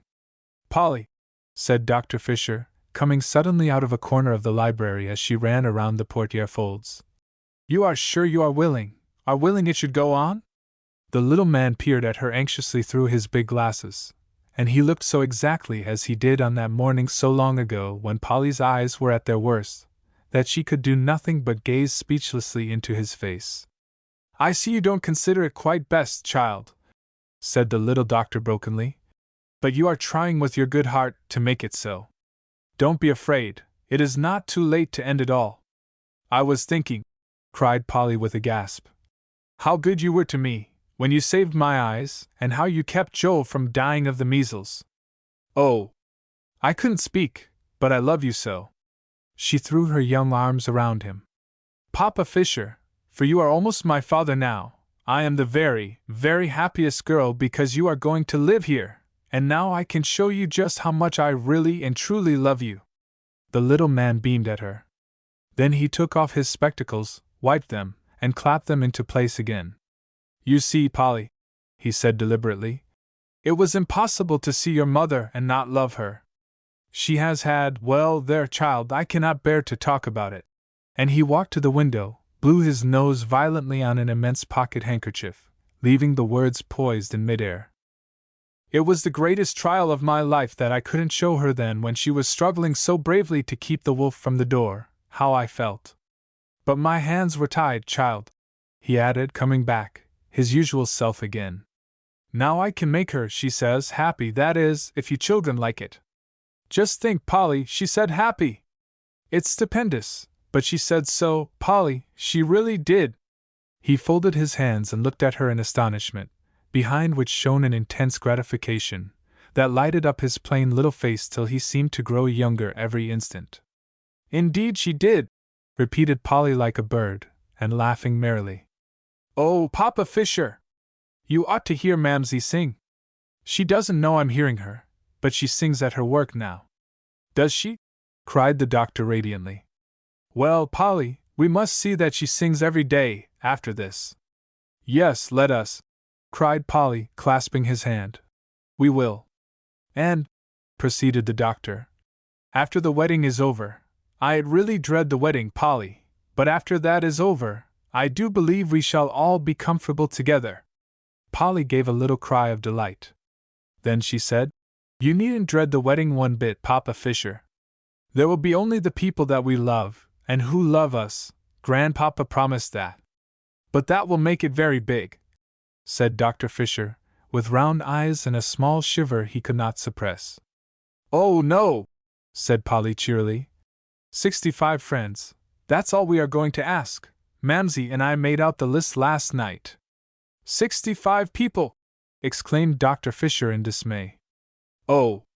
Isn't it possible to be married without 65 friends to stare at you? Oh! That's not many, said Polly. 65 is the very smallest number that we could manage. We've been over the list ever so many times, and struck out quantities of names. You see, everybody loves Mamsie, and they'll want to see her married.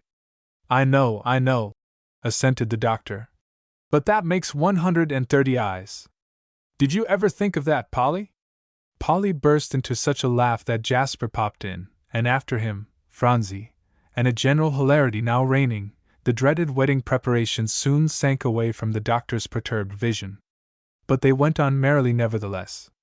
All over the old stone mansion there were hints of the oncoming festivities, and though all signs of it were tucked away from the little doctor on his occasional visits, the smothered excitement flamed afresh immediately his departure became an assured thing.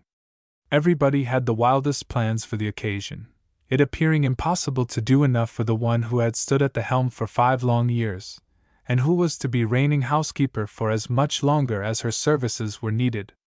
And Dr. Fisher never knew how perilously near he had been to the verge of brilliant evening festivities, in the midst of which he was to be ushered into matrimony.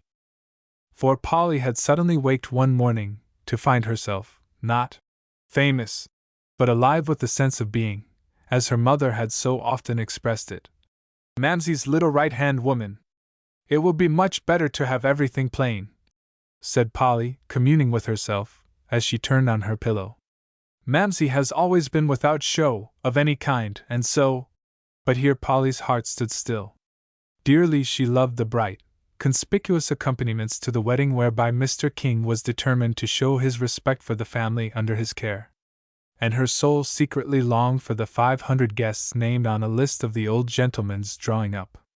And the feast and the lights, and the pretty dresses, and the dancing party for the young people to follow. For Mr. King had announced himself as about to usher in the brightest of days for the young Peppers to remember. Besides, it brings our new physician into notice, he would answer when any faint protest was made. And we shall all have reason to be immensely proud of him, I tell you. Oh dear! Cried Polly, burrowing deeper within the pillow folds. Why aren't pleasant things best to do? Why, I wonder! Cherry, twittering in the window, chirped something vague and unsatisfactory. Polly brought up her brown head suddenly and laughed. Nonsense! Our happiness doesn't depend upon a lot of people coming together to help it along. Mamsie's face, whenever Grandpapa plans all this magnificence, is enough to make me feel wretched at the thought of it. Dear Mamsie! She's afraid of ingratitude if she doesn't try to like it. She shall have the little morning wedding with a few people around, and the gray silk gown instead of the lavender one Grandpapa wants her to wear, for Mamsie always knows just what is right. With that, Polly sprang out of bed, and rushed at her toilet, and after breakfast she quietly captured Mr. King on the edge of some other extravagant plan, and led him into the library. Everything is going on finely, Polly, he cried in elation. Ring for Thomas, child, stay, I'll do it myself. I shall go in an hour to give my orders for the wedding supper. Grandpapa, cried Polly, turning quite pale, and laying a quick, detaining hand on his arm. Oh! Do wait, dear Grandpapa, I have something to say. Well, child, but he still retained his hand on the cord. Oh, Grandpapa! How could she say it? But she must. Mamsie will be ever so much happier if the wedding might be a quiet one. She really would, Grandpapa. No doubt Mrs.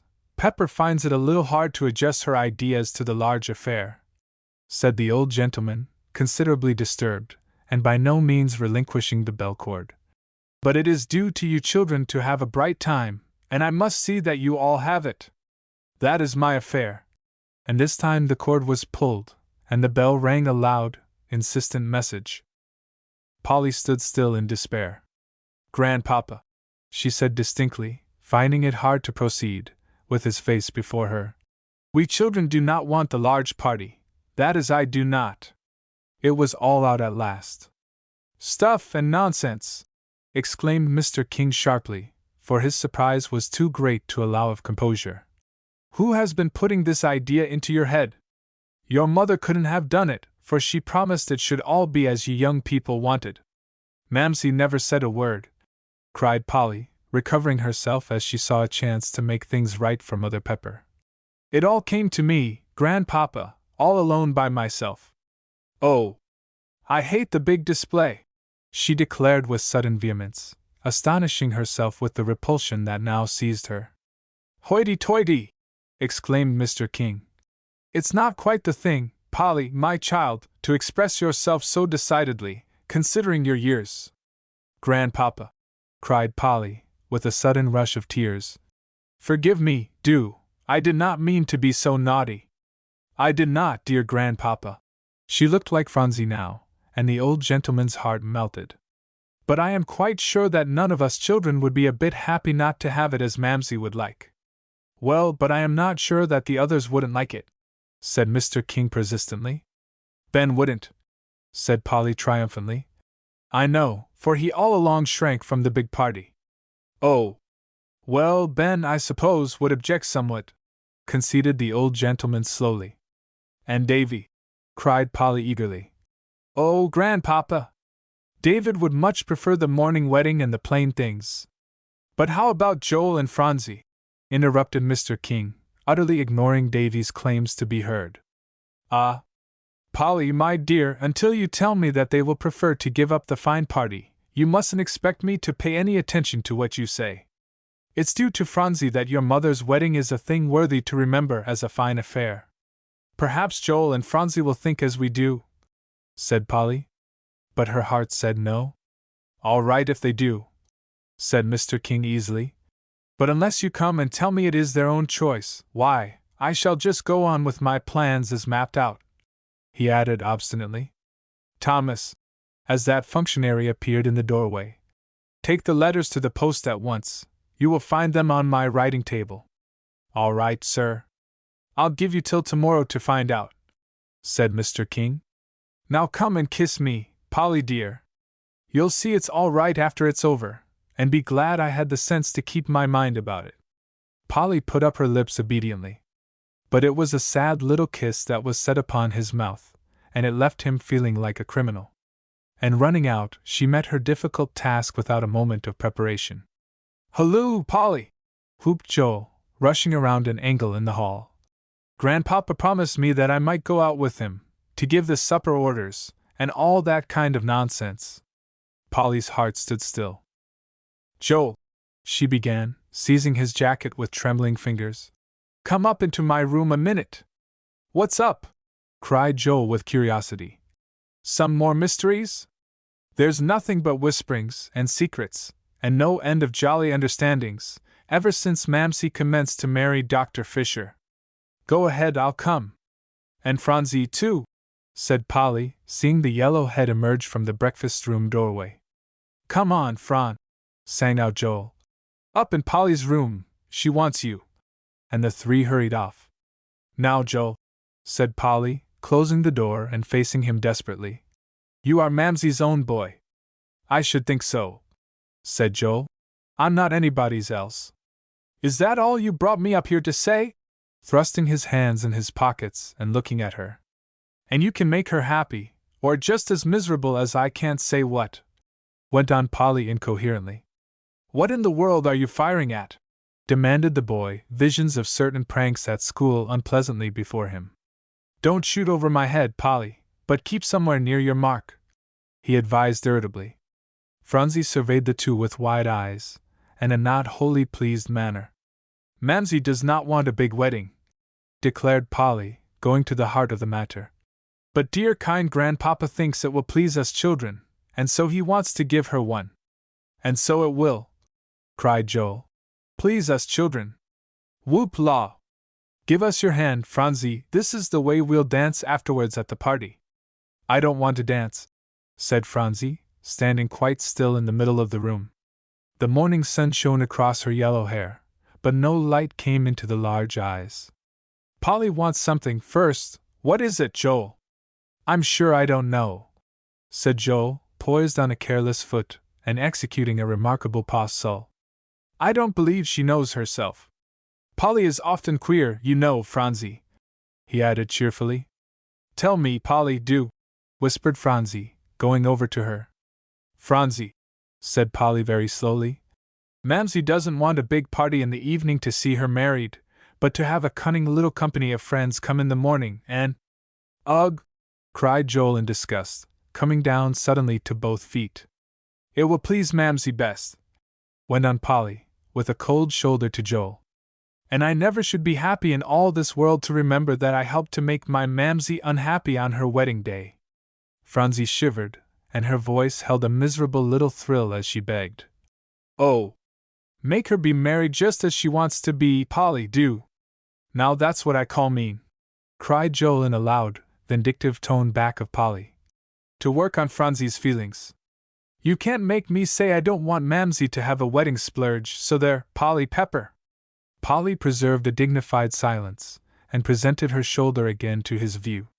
"You can't make me say it, Polly Pepper!" shouted Joel shrilly. "Oh, Phronsie!" exclaimed Polly in a rapture, throwing her arms around the child. "Mamsie will be so pleased, you can't think. Let us go and tell her, come!" "See here!" called Joel, edging up. "Why don't you talk to me? I haven't anything to say," Polly condescended to give him, without turning her head. "Come, Phronsie," holding out her hand. "Wait a minute." "Well, what is it?" Polly's hand now held Phronsie's, but she paused on the way to the door. "I guess I can give up things as well as she can, if I know Mamsie wants me to," said Joel, with a deeply injured manner. "Mamsie doesn't want any of us to give up anything unless we do it as if we were glad to," said Polly. For her life, she couldn't conceal a little scornful note in her voice, and Joel winced miserably. I wish you wouldn't have the big party," he whined.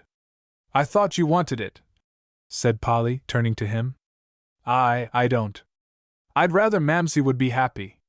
"Oh dear! Don't look at me so." "I'm not looking at you so," said Polly. "You acted just as if you had your heart set on the party." "Well, it isn't. If you say party to me again," and he faced her vindicatively. "Joel Pepper!" cried Polly, holding him with her brown eyes. "Do you really mean that you are glad to give up that big evening party, and have the little teeny one in the morning?" "Yes," said Joel. "As true as I live and breathe, I do." "Oh! Oh! Oh!" cried Polly, and seizing his arm, she led off in a dance, so much surpassing his efforts, that Phronsie screamed with delight to see them go.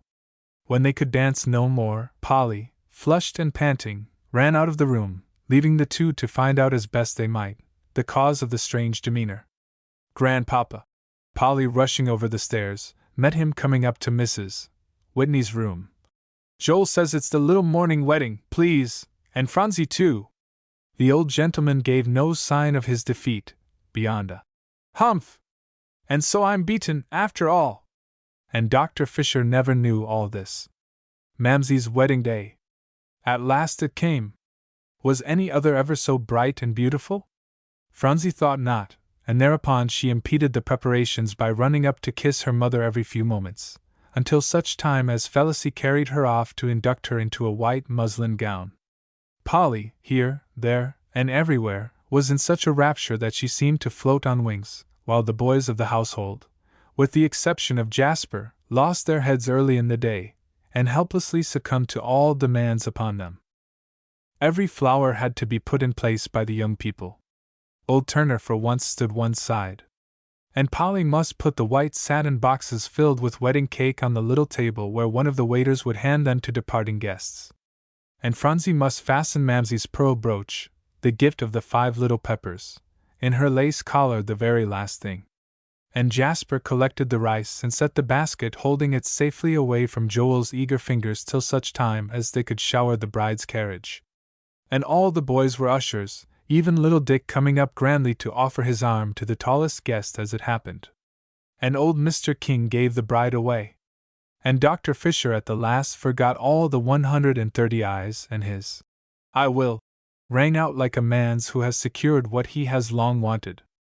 And ever so many of the guests said, "What a good father he will make the children!" And several attempted to tell the Peppers so. "As if we didn't know it before," said Joel indignantly. And Alexia and all the other girls of Polly's set were there, and Joel's little blue and white creature came, to his great satisfaction, with her aunt, who was quite intimate in the family, and Pickering Dodge was there of course, and the Alstynes, and hosts of others. and Mother Pepper in her silver gray gown and bonnet, by the side of her husband, with Phronsie clinging to one hand, heard nothing but heartfelt wishes for her happiness and that of the 5 Little Peppers. And there was not so much as the shadow of a skeleton at the wedding breakfast. And Cousin Mason Whitney took charge of the toasts, and everybody felt that just the right things had been said. And then there was a flutter of departure of the bridal party, and in the rattle of the wheels Phronsie piped out bravely as she threw the slipper after the departing coach. "Mamsie has been taking care of us all these years. Now we're going to be good and let her be happy." 15 Mrs. Chatterton has a new plan. "Polly is learning to play beautifully," mused Phronsie, nursing one foot contemplatively, as she curled up on the floor. "And Ben is to be a capital business man, so Papa Fisher says, and Joel is going to buy up this whole town sometime, and Davy knows ever so many books from beginning to end, but what can I do?" Down went the little foot to the floor, and the yellow head drooped over the white apron. "Nothing," mourned Phronsie. "Just nothing at all. Not even the weest teeniest bit of anything do I know how to do. Oh dear!" Outside, Jasper was calling to Prince. Phronsie could hear the big dog rushing over the lawn in response, barking furiously as he went. But she did not move. "And Mamsie will never be glad for me, unless I learn how to do things too. If I don't hurry, I shall never be grown up." Tweet, tweet, see-char-r. Cherry in his cage over her head chirped vigorously by way of consolation, but Phronsie did not lift her head. Cherry, seeing all his efforts in vain, stopped his song and rolled one black eye down at her in astonishment, and soon became quite still. Presently the rustle of a stiff black satin gown became the chief intruder upon the silence. It was so asserting that Phronsie lifted her head to look into the face of Mrs. Chatterton, standing before her, playing with the rings on her long white hands, and regarding her as if she would soon require an explanation of such strange conduct. "What are you doing, Phronsie?" at last demanded the lady. "Thinking," said Phronsie, and she laid her chin in her hand, and slowly turned her gaze upon the thin, disagreeable face before her, but not as if in the slightest degree given up to a study of its lines and expression. "So I perceive," said Mrs. Chatterton harshly. "Well, and what are you thinking of, pray tell?" Still Phronsie looked beyond her, and it was not until the question had been repeated that an answer came. "Of many things," said Phronsie, "but I do not think I ought to tell you." "And why not, pray?" cried the lady, with a short and most unpleasant laugh. "Because I do not think you would understand them," said Phronsie. And now she looked at the face she had before overlooked, with a deliberate scrutiny as if she would not need to repeat the attention. "Indeed!" exclaimed Mrs. Chatterton angrily. "And pray how long since your thoughts have been so valuable?" "My thoughts are nice ones," said Phronsie slowly, "because they are about nice people." "Ah! And they won't tell themselves. And I ought not to make them. They would fly away then, and I should never find them again, when I wanted to think them." "Your mother brought you up well, I must say," observed Mrs. Chatterton, deliberately drawing up a chair and putting her long figure within it. "To talk in this style to a lady as old as I am." Phronsie allowed one foot to gently trace the pattern on the carpet before she answered. "I know you are very old," she said at last, "but I cannot tell my thoughts to you." "Very old!" cried Mrs. Chatterton, her chin in the air. "Indeed! Well, I am not, I would have you know, Miss Phronsie," and she played with the silk cord of her satin wrapper. "I hate a child that is made a prig," she added explosively under her breath. Phronsie made no reply, being already deep in her own calculations once more. "Now, Phronsie," said Mrs. Chatterton, suddenly drawing herself out of her angry fit, and clearing her brow, "I want you to give your attention to me a moment, for I have something I must say to you. That's why I came in here, to find you alone. Come, look at me, child. It isn't polite to be staring at the carpet all the time." Phronsie, thus admonished, took her gaze from the floor, to bestow it on the face above her. "It's something that nobody is to know but just you and me," began Mrs. Chatterton, with a cautious glance at the door. Then she got out of her chair, and going across the room, closed it carefully. "There, that's better," Polly is always around. Now we are quite alone. Coming back to her seat. You see, Phronsie, she proceeded, not caring that the brown eyes were slowly adding to their astonishment an expression that augured ill for any plans she might be hoping to carry out toward propitiation. It is necessary to be careful not to be overheard, for what I am going to say to you must be kept quite secret. I must tell Mamsie, said Phronsie distinctly. Indeed you will not, declared Mrs. Chatterton. She is the very one of all others who ought not to know. You can help her, Phronsie, if you only keep quiet. Phronsie's eyes now became so very large that Mrs. Chatterton hastened to add, You know Polly is learning to be a music teacher when she grows up. Phronsie made no reply. And a very creditable one she will be, from all accounts I can gather, contributed Mrs. Chatterton carelessly. Well, Ben is doing well in Cabot and Van Meter's, so he's no trouble to your mother. As for the two boys, I know nothing about them, one way or the other. But you, as you are a girl, and the only one not provided for, why, I shall show a little kindness in your direction. It's wholly disinterested and quixotic, I know, added Mrs. Chatterton, with a sweeping gaze at the walls and ceilings, for me to give myself a thought about you or your future. And I shall never receive so much as a thank you for it. But I've passed all my life in thinking of others, Phronsie. Here she brought down her attention to the absorbed little countenance. And I cannot change now, she finished pensively. A silence fell upon them, so great that Mrs. Chatterton broke it nervously. Goodness me, Phronsie, you are not like a child. You are too uncanny for anything. Why don't you ask questions about my secret? Because I ought not to know it, said Phronsie, finding her tongue. Haven't I told you that you will help your mother only by not telling her? Said Mrs. Chatterton. How would you like to learn how to take care of yourself when you are a big girl? A light slowly gathered in the brown eyes, becoming at last so joyous and assured that Mrs. Chatterton's face dropped its hard lines, to lose itself in a gratified smile. Now you make me see some real hope that my scheme won't be wholly a wild piece of philanthropy, she exclaimed. Only look like that, Phronsie, and I'll do anything for you. If I can do anything for Mamsie, cried Phronsie, clasping her hands in rapture. Oh, do tell me, dear Mrs. Chatterton, she pleaded. Oh, now I am dear Mrs. Chatterton, cried that lady, with a hard, ill-favored smile. But she lowered her tone to a gentler one, and extending one jeweled hand, took the little folded ones in her clasp. I will be a good friend to you, and show you how you can learn to do something so that when you grow up, you can take care of yourself, just as Polly will. Just think, Phronsie, just as Polly will, cried Mrs. Chatterton artfully. How? Demanded Phronsie, scarcely breathing. Listen, Phronsie. Now you know I haven't any little girl. Phronsie drew a long breath. Well, I have been looking for one for a long time. I want one who will be a daughter to me, who will grow up under my direction, and who will appreciate what I sacrifice in taking her. She must be nice-looking, for I couldn't stand an ill-favored child. I have found several who were much better looking than you, Phronsie. In fact, they were beauties, but I don't like the attitude of their families. The poor things actually thought they were doing me a favor by accepting my proposition for the children.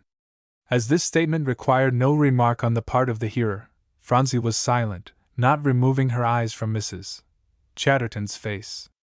Now, although you haven't as much to recommend you as many other children that I have fancied, I hope to make you serve my purpose. I am going to try you, at least. Every day, Phronsie, you can come to my room. It's lucky that you don't go to school, but do pretty much as you like in this house, so no questions will be asked. I go to Grandpapa's room every day, said Phronsie in a distressed tone. To my lessons.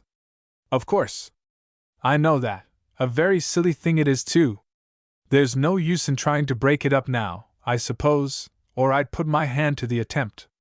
But you can come to me after you've got through toadying Mr. King. What is totting? Asked Phronsie. Never mind, that hasn't anything to do with the business in hand, replied Mrs. Chatterton impatiently.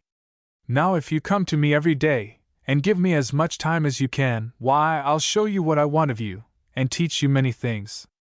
Then after a while, Phronsie, when you learn to appreciate it, I shall tell you what I am going to do. The adoption will be an easy matter, I fancy, when the child is interested," she added, taking the precaution to mutter it. "You must do everything as I tell you." Mrs. Chatterton leaned forward, and said with great deliberateness, "Else you will lose this chance to help your mother. And you will never have another like it, but will grow up to be a good-for-nothing little thing when Polly and all the rest are earning money for your Mamsie, as you call her." "I shall earn money too," declared Phronsie on a high note, and nodding her yellow head with great decision. "Never!" Mrs. Chatterton brought her foot, encased in its black satin slipper, down with force on the carpet. "You will never earn a cent of money in all this world, unless you do exactly as I say, for you are a child who hasn't it in her to learn anything. But you can help me, and I shall teach you many things, and do well by you." "When I grow a big girl, will anybody want me to do those things that you are going to teach me?" asked Phronsie, drawing near to lay her hand on the stiff black gown, and speaking earnestly. "Then if they will, I'll try to do them just exactly as you tell me." "Of course they will," declared Mrs. Chatterton carefully, edging off from the little fingers. "Ever so many people will want you, Phronsie. And I shall give you a great deal of money." "I shall give it all to Mamsie," interrupted Phronsie, her brown eyes dilating quickly. "Every single 25 cents you give me." "Then I guess you will be glad, don't you?" she cried, clasping her hands in sudden rapture, while she began to dance up and down. "I shall give you so many 25 cents, cried Mrs. Chatterton, beginning to feel her old heart beat with more enthusiasm than she had known for many a day, "that you will be very rich, Phronsie." "Oh!" cried Phronsie, coming to an abrupt pause in the middle of the floor, her cheek paling in excitement. And then she could say no more. "But you must do exactly as I tell you." Mrs. Chatterton leaned forward suddenly, and seized the little hands, now so still in their delight. "Remember, it is only when you follow my commands in every single thing that you will have any chance of earning all this money for your mother, and helping her just as Polly is going to do. Remember now, Phronsie." "I will remember," said Phronsie slowly, as her hands were released. "Very good. We will begin now then." Mrs. Chatterton threw herself back in her chair, and drew a long breath. "Lucky I found the child alone, and so tractable. It's singularly good fortune," she muttered. "Well," aloud, with a light laugh. "Now, Phronsie, if you are going to be your mother's helper, why, this is your first duty. Let us see how well you perform it. Run upstairs to the closet out of the lumber room, and open the little black box on the shelf in front of the door. The box isn't locked, and bring me the roll of black velvet ribbon you will find there." Phronsie was about to ask, "Why does not Hortense go up for it?" But Mrs. Chatterton forestalled the question by saying with a frown, "Hortense has gone down to the dressmaker's. No child who calls me to account for anything I ask of her can be helped by me. Do as you like, Phronsie. No one will compel you to learn how to do things so that you can be a comfort to your mother. Only remember, if you don't obey me, you will lose your only chance." After this speech, Mrs. Chatterton sat back and played with her rings, looking with oblique glances of cold consideration at the child. "I'll go," said Phronsie with a long sigh, "and do everything you say. I do really believe I can bend one of those dreadful Pepper children to my will," thought Mrs. Chatterton exultingly. "She is my only hope. Polly does better than she did, but she is too old to be tractable, and she has a shrewd head on her practical body, and the others are just horrible." She gave a shiver. "But Phronsie will grow up to fit my purpose, I think. 3 purposes, I may say: to get the Peppers gradually out from under Horatio King's influence, and to train up a girl to wait on me so that I can get away from these French villains of maids, and to spite Alexander's daughter by finally adopting this Phronsie if she suits me. But I must move carefully. The first thing is to get the child fastened to me by her own will." Phronsie, ascending the stairs to the lumber room, with careful deliberateness, found no hint of joy at the prospect before her, reaching into the dim distance to that enchanted time when she should be grown up. But there was a strangely new sense of responsibility, born in an hour, and an acceptance of life's burdens, that made her feel very old and wise. "I shall be a comfort to my mother," she said confidently, and mounted on. 16. Where is Phronsie? Phronsie shut the door of the lumber room, and with a great sigh realized that she had with her own hand cut herself off from the gay life below stairs. "But they are not so very far off," she said, "and I shall soon be down again," as she made her way across the room and opened the closet door. A little mouse scurried along the shelf and dropped to the floor. Phronsie peered into the darkness within, her small heart beating fearfully as she held the knob in her hand. "There may be more," she said irresolutely. "I suppose he wouldn't live up here all alone. Please go away, Mousie, and let me get the box." For answer there was a scratching and nibbling down in the corner that held more terrors for the anxious ears than an invading army. "I must go in," said Phronsie, "and bring out the box. Please, good mouse, go away for one moment, then you may come back and stay all day." But the shadowy corner only gave back the renewed efforts of the sharp little teeth, so at last, Phronsie, plucking up courage, stepped in. The door swung to after her, giving out a little click, unnoticed in her trepidation as she picked her way carefully along, holding her red gown away from any chance nibbles. It was a low, narrow closet, unlighted save by a narrow lattice window in the ceiling, for the most part filled with two lines of shelves running along the side and one end. Phronsie caught her breath as she went in, the air was so confined, and stumbling over in the dim light, put her hand on the box desired, a small black affair, easily found, as it was the only one there. "I will take it out into the lumber room, then I can get the velvet roll." And gathering it up within her arms, she speedily made her way back to the door. Why, another pull at the knob, but with the same result, and Phronsie, setting the box on the floor, still with thoughts only of the mouse, put both hands to the task of opening the door. "It sticks, I suppose, because no one comes up here only once in a great while," she said in a puzzled way. "I ought to be able to pull it open, I'm sure, for I am so big and strong." She exerted all her strength till her face was like a rose. The door was fast. Phronsie turned a despairing look upon the shadowy corner. "Please don't bite me," she said, the large tears gathering in her brown eyes. "I am locked in here in your house, but I didn't want to come, and I won't do anything to hurt you if you'll let me sit down and wait till somebody comes to let me out." Meanwhile Mrs. Chatterton shook out her black satin gown complacently, and with a satisfied backward glance at the mirror, sailed off to her own apartments. "Madam," exclaimed Hortense breathlessly, meeting her within the door, "de modiste will not send de gown, you must." "Will not send it?" repeated her mistress in a passion. "A pretty message to deliver. Go back and get it at once. She say de draperie, de tournure all wrong, and she must try it on again," said the maid, glad to be defiant, since the dressmaker supported her. "What utter nonsense! Yet I suppose I must go, or the silly creature will have it ruined. Take off this gown, Hortense, and bring my walking suit, then ring and say I'd like to have Thomas take me down there at once."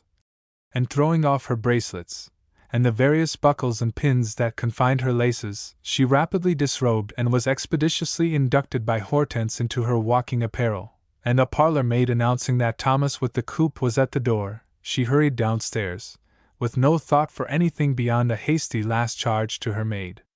"Where's Phronsie?" cried Polly, rushing into Mother Fisher's room. "Oh dear me, my hair won't stay straight," pushing the rebellious waves out of her eyes. "It looks as if a brush wouldn't do it any harm," observed Mother Fisher critically. "Oh dear, dear! Well, I brushed and brushed, but it does no good," said Polly, running over to the mirror. "Some days, Mamsie, no matter what I do, it flies always. Good work tells generally," said her mother, pausing on her way to the closet for a closer inspection of her and her head. "You haven't taken as much pains, Polly, lately with your hair, that is the trouble." "Well, I'm always in such a hurry," mourned Polly, brushing furiously on the refractory locks. "There, will you stay down?" to a particularly rebellious wave. "One at a time is the best way to take things," said Mrs. Fisher dryly. When you dress yourself, Polly, I'd put my mind on that if I were you." With that, she disappeared within the closet. "Oh dear, I suppose so," sighed Polly, left to her own reflections and brushing away. "Well, that's the best I can make it look now, for I can't do the braid over. Where is Phronsie, I wonder? Mamsie." She threw down the brush and ran over to put her head in the closet. "Where did she go?" "I told her she might run over to Helen Fargo's, right after breakfast," said Mrs. Fisher, her head over a trunk, from which she was taking summer dresses. "Polly, I think you'll get one more season's wear out of this pink cambric." "Oh, I am so glad!" cried Polly, "for I had such splendidly good times in it," with a fond glance at the pink folds and ruffles. "Well, if Phronsie is over at Helen's, there's no use in asking her to go downtown with us." "Where are you going?" asked Mrs. Fisher, extricating one of Phronsie's white gowns from its winter imprisonment. "Down to Candace's," said Polly. "Jasper wants some more pins for his cabinet." "No, I don't suppose Phronsie would tear herself away from Helen for all the downtowns in the world. You would better let her stay where she is," advised Mother Fisher. "She hasn't been over to Helen's for quite a while, so it's a pity to call her away." And she turned to her unpacking again, while Polly ran off on the wings of the wind, in a tremor at having kept Jasper waiting so long. Candace was the widow of an old colored servant of Mr. King's. She called herself a relict. That, and the pride in her little shop, made her hold her turban head high in the air, while a perennial smile enwreathed her round face. The shop was on Temple Place, a narrow extension thrown out from one of the city's thoroughfares. She was known for a few specialties, such as big sugary doughnuts that appealed alike to old and young. They were always fresh and sweet, with just the proper amount of spice to make them toothsome, and she made holders of various descriptions, with the most elaborate patterns wrought always in yellow worsted, with several other things that the ladies protested could never be found elsewhere. Jasper had been accustomed to run down to Candace's little shop, since pinafore days, when he had been taken there by his nurse, and set upon a high stool before the small counter, and plied with dainties by the delighted Candace. "The first thing I can remember," he had often told Polly, "is Candace taking out huge red and white peppermint drops from the big glass jar in the window, and telling me to hold out both hands." And after the pinafore days were over, Candace was the boy's helper in all his sports where a woman's needle could stitch him out of any difficulty. She it was who made the sails to his boats, and marvelous skate bags. She embroidered the most intricate of straps for his schoolbooks, and once she horrified him completely by working in red cotton, large J's, on 2 handkerchiefs. He stifled the horror when he saw her delight in presenting the gift, and afterwards was careful to remember to carry a handkerchief occasionally when on an errand to the shop. Latterly Candace was occupied in preparing pins for Jasper's cabinet, out of old needles that had lost their eyes. She cleverly put on red and black sealing wax heads, turning them out as round as the skillful manipulation of deft fingers could make them. In this new employment the boy kept her well occupied, many $50 thereby finding their way into her little till. "I wish Phronsie had come," said Polly, as she and Jasper sorted the pins in the little wooden tray Candace kept for the purpose. "How many red ones you will have, Jasper? See, 15. Well, they're prettier than the others." "Yef, little miss had come wid you," said Candace, emerging from the folds of a chintz curtain that divided the shop from the bedroom. "She'd a seen my doll I made for her. Land! But it's a beauty." "Oh, Candace!" exclaimed Polly, dropping the big pin she held, and allowing it to roll off the counter to the floor. "What a pity we didn't bring her! Do let us see the doll." "She's a perfect beauty," repeated Candace in satisfaction. "And I done made her all myself, fair de little miss." And she dodged behind the curtain again, this time bringing out a large rag doll with surprising black bead eyes, a generous crop of wool on its head, and a red worsted mouth. "Dat's my own hair," said Candace, pointing to the doll's head with pride. "So I know it's good, and ain't dat mouth pretty?" "Oh, Candace!" exclaimed Polly, seizing the doll, and skillfully evading the question. "What a lovely dress, and the apron is a dear." "Ain't it?" said Candace, her black face aglow with delight. "Ol' Miss gimme dat yeller satin long ago, WN I belonged to her befo' de war. And dat European was a piece of Ol' Miss's nightcap. She used to have sights of 'em, and dey was all ruffled like to kill, and made o' tambour work."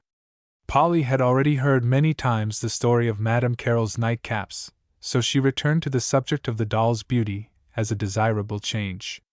"Do you want us to take this to Phronsie?" she asked. "Jasper, won't she be delighted?" "Land, no!" cried Candace, recovering the doll in alarm. "I'd never sleep a week o' nights ef I didn't put dat yer doll into dat breast child's arms."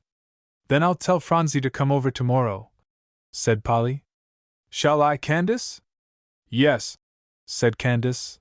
"You tell her I got somefin' fer her, don't you tell her what, and send her along." "All right," said Jasper. "Just imagine Phronsy's eyes when she sees that production. Candace, you've surpassed yourself." "You go 'long!" exclaimed Candace, in delight, and bestowing a gentle pat of deprecation on his shoulder. "'Tain't like what I could do, but law! Well, you send de breast chili along, and Mab she'll like it." "Jasper, we'll stop at Helen's now," said Polly as the two hurried by the tall iron fence, that, lined with its thick hedge, shut out the Fargo estate from vulgar eyes. "And get Phronsie, she'll be ready to come home now. It's nearly luncheon time." "All right," said Jasper, so the two ran over the carriage drive to a side door by which the King family always had entree. "Is Phronsie ready to come home?" asked Polly of the maid. "Tell her to hurry and get her things on. We'll wait here. Oh, Jasper," turning to him, "why couldn't we have the club next week, Wednesday night?" "Miss Mary," said the maid, interrupting. "What do you mean? I haven't seen Miss Phronsie today." Polly whirled around on the step and looked at her. "Oh, she's upstairs in the nursery, playing with Helen, I suppose. Please ask her to hurry, Hannah." "No, she isn't, Miss Mary," said Hannah. "I've been sweeping the nursery this morning, just got through." She pointed to her broom and dustpan that she had set in a convenient corner, as proof of her statement. "Well, she's with Helen somewhere," said Polly, a little impatiently. "Yes, find Helen, and you have the two," broke in Jasper. "Just have the goodness, Hannah, to produce Helen." "Miss Helen isn't home," said Hannah. "She went to Greenpoint yesterday with Mrs. Fargo to spend Sunday." "Why!" exclaimed Polly in bewilderment. "Mamsie said she told Phronsie right after breakfast that she could come over here." "She hasn't been here," said the maid positively. "I know for certain sure, Miss Mary." "Has she, Jane?" appealing to another maid coming down the hall. "No," said Jane.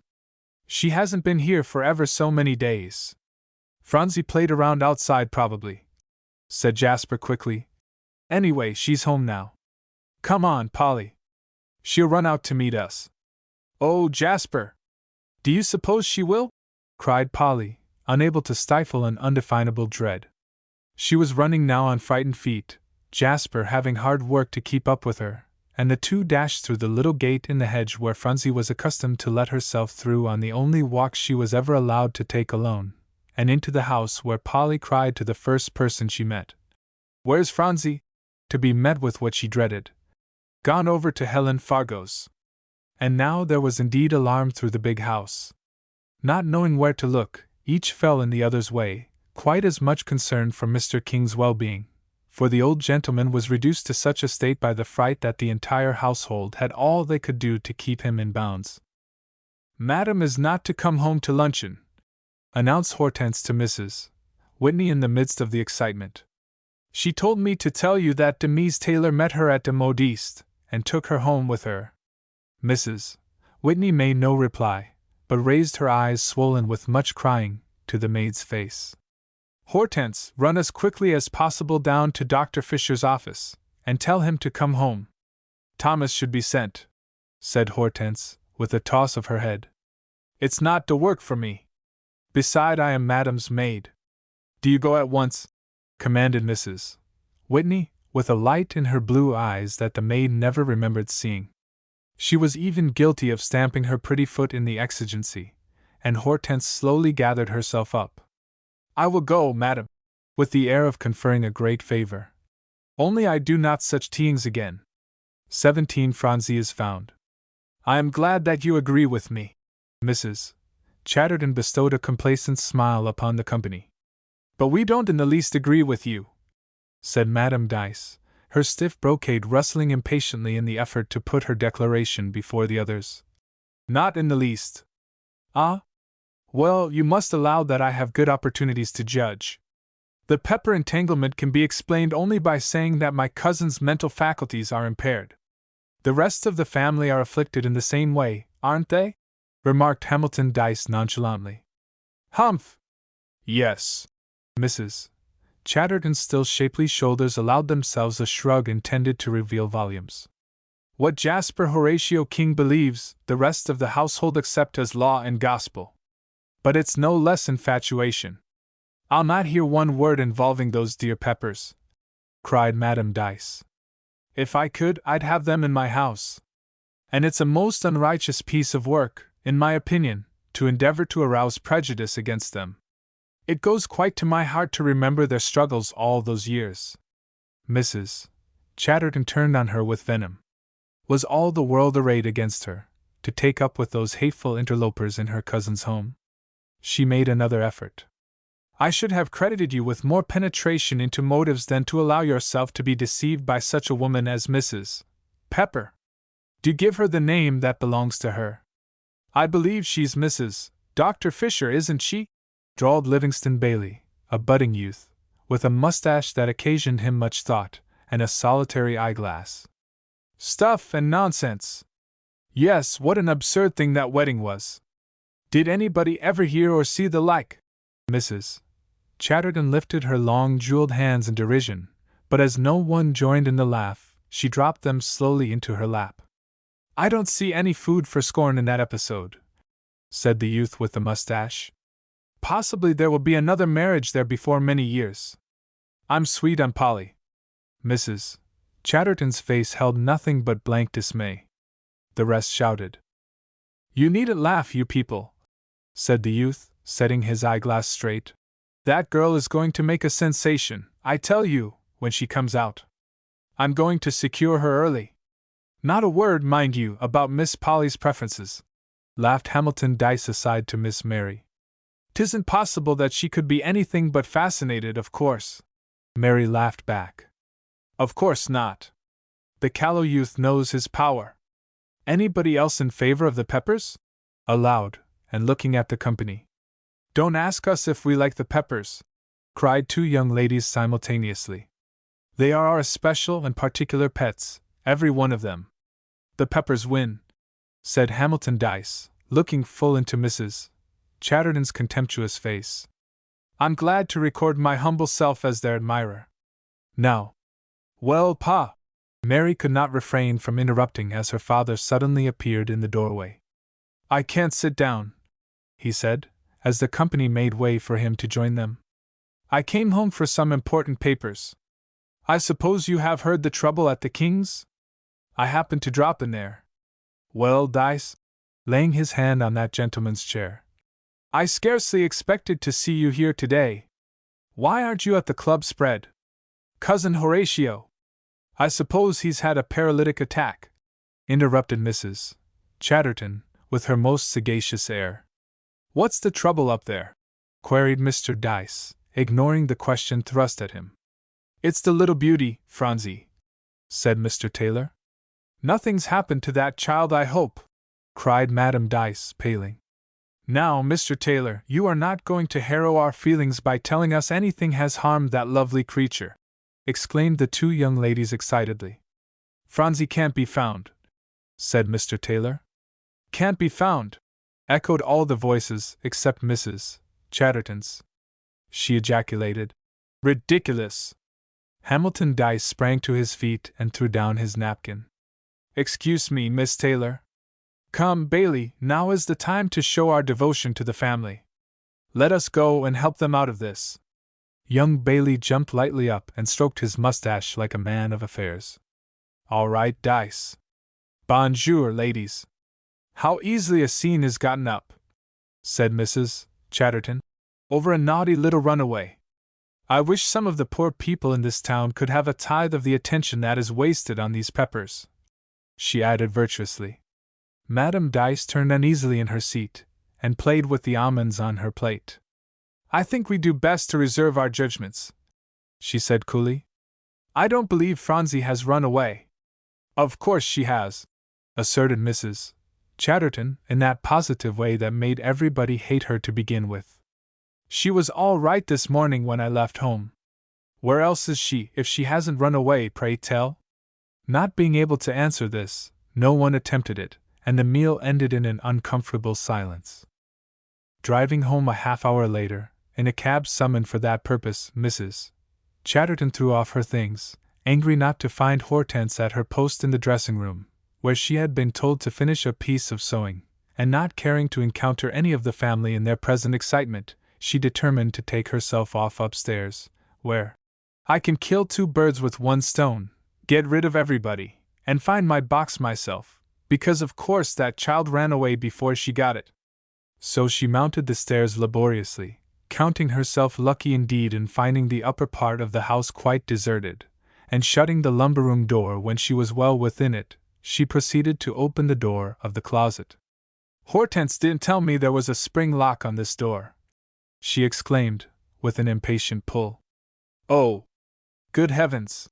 She had nearly stumbled over Phronsie Pepper's little body, lying just where it fell when hope was lost. "I have had nothing to do with it," repeated Mrs. Chatterton to herself, following Mr. King and Jasper as they bore Phronsie downstairs, her yellow hair floating from the pallid little face. "Goodness! I haven't had such a shock in years. My heart is going quite wildly. The child probably went up there for something else. I am not supposed to know anything about it." "Is she dead?" cried Dick, summoned with the rest of the household by Mrs. Chatterton's loud screams, and quite beside himself, he clambered up the stairs to get in everyone's way. Mrs. Chatterton, with an aimless thrust of her long jeweled hands, pushed him one side. And Dick boiled over at that. "What are you here for?" he cried savagely. "You don't love her. You would better get out of the way." And no one thought to reprove him.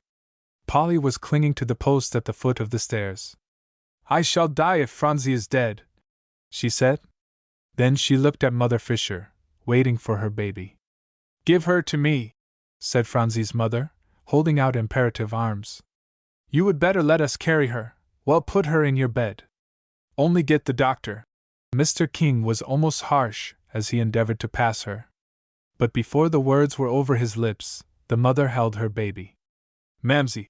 cried Polly, creeping over to her like a hurt little thing. "I don't believe but that she'll be all right. God won't let anything happen to our Phronsie." "He couldn't, Mamsie." Dr. Fisher met them at the door. Polly never forgot the long, slow terror that clutched at her heart as she scanned his face while he took the child out of the arms that now yielded up their burden. And everything turned dark before her eyes. Was Phronsie dead? But there was Mamsie.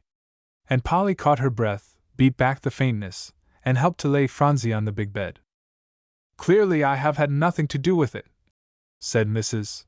Chatterton to herself, stumbling into a room at the other end of the hall.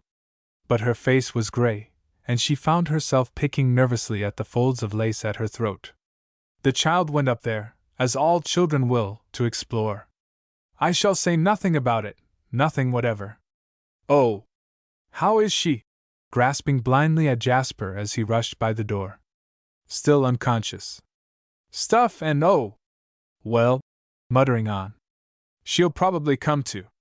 Children can bear a little confinement. An hour or 2 doesn't matter with them. Hortense," aloud, "bring me my sal volatile. Dear me! This is telling on my nerves." She caught sight of her face in the long mirror opposite, and shivered to see how ghastly it was. "Where is the girl? Hortense, I say, come here this instant." A maid, summoned by her cries, put her head in the door. "Hadn't you better go into your own room, Mrs. Chatterton?"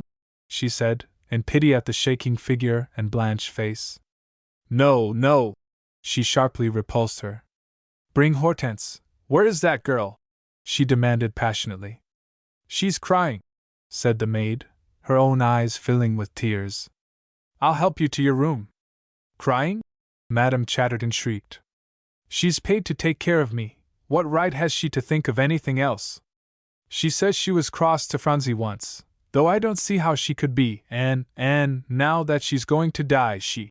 And the maid burst into tears and threw her apron over her face. Die, she shan't.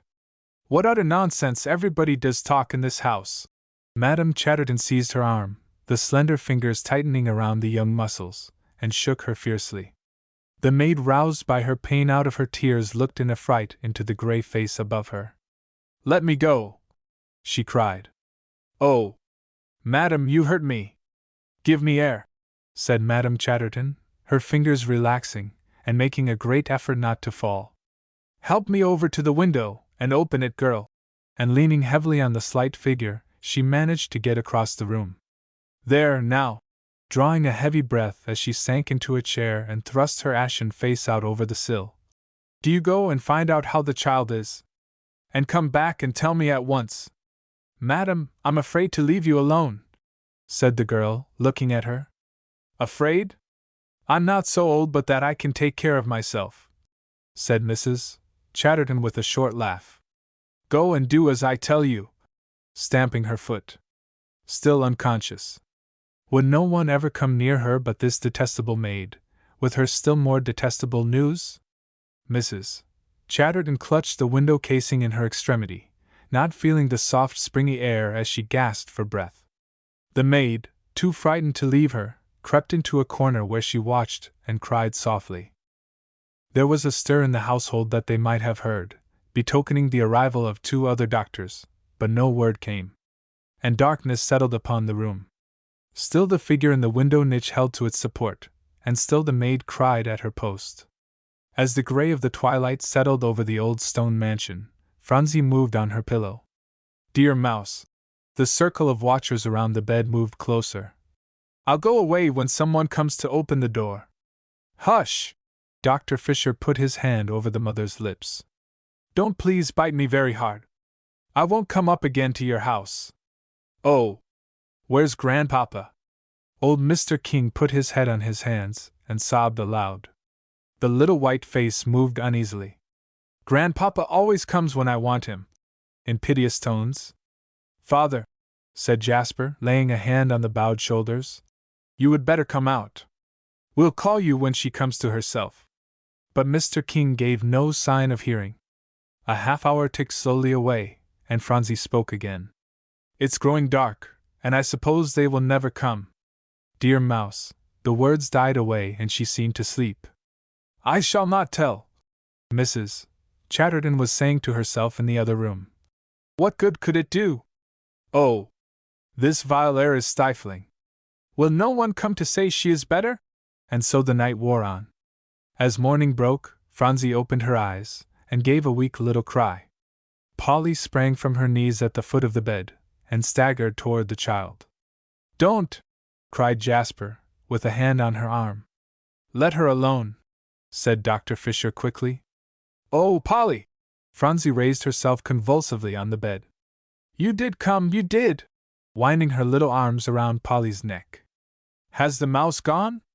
Yes, yes, said Polly as convulsively. He's all gone, Phronsie, and I have you fast, just see. And I'll never let you go again.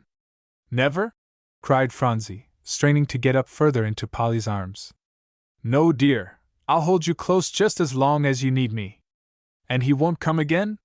He can't, Phronsie, because, you see, I have you now. And the door will open, and I'll have Mamsie and dear Grandpapa?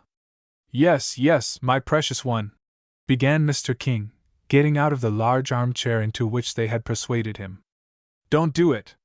Stay where you are, said Dr. Fisher, stopping him halfway across the room. But Phronsie wants me, she said so, exclaimed old Mr. King hoarsely, and trying to push his way past the doctor. Why, man, don't stop me. Dr. Fisher planted his small body firmly in front of the old gentleman. You must obey me. Obey? When had Mr. King heard that word addressed to himself? He drew a long breath, looked full into the spectacled eyes, then said, All right, Fisher, I suppose you know best, and went back to his armchair. I'm so tired, Polly, Phronsie was saying, and the arms, Polly could feel, were dropping slowly from her neck. Are you, pet? Well, now I'll tell you what we'll do.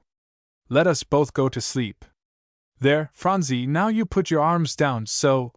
Polly gave them a swift little tuck under the bedclothes. And I'll get up beside you, so. And she crept onto the bed. And we'll both go right to Nodland, don't you know? You're sure you won't let me go? Whispered Phronsie, cuddling close, and feeling for Polly's neck again. Oh, just as sure as I can be, declared Polly cheerfully, while the tears rained down her cheek in the darkness. I feel something wet, said Phronsie, drawing back one hand. What is it, Polly? Oh, that, said Polly with a start. Oh, well, I'm crying, Phronsie, but I'm so glad, oh! You don't know how glad I am, sweet. And she leaned over and kissed her. If you're glad, said Phronsie weakly, I don't care. But please don't cry if you are not glad, Polly. Well, now we're fixed, said Polly as gaily as she could. Give me your hand, pet. There, now, good night. Good night, said Phronsie. Polly could feel her tucking the other hand under her cheek on the pillow, and then, blessed sound, the long, quiet breathing that told of rest. Oh! Better, is she? Mrs. Chatterton looked up quickly to see Mrs. Whitney's pale face. Well, I suppose she would be. I thought I'd sit here and wait to know, since you were all so frightened. But I knew it wouldn't amount to much. Now, girl, nodding over to the maid still in the corner, you may get me to bed. And she stretched her stiff limbs, and held out her hand imperatively. It was very fortunate that I did not tell, she said, when the slow passage to her own apartments had been achieved. Now if the child will only keep still, all will be well.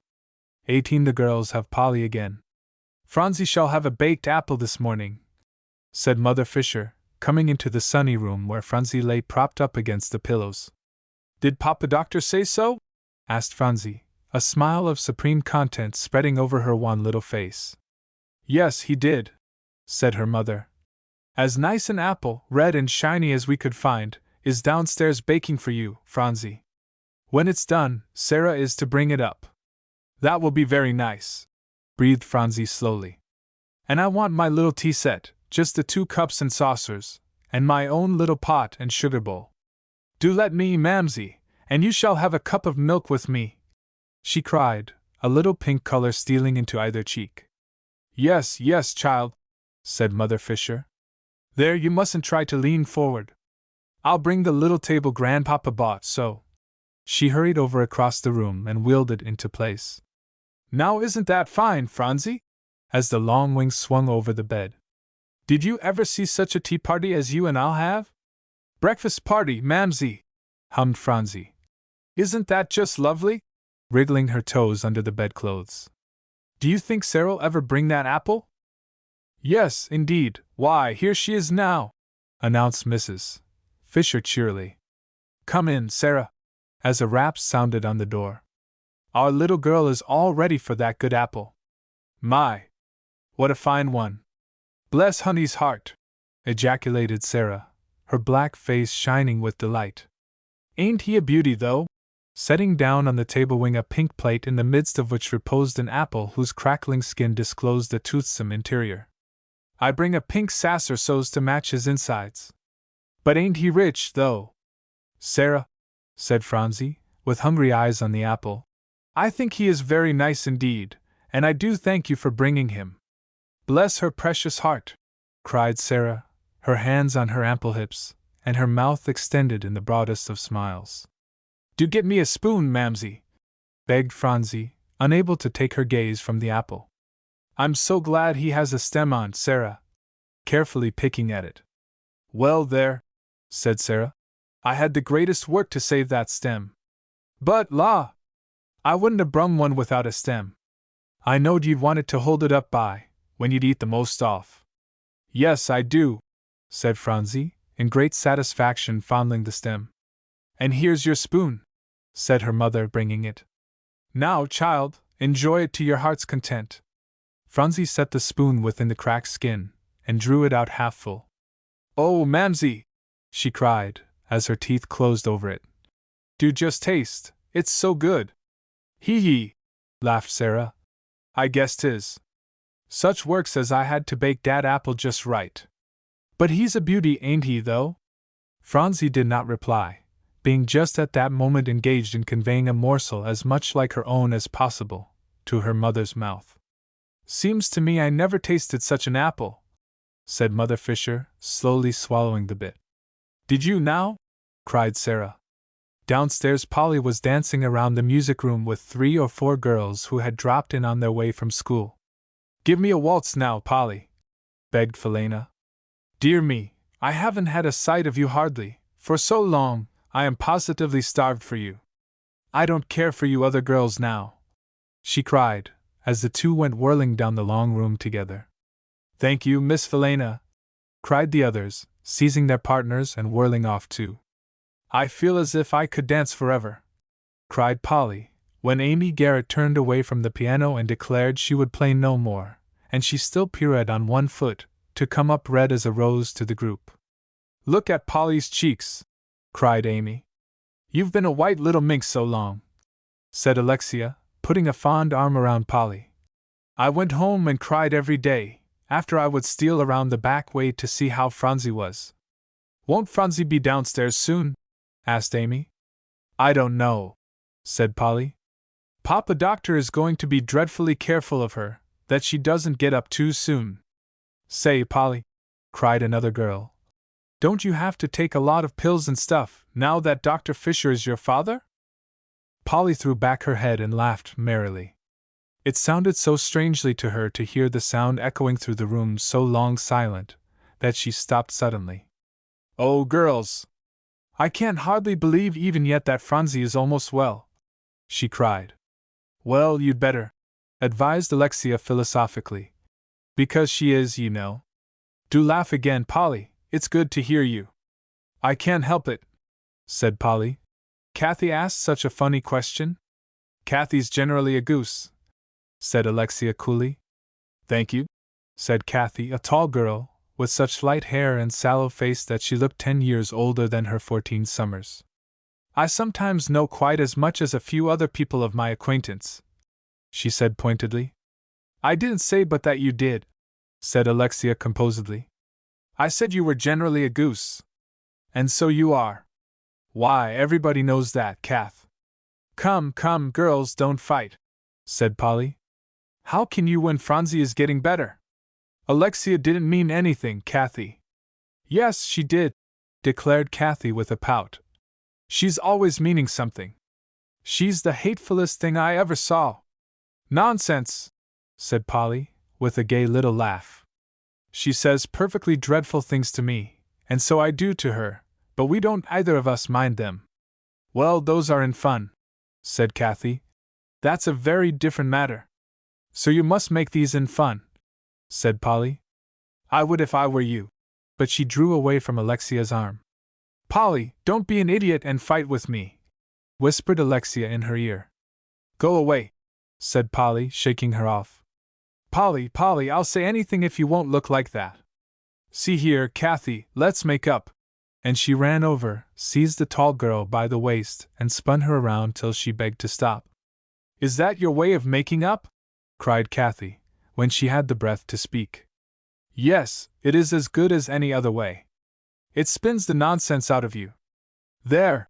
With a last pat on the thin shoulder, she left her, and ran back to Polly. It's all done, she cried. I'm at peace with the whole world. Now don't look like an ogre any longer. Phronsie's actually hungry now all the time, confided Polly in a glow. And we can't get enough to satisfy her. Good, good, cried the girls. I'm going to send her some of my orange jelly, declared Alexia. I'll make it just as soon as I go home. Do you think she will like it, Polly? She asked anxiously. Yes, I do believe she will, said Polly, because she loves oranges so. Well, I shan't make any old orange jelly, cried Kathy, her nose in the air. Faugh! It's insipid enough.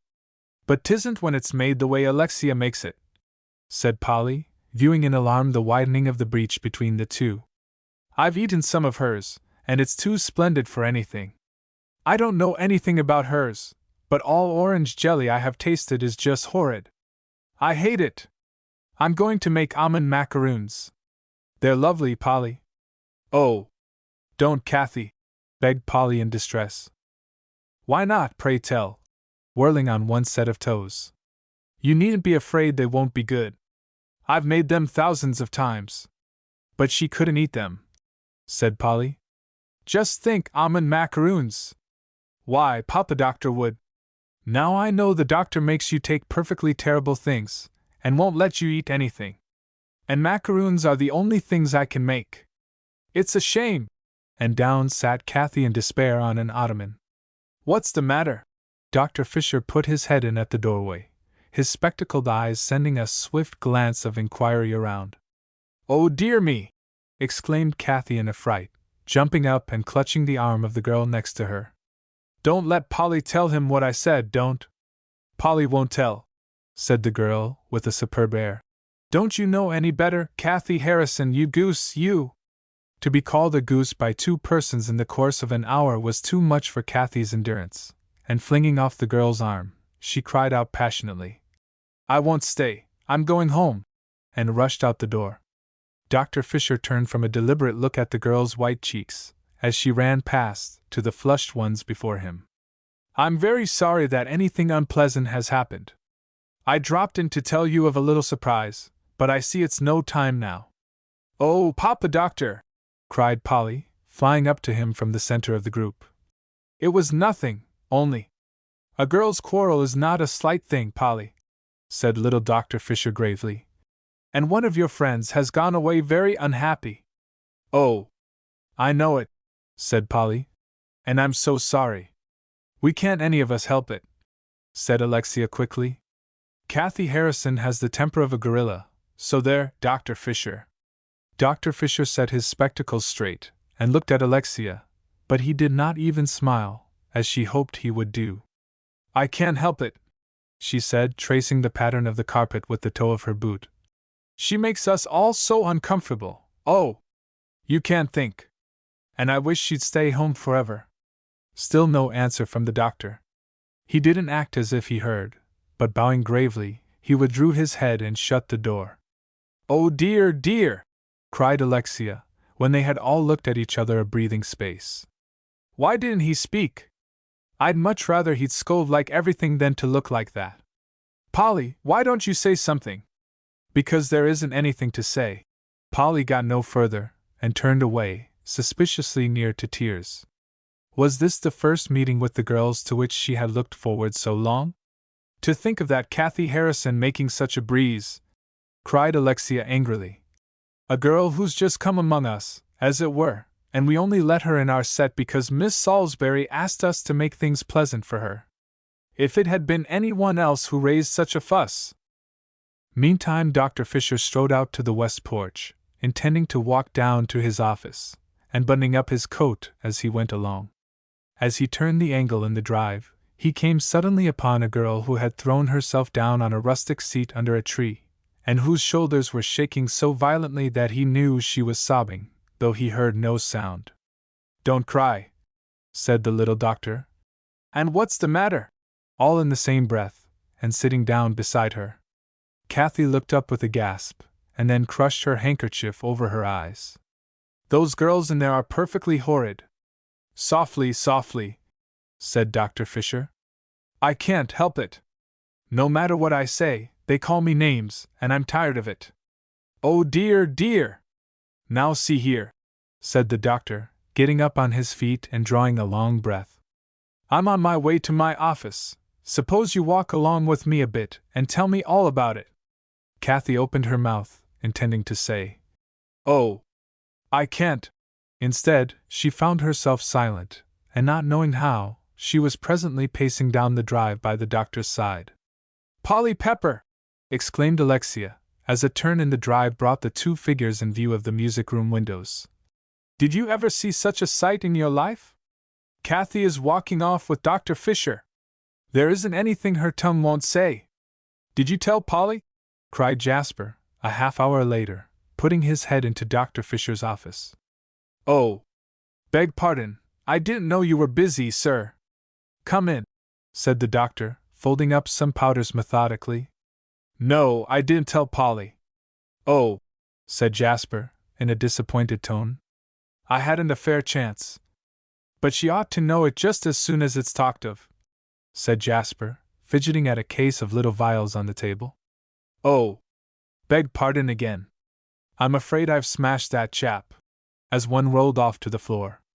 I'm no end sorry, picking up the bits ruefully. I have several like it, said the doctor kindly, and settling another powder in its little paper. There were a lot of girls with Polly when I looked in upon her on my way out. But we'll catch a chance to tell her soon, my boy. Oh, I suppose so. A lot of giggling creatures. How Polly can stand their chatter, I don't see, cried Jasper impatiently. They've been shut off from Polly for some time, you know, said Dr. Fisher quietly. We must remember that. Polly doesn't like some of them a bit better than I do, said Jasper explosively. Only she puts up with their nonsense. It's rather a difficult matter to pick and choose girls who are in the same classes, said the doctor, and Polly sees that. Don't I know it? Exclaimed Jasper, in an astonished tone. Dear me, Dr. Fisher, I've watched Polly for years now. And she's always done so. He stopped whirling the articles on the office table, and bestowed a half-offended look on the little physician. Softly, softly, Jasper, said Dr. Fisher composedly. Of course you've used your eyes. Now don't spoil things by saying anything, but let Polly go her own gait, I beg of you. Then he turned to his powders once more. She will anyway, declared Jasper. Whatever she makes up her mind to do, Polly does that very thing. Not a bad characteristic, laughed the doctor. I should say not. Now when I come up home for dinner, you and I will find Polly, and tell her the good news. If she's with a lot of those silly girls, I'll tear her off this time. Dr. Fisher glared so fiercely as he declared this determination that Jasper laughed outright. I thought no one was to disturb Polly's good intentions in that line, he cried. Well, there's an end to all things, and patience ceases to be a virtue sometimes. So I've thought a good many times, but I've borne it like a man. Jasper drew himself up, and laughed again at the doctor's face. Oh, you go along, cried Dr. Fisher, his eyes twinkling. I'll meet you just before dinner. All right. As Jasper rushed off, Dr. Fisher jumped to his feet, pushing aside the litter of powder papers and bottles, and ran his fingers through the shock of gray hair standing straight on his head. Yes, yes, he muttered, walking to the window. It will be a good thing for Polly, now I tell you, Adoniram.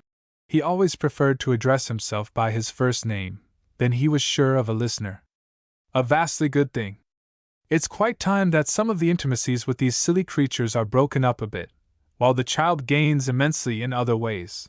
He rubbed his palms gleefully. Oh! Good morning, good morning! A patient walking in looked up at the jolly little doctor. I wish I could laugh like that, he ejaculated, his long face working in the unusual effort to achieve a smile. You would if you had a gay crowd of children such as I have, cried the little doctor proudly. Why, man, that's better than all my doses. But I haven't the children, said the patient sourly, and sitting down with a sigh. I pity you, then, said Dr. Fisher, with the air of having been a family man for years. Well, besides owning the Peppers, I'm going off with them too. There he stopped, for before he knew it, the secret was well nigh out. 19 Phronsie is well again. But Polly was not to be told yet.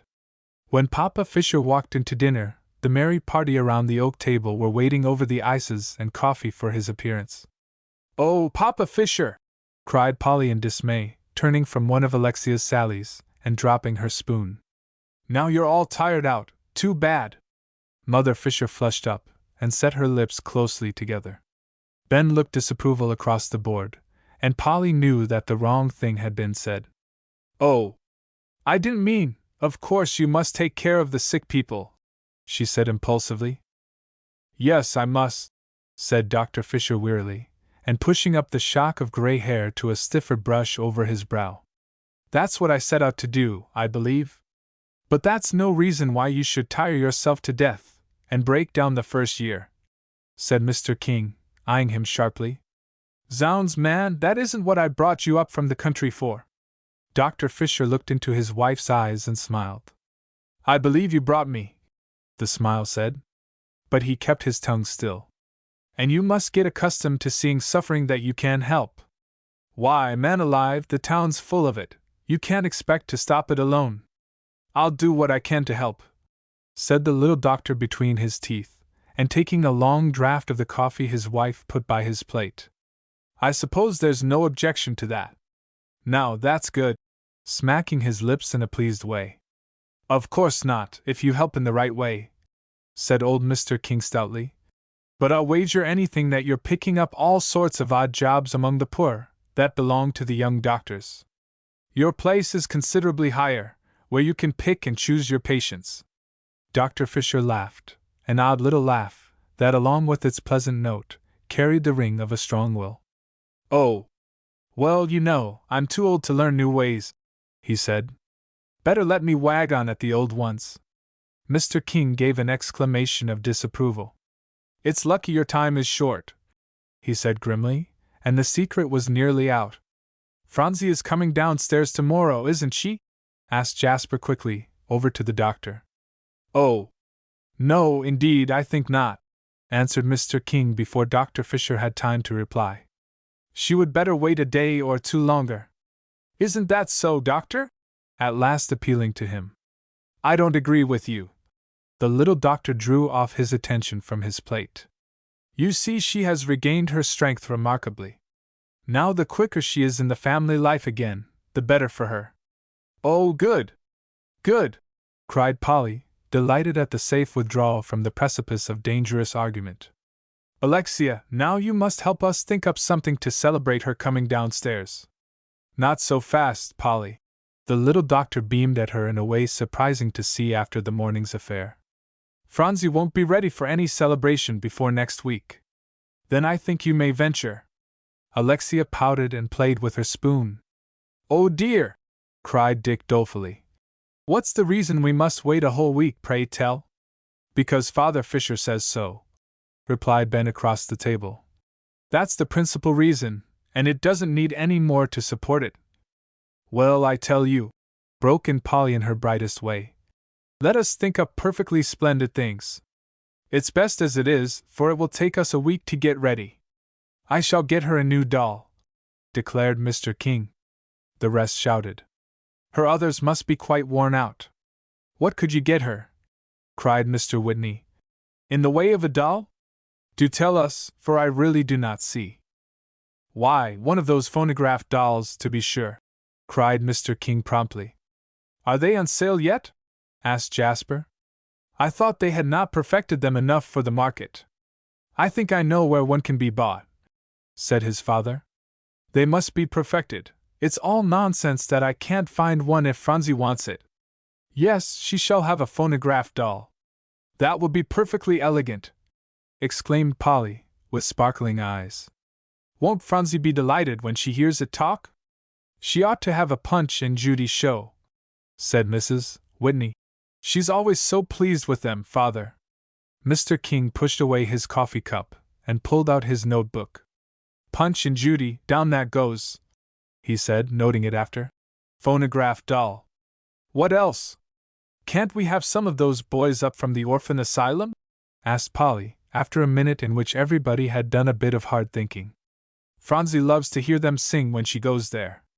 "Oh, they are so cunning. She'll want to give them her best toys and load them down with all her possessions." "You see if she doesn't," warned Jasper. "Well, she won't give away her new doll anyway," cried Polly. "No, she never gives away one of the dolls you've given her, father," said Mrs. Whitney slowly. "Not a single one. I tried her one day, asking her to give me one to bestow on a poor child, and she quite reproached me by the look in her brown eyes. I haven't asked her since." "What did she say?" asked Mr. King abruptly. "I can't, Auntie, dear Grandpapa gave them to me himself. Then she ran for her savings bank, and poured out the money in my lap. 'Let's go out and buy the poor child a doll,' she begged, and I really had to do it. And there must be at least 200 dolls in this house. 200 dolls! Cried Alexia in astonishment, and raising her hands. Why, yes, Father has been bringing Phronsie dolls for the last 5 years, with the greatest faithfulness, till her family has increased to a painful extent. Oh dear me! Cried Alexia, with great emphasis. I should think they'd be underfoot in every room. Well, indeed they're not, said Polly. She keeps them up in her playroom. And the playroom closet, said Mrs. Whitney, that is full. I peeped in there yesterday, and the dolls are ranged according to the times when Father gave them to her. And the baby house is just crowded, laughed Jasper. I know, because I saw her moving out her chairs and tables to make room. Oh dear me! Exclaimed Alexia again, for want of something else to say. I just hate dolls, exploded Dick. Faugh! How can girls play with them? They're so silly. And Phronsie always has something to do for hers, so she can't come when I want her to. I wish they were burned up, he added vindicatively. Mr. King rubbed his forehead in a puzzled way. Perhaps she has enough, he said at last. Yet what shall I give her if I don't buy a doll? I'd give her the phonograph one, Father, said Mrs. Whitney. Anyway. Yes, of course, but after that, what shall I do? He looked so troubled that Mrs. Whitney hastened to say, Oh, well, Father! You know when you are ABR. And the secret was nearly out for the second time. But they were saved by the appearance of Alexia's father, who often dropped in on the edge of the dinner hour, for a second cup of coffee. The next morning Phronsie was waiting for Grandpapa King, who insisted that no one else should carry her downstairs, the remainder of the household in various stages of delight and expectation, revolving around her, and curbing their impatience as best they might, in hall and on staircase. Oh, Grandpapa! Do hurry, begged Dick, kicking his heels on the stairs. Hush, Dickie boy, said Mamma. Grandpapa can't come till his agent is gone. Don't you hear them talking in the library? Well, I wish Mr. Fraser would take himself off, he's a nuisance, declared the boy. He's been here a whole hour. Here comes Grandpapa, announced Polly gleefully, from a station nearer the library. Hush, now, Mr. Fraser's going. The library door opening at this announcement, and a few sentences charged with business floating up the staircase, the bustle around Phronsie became joyfully intense. Mamsie, don't you think she ought to have a shawl on? Cried Polly anxiously, running over the stairs. She's been shut up so long. No, said Mother Fisher. Doctor told me particularly not to bundle her up. It was the last thing he said before he went to his office. Well, said Polly with a sigh, then there isn't absolutely anything more to do for her. Why doesn't Grandpapa come? You are worse than Dickie, said Mrs. Fisher with a little laugh. Dear me, Polly, just think how old you are. Phronsie stood quite still in the middle of the floor and folded her hands. I want to see Grandpapa all alone when he comes up, she said. What for? Cried Polly, pausing in astonishment. Do you want us all to go out, Phronsie? Asked her mother slowly. Yes, said Phronsie, shaking her yellow head with great decision. Please every single one go out, Mamsie. I want to see Grandpapa quite alone. All right, child, said Mrs. Fisher with a look at Polly. So after a little demur and consequent delay on the part of the others, the door was closed, and she was left standing all alone. Phronsie drew a long breath. I wish Grandpapa would come, she said to herself. And so you wanted me, did you, dear? Cried Mr. King joyfully, as he hurried in and closed the door carefully. Well, now, see if I can guess what you want to tell me. Grandpapa, said Phronsie, standing quite still and turning a puzzled face toward him. I don't want to tell you anything. I want to ask you something. Well, well, dear, what is it? Old Mr. King, not stopping for a chair, leaned over her and stroked her yellow head. Now then, look up and ask me right off, Phronsie. Must a person keep a promise? Asked Phronsie. A really and truly promise, Grandpapa? Yes, yes, said the old gentleman with great abruptness. To be sure one must, Phronsie. To be sure. So now if anyone has promised you anything, do you make him stick to it? It's mean enough to break your word, child. Phronsie drew a long breath. That's all, Grandpapa, she said, and lifting up her arms. Now take me downstairs, please. She laid a cool little cheek against his, as he raised her to his shoulder. Remember what I say, Phronsie, laughed Mr. King, his mind more intent on the delightful fact that he was carrying down the longed-for burden to the family life, than on what he was saying. And if anyone has promised you anything, keep him up sharp to pay you. I verily believe it is that scamp Dick. Here goes! And reaching the door he threw it wide. Forward, march! Well, is the important conference over? Asked Polly, with a keen look at them both. Mrs. Fisher's eyes did their duty, but she said nothing. Yes, indeed, declared Mr. King, marching on gaily. Now clear the way there, all you good people. Here, you Dick, drumming your heels, go ahead, sir. I'm glad enough to, shouted Dick, racing down the remainder of the stairs. Halloo, Phronsie, waving his hand at her. 3 cheers and a tiger! Bother! Here comes Mrs. Chatterton. Which was quite true. To everyone's astonishment, the door of that lady's apartment opened slowly, disclosing her in new morning wrapper, preparing to join the cavalcade. Good morning, Cousin Eunice, cried Mr. King gaily. He could be merry with anyone this day. Come on, this is a festal occasion, you see. Phronsie's going downstairs for the first time. Fall into line. I'm not able to go down, said Mrs. Chatterton, coming slowly out into the hall. But I'll stand here and see the parade. Bully! Exploded Dick softly, peering up from the foot of the stairs. Phronsie looked over Mr. King's shoulder at her as she was borne down the stairs, and putting out her hand. I'm all well now, she said. Yes, I see, said Mrs. Chatterton. Then she pulled up her white shawl with a shiver. It's rather cold here, she said. After all, I believe I must get back to my room. Nobody noticed when she crept back, the hilarity now being so great below stairs. I certainly am losing ground, she muttered. Every little thing affects me so. I'll step into Bartram's office next time I go downtown and set that little matter straight, since I've made up my mind to do it. It never would do to let him come to the house. Horatio would suspect something to see my lawyer here, and the whole household imagine I was going to die right off. No, no, I must go there, that's clear. Then if it's attended to, I'll live all the longer, with nothing on my mind. Phronsie, meanwhile, was going around from room to room in a pleased way, and touching different objects gently. Everything's new, isn't it, Polly? She said at last. When you stay upstairs? Oh, there's my kittens in the basket, pointing to a bisque vase on the table. Yes, said Polly. Mamsie brought it in here. And we've some flowers. Alexia sent them over.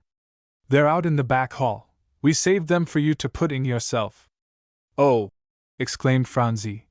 That's so good in you, Polly. Don't stop now, cried Dick in disgust. Thaw. You can fix flowers any time. Come out into the dining room, and you'll see something you'll like. Phronsie smothered a sigh, and turned slowly away from the kittens waiting in their basket for Alexia's flowers. Come on, shouted Dick, seizing her hand. You never can guess what it is, in all this world. Is it a new dog? Asked Phronsie fearfully, whose memory of Dick's latest purchase was not altogether happy. No, said Dick, pulling her on. Better than that. Don't hurry her so, said Polly. What have you got, Dick? Now, do you mind, sir? Cried Jasper. Else we'll stop your pretty plan. I won't hurry her, said Dick, slackening his gait. Well, here we are, opening the dining room door. Why, Jane has let it out. Phronsie fell back a step at this, and tried to cover her feet with her gown, searching the floor for the it. Look out! Cried Dick suddenly. There he goes! And something whirred over Phronsie's head. Oh! What is it? She cried, tumbling into Jasper's arms and clasping his neck. Oh! Oh! Why, it's a swallow! Cried Dick in the babble that ensued. A beautiful one, too! I've just caught him, And I made Jane let me bring it in here to surprise you," he added proudly. "Well, you've succeeded," cried Jasper, holding Phronsie close. There, child, it's all right. It's a bird, Phronsie, and he's gone upstairs." "He'll frighten my dolls," cried Phronsie in new alarm, hanging to Jasper's neck. "Oh, do let us go upstairs, and tell them he's only a bird."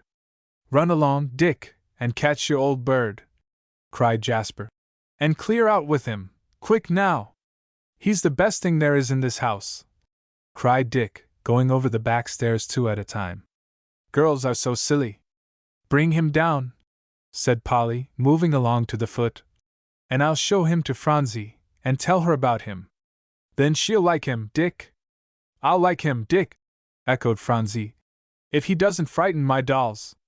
This episode taking the family life to the rear of the house, no one noticed that soft footsteps were passing through the open front door, that Jane, who was sweeping the vestibule, had left ajar to run and tell Dick that she had not let the bird out of the dining room. So the uninvited guest to the household let himself up easily to the scene of his hopes, the location of the ladies' jewel boxes. XX The Secret. Mrs. Chatterton, standing by her toilet table, carefully examining her wealth of gray hair to note the changes in its tint, was suddenly surprised in the very act of picking out an obnoxious white hair, by a slight noise in the further corner of the apartment. And dropping her fingers quickly and turning away from the glass, she exclaimed, "How dare you, Hortense, come in without knocking? If you make a noise, I'll kill you," declared a man, standing in the shadow of a portiere and watching her underneath a slouched black hat. There was a slight click that caused the listener's nerves to thrill. But her varied life had brought her nothing if not self-control, and she coolly answered, "If you want my money, say so." "Not exactly money, ma'am," said the man, "for I don't suppose you have much here. But I'll thank you to hand over that there box of diamonds." He extended the other hand with its dingy fingers toward a large ebony jewel case elaborate with its brass hinges, and suggestive of double locks, on a corner of the table. "If you are determined to take it, I suppose I must give it to you," said Mrs. Chatterton, with evident reluctance handing the box designated, very glad to think she had but a few days before changed the jewels to another repository to escape Hortense's prying eyes. In making the movement, she gave a sweeping glance out the window. Should she dare to scream? Michael was busy on the lawn, she knew. She could hear his voice talking to one of the undergardeners. "See here, old lady," warned the man. "You keep your eyes in the room. Now then," his greedy glance fastened on the glittering gems on her fingers, "I'll thank you to rip them things off." Dick, racing along the further end of the hall after his bird with a "Whoop la, I've almost caught you!" startling him, he proceeded to perform the service for himself. "There he goes!" cried Dick. "In her room. Bother! Well, I must catch him." So without the preamble of knocking, the boy dashed into the dressing room. The bird whizzing ahead of him, flashed between the drawn folds of the portiere. "Excuse me," cried Dick, rushing in. "But my swallow, oh!" "Go back!" cried Mrs. Chatterton hoarsely. "You'll be killed." The bird flying over his head, and the appearance of the boy, disconcerted the robber for one instant. He held the long white hand in his, tearing off the rings. There was no chance for her to escape, she knew, but she could save Dick. "Go back!" she screamed again. There was only a moment to think, but Dick dashed in, and with a mighty spirit, but small fists, he flung himself against the stalwart arms and shoulders. "Oh heavens!" screamed Mrs. Chatterton. "He's but a boy, let him go. You shall have the rings. Help, help!" Dick, clutching and tearing blindly at whatever in the line of hair or ragged garment he could lay hold of, was waging an unequal warfare. But what he did was accomplished finely. And the bird, rushing blindly into the midst of the contention, with whirrings and flappings indescribable, helped more than an army of servants to confuse the man. Notwithstanding, it was soon over, but not before Mrs. Chatterton had wrenched her fingers free, and grasped the pistol from its loose hold in his other hand. The box under his arm fell to the floor, and Dick was just being tossed to the other side of the room. she could hear him strike the cheval glass with a dull thud. "I can shoot as well as you," said Mrs. Chatterton, handling the pistol deftly. "Make a noise and I will." He knew it, by her eyes, and that she had taken good aim. "Where are you, Dick?" cried Polly's voice outside, and rapping at the door. "Mrs. Chatterton, have you seen him?" "Come in," called Mrs. Chatterton, with firmest of fingers on the trigger and her flashing eyes fastened upon the seamed, dirty face before her. Polly threw wide the door. "We have a man here that we don't want," said Mrs. Chatterton. "I'll take care of him till you get help. Hurry!" "Oh, Dick!" cried Polly in a breath, with a fearful glance at the boy lying there. "I think he's all right, Polly." She dared say no more, for Dick had not stirred. Polly clasped her hands, and rushed out almost into Jasper's face. "A burglar! A burglar!" And he dashed into Mrs. Chatterton's room. "Don't interfere," said Mrs. Chatterton. "I'm a splendid markswoman." "You needn't shoot," said the man sullenly. "I won't stir." "No, I don't think you will," said the gray-haired woman, her eyes alight, and hand firm as a rock. "Well, here are the men." Jasper had seized the table spread, and as Michael and the undergardeners advanced, he went back of the robber, and cleverly threw it over his head. It was easy to secure and bind him then. Polly rushed over to Dick. "Turn the creature over and let us see how he looks," said Mr. King, hurrying in as the last knot of the rope was made fast. The old slouched hat had fallen off in the struggle, and the man's features came plainly to view. "He's no beauty, and that's a fact. I've seen that fellow round here for many a day," said Michael, giving the recumbent legs a small kick. "Oncet he axed me ef we wanted ony work done. I mind yees yer see," with another attention from his gardening boot. "I want to tie one rope," cried a voice. Dick opened his eyes, rubbed them, and felt of his head. "I'm all right, Polly. I saw stars, but I've got over it, I guess. Let me give him the last knot." He staggered blindly to his feet. "I'll tie for you," said Jasper. "Trust me, Dick's all right, only stunned," he telegraphed to the rapidly increasing group. "Tell his mother so, do, somebody," said old Mr. King. "Well, Cousin Eunice, you've covered yourself with glory." He turned on her warmly. She had thrown aside the pistol, and now sank into a chair. "Never mind." She waved it off carelessly. "I'll imagine the compliments. Just now I want a glass of wine. Call Hortense, will you?" The man on the floor tried to raise his head. But he couldn't, so was obliged to content himself with an ugly grin. "That bird has flown," he said. "I'll peep. She put me up to it. We was goin' shares on the old lady's stuff." With that Mrs. Chatterton's spirit returned. She sprang from her chair, and rushed around from bureau to closet to see the extent of her maid's dishonesty. But beyond a few minor deficiencies of her wardrobe, there was no robbery to speak of. Evidently Hortense had considered it unwise to be burdened with much impedimenta. So the robber was hauled off to justice, and Phronsie, coming wonderingly up the stairs, came softly in upon them, in time to see Dick rush up to Mrs. Chatterton with a "You're a brick!" before them all. After that, there was no more hope of keeping things quiet in the house for Phronsie's sake. Meanwhile the bird, who had played no mean part in the engagement, now asserted himself, and blindly rushed into capture. "Isn't he lovely?" cried Phronsie, tearing her gaze off from the wonderful wings, as the swallow fluttered under the mosquito netting speedily brought in. "Yes, his wings are," said Polly. "Oh, Dick! Do tell over again how it all happened." So Dick rehearsed once more as far as he knew the story, tossing off lightly his part of it. "Your poor head, does it ache?" cried Polly, feeling of the big bump on the crown. "No, not a bit," declared Dick, shaking his brown poll. "I'm glad I didn't crack the glass." "That heavy plate?" cried Polly, looking over at the cheval glass with a shiver. Phronsie deserted the fascinating bird, and began to smooth Dick's head with both hands.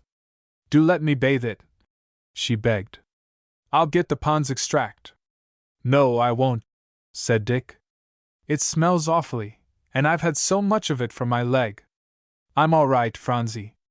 See his wings now, he's stretching. But Phronsie was not to be diverted from her purpose. I'll get bay rum, she said. May I? Dick made a wry face. Worse and worse. Cologne, then. No, I hate it.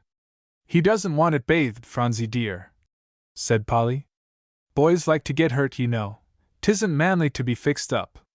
Phronsie gave a sigh, which so went to Dick's heart that he said, All right, bring on some water if you want to. But don't get any brown paper. I had enough of that when I was a boy. And at the end of that exciting day, the secret came out, after all, in rather a tame fashion. Dr. Fisher and Jasper met Polly in an angle of the hall, as she was running upstairs after dinner for her schoolbooks. Polly, asked the little doctor, putting both hands on her shoulders, and looking into the brown eyes, should you be willing to go abroad with your mother and Phronsie, Mr. King and Jasper? Oh, Polly gasped. But you? Came in a later breath. We couldn't leave you, she cried loyally. Well, I suppose I should go along too, said the little doctor, enjoying her face. Why, Jasper Elliott King! Cried Polly, slipping out from under the doctor's palms, and seizing the two hands extended, she began to spin around as in the olden days. Did you ever hear of anything so perfectly magnificent? But Ben and Joel and Davy, and she paused on the edge of another pirouette. Dr. Fisher made haste to answer. Polly, Mrs. Whitney will take care of them. And Jasper led her off into the dance again. How can we ever leave the boys? Oh, I don't see, cried Polly, a bit reproachfully, her hair blown over her rosy cheeks. As they danced lightly down the long hall, Dr. Fisher leaned against a pillar and watched them. Have to, said Jasper, guiding his partner deftly in the intricacies of the chairs and statuary. That's a good spin, Polly, he said, as they brought up by the little doctor's side. Lovely, said Polly, pushing back her locks from the sparkling eyes. I'm almost tempted to dance myself, said Dr. Fisher. If I wasn't such an old fellow, I'd try, that is, if anybody asked me. I will, said Polly, laughing. Come, Papa Fisher, holding out her hand. Do give me the honor. All right, said Dr. Fisher bravely. So Jasper took the deserted post by the pillar, and whistled a Strauss waltz.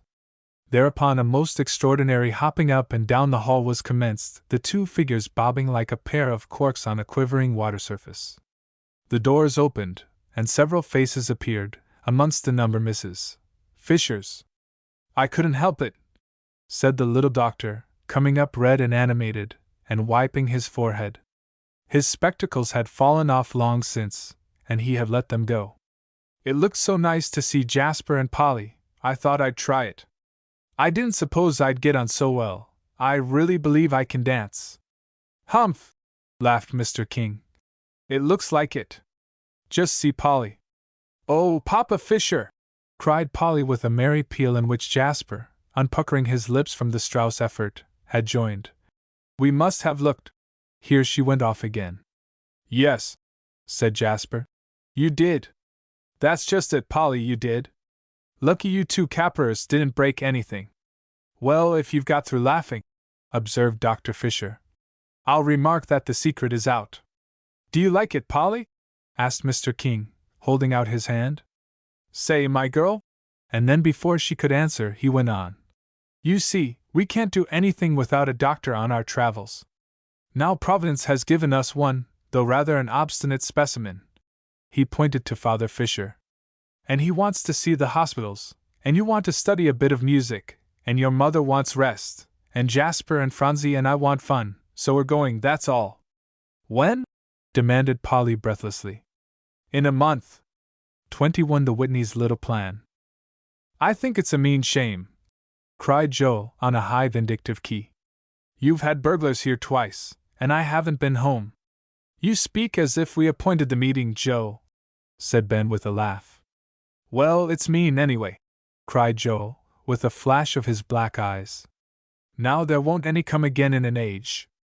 Goodness, I hope not, ejaculated Mr. King, lowering his newspaper to peer over its top. I'd have floored him.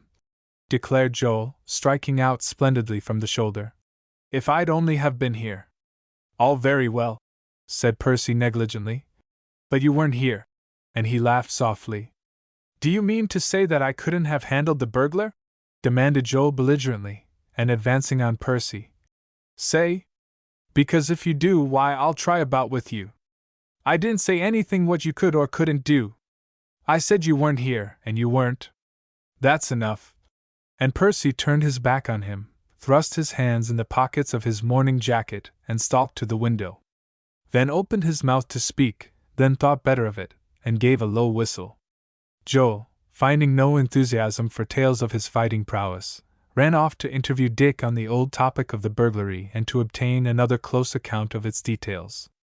To think Phronsie saw the other burglar 5 years ago, and now Dick was on hand for this one, those 2 babies. He fumed. And none of us men around. "Percy," said Van, "come out in the hall, will you?" "What do you want?" asked Percy lazily. "Oh, you come along," cried Van, laying hold of his jacket. "See here," dropping his voice cautiously, as he towed him successfully out. "Let's give Joe a chance to see a burglar. He wants to so terribly." "What do you mean?" asked Percy, with astonished eyes, his hands still in his pockets. Van burst into a loud laugh, then stopped short. "It'll take 2 of us," he whispered. "Oh, Van!" exclaimed Percy, and pulling his hands from their resting places, he clapped them smartly together. "But we ought not, I really suppose," he said at last, letting them fall to his sides. "Mamma mightn't like it, you know." "She wouldn't mind," said Van, yet he looked uneasy. "It would be a great comfort to everyone, to take Joe down. He does yarn so." "It's an old grudge with you," said Percy pleasantly.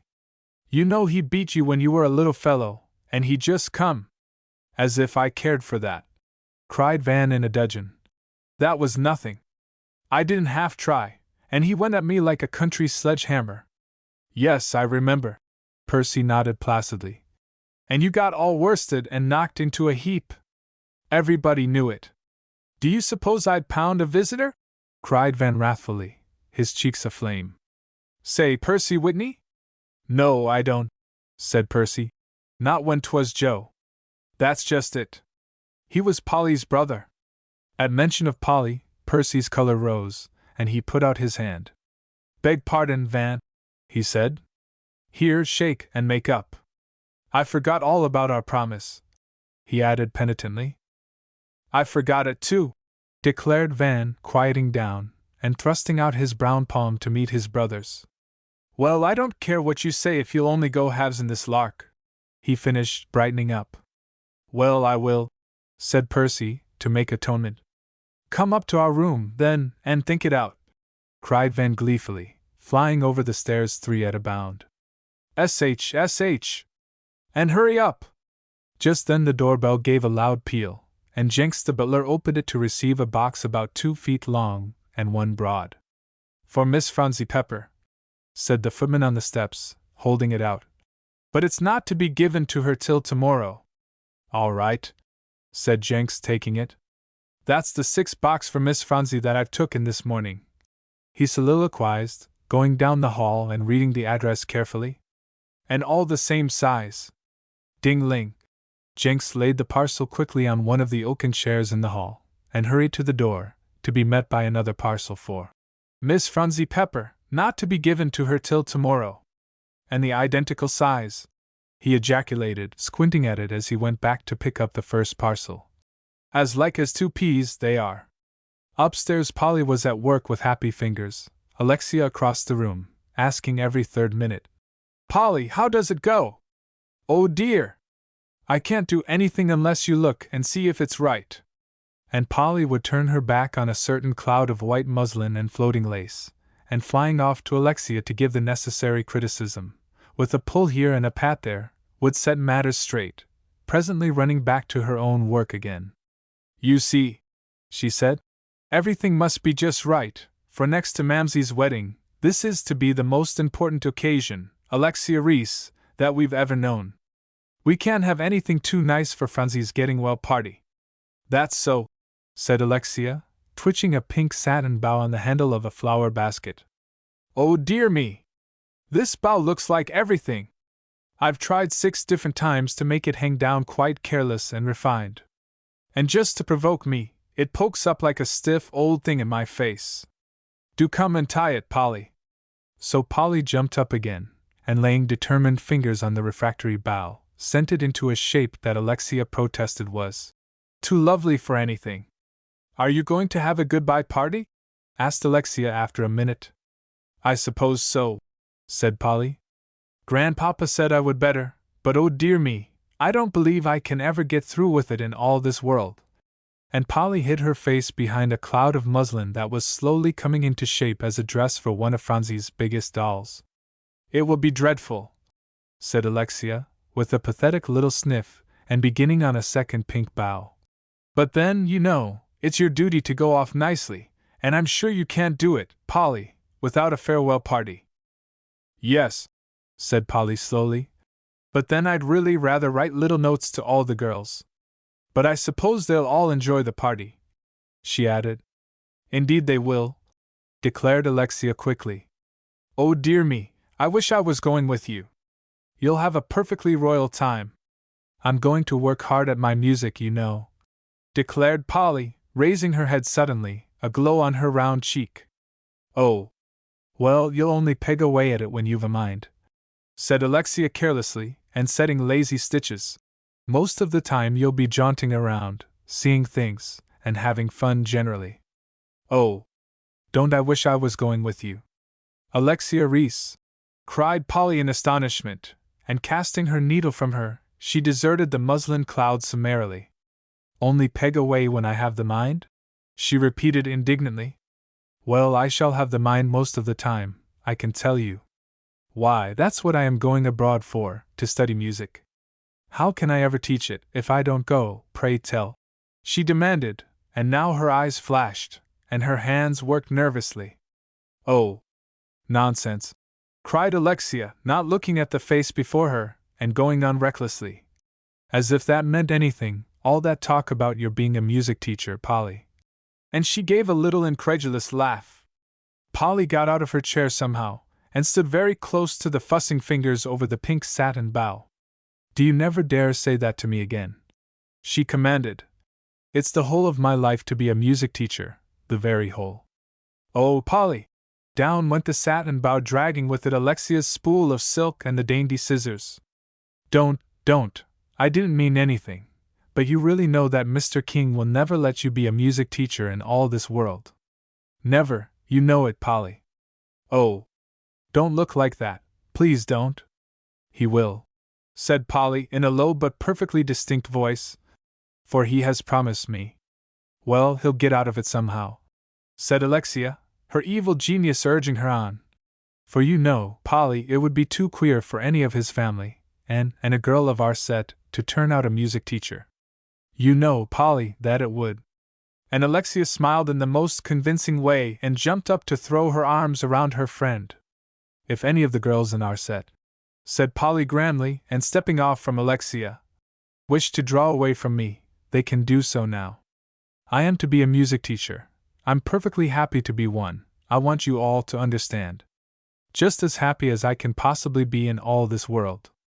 Why, it's what I've been studying and working for, and how else do you suppose I can ever repay dear Grandpapa for helping me?" Her voice broke, and she stopped a minute, clasping her hands tightly to keep back the rush of words. "Oh, Polly!" cried Alexia in dismay, and beginning to whimper, she tried again to put her arm around her. "Don't touch me," said Polly, waving her off with an imperative hand. "Oh, Polly! Polly! And the rest of our set may feel as you do, then I don't want them to keep on liking me," said Polly, with her most superb air, and drawing off further yet. "Polly, if you don't stop, you'll kill me," gasped Alexia. "Oh, Polly! I don't care what you are. You may teach all day if you want to, and I'll help get you scholars. I'll do anything, and so will all the girls, I know they will. Polly, do let me be your friend just as I was. Oh, dear, dear! I wish I hadn't said anything, I wish I had bitten my tongue off, I didn't think you'd mind it so much." And now Alexia broke down, and sobbed outright. "You've got to say it's glorious to teach," said Polly, unmoved, and with her highest air on. "And that you're glad I'm going to do it." "It's glorious to teach," mumbled poor Alexia behind her wet handkerchief. "And I'm glad you're going to do it," dictated Polly inflexibly. "I'm glad you're going to do it," echoed Alexia in a dismal tone. "Then I'll be your friend once more," consented Polly with a slow step toward Alexia. "That is, if you never in all this world say such a dreadful thing again, Alexia Reese." "Don't ask me. You know I won't," promised Alexia, her spirits rising. So Polly went over to her and set a kiss on her wet cheek, comforting her as only Polly could, and before long the pink satin bow, with the spool of silk hanging to it, and the scissors were found under the table, and Polly attacked the muslin cloud with redoubled vigor, and the girls' voices carried merry laughter and scraps of happy talk, and Mrs. Chatterton stole out of the little reading room next to them, and shut herself up in her own apartment. "Dear me, how fine that doll's gown is to be, Polly!" exclaimed Alexia after a bit. "Is the lace going on all around the bottom?" "Yes," said Polly, biting off her thread, and giving the muslin breadths a little shake. "Felicie is tucking the flounce, then I shall have to sew on the lace." "How many dolls are there to refurbish before tomorrow?" asked Alexia suddenly. 4, no, 5, said Polly, rapidly counting. "For the one that Grandpapa gave her Christmas before last, Celestine, you know, does need a new waist. I forgot her. But that doesn't count the new sashes, and the hair ribbons and the lace ruffles around the necks. I guess there are almost 50 of them. Dear me, I must hurry." And she began to sew faster yet. "What a nuisance all those dolls are," said Alexia. "They take up every bit of your spare time." "That isn't the worst of it," said Polly. "Alexia, I don't know what we shall do, for Phronsie works over them till she's quite tired out. You ought to see her this morning. She's up in the playhouse at it now, I suppose," said Alexia. "Dressing every one of them for the party tomorrow." "Yes," said Polly. "She is. Well, I hope no one will give her a doll tomorrow," said Alexia. "At least no one but Mr. King. Of course he will." "Oh, no one else will," declared Polly cheerfully. "Of course not, Alexia." And then Jenks walked in with his 7 boxes exactly alike as to size, and deposited them solemnly in a row on the blue and white lounge. "For Miss Phronsie Pepper, and not to be opened till tomorrow, Miss Mary." "Polly," said Alexia in a stage whisper, and jumping up as Jenks disappeared, to run over to the row. "Do you suppose they are dolls?" "I shall die if they are," declared Polly desperately, and sitting quite still. "They surely look like dolls on the very covers," said Alexia, fingering the cords. "Would it be so very wrong to open one box, and just relieve our suspense? Just one, Polly?" "No, don't," cried Polly sharply. "They belong to Phronsie." "But oh dear me!" "And just think," said Alexia, like a Job's comforter, and looking over at the clock. "It's only 11:30. Polly Pepper, there's time for oceans more to come in yet. It's perfectly horrid to get such a scrap of an outing," said Joel that night, sprawling on the rug before the library fire. "Only 4 days! Why couldn't Mr. Marks be sick longer than that, if he was going to be sick at all, pray? These 4 days will give you strength for your exams, won't they, Joe?" asked Van. Joel turned his black eyes on him, and coolly said, "Yes," then made a wry face, doubled up a bit of paper, and aimed it at Van. Davy sighed, and looked up anxiously. "I hope Mr. Marks will come out all right so that we can go back Monday." "I only hope he'll stay ill," said Joel affectionately. "'Tisn't safe anyway for us to go back Monday. It may be typhoid fever, you know, Mamsie," looking over at her. "They'll let us know soon enough if that's the case," said Mother Fisher in the lamplight over by the center table. "No, I expect your letter tomorrow will say come Monday." "Well, it's a downright shame for us to be pulled off so soon," cried Joel indignantly, sitting straight. "Think how soon the term ends, Joe," cried Polly. "Then you have such a long outing." She sighed as she thought of the separation to come, and the sea between them. That's nothing, only a dreadful little time, soon will be gone, grunted Joel, turning his face to look at the brightly leaping flames the cool evening had made necessary. Ben glanced over at Polly. Don't talk of the summer, he was going to say, but stopped in time. Phronsie set her doll carefully in the corner of the sofa, and went over to Joel. Does your head ache often at school, Joel? She asked, softly laying her cool little palm on his stubby hair. Yes, said Joel. It does, awfully, Phronsie, and nobody cares, and says stop studying. A shout greeted this. That's too bad, said Phronsie pityingly. I shall just write and ask Mr. Marks if he won't let you stop and rest when it aches. 'Twouldn't do any good, Phronsie, said Joel. Nothing would. He's a regular old grinder, Marks is. Mr. Marks? Said Phronsie slowly. I don't know who you mean by Marks, Joel. And what is a grinder, please? Getting down on her knees to look in his face. And he works us boys so, Phronsie, you can't think, said Joel, ignoring the question. What is a grinder, Joel, please tell me, repeated Phronsie with gentle persistence. Oh, a grinder is a horrid buffer, began Joel impatiently. Joel, said Mrs. Fisher reprovingly. The fire in her black eyes was not pleasant to look at, and after one glance, he turned back to the blazing logs once more. I can't help it, he muttered, picking up the tongs to poke the fire. Don't ever let me hear that excuse from a son of mine, said Mother Fisher scornfully. Can't help it. I'd be master of myself, that's one thing. Joel set the tongs back with an unsteady hand. They slipped and fell to the hearth with a clang. Mamsie, I didn't mean, he began, finding his feet. And before any one could draw a long breath, he rushed out of the room. There was a dreadful pause. Polly clasped her hands tightly together and looked at her mother. Mrs. Fisher quietly put her sewing into the big basket and got out of her chair. Oh! What is the matter with Joey? Cried Phronsie, standing quite still by the deserted hearthrug. Mamsie, do you suppose his head aches? I think it must, said Mrs. Fisher gravely. Then she went out very quietly, and they could hear her going up the stairs. With a firm step she went into her own room, and turned up the gas. The flash revealed Joel, face downward on the broad, comfortable sofa. Mrs. Fisher went over and closed the door, then came to his side. I thought, my boy, she said, that I should find you here. Now then, tell Mother all about it. And lifting his head, she sat down and took it into her lap. Oh dear! Cried Joel, burrowing deep in the comfortable lap. Oh dear, oh dear! Now, that is silly, Joey, said Mother Fisher. Tell me at once what all this trouble is about. Passing her firm hands over his hot forehead, and trying to look in his face. But he struggled to turn it away from her. In the first place, I just hate school, he exploded. 22 Joel. Hate school? Cried Mother Fisher. Oh, Joey! Think how Ben wanted more schooling, only he wouldn't take the chance when Mr. King offered it to him because he felt that he must be earning money as soon as possible. Oh, Joey! That! Oh, Joey! Cut deeply. Joel winced and burrowed deeper under his mother's fingers.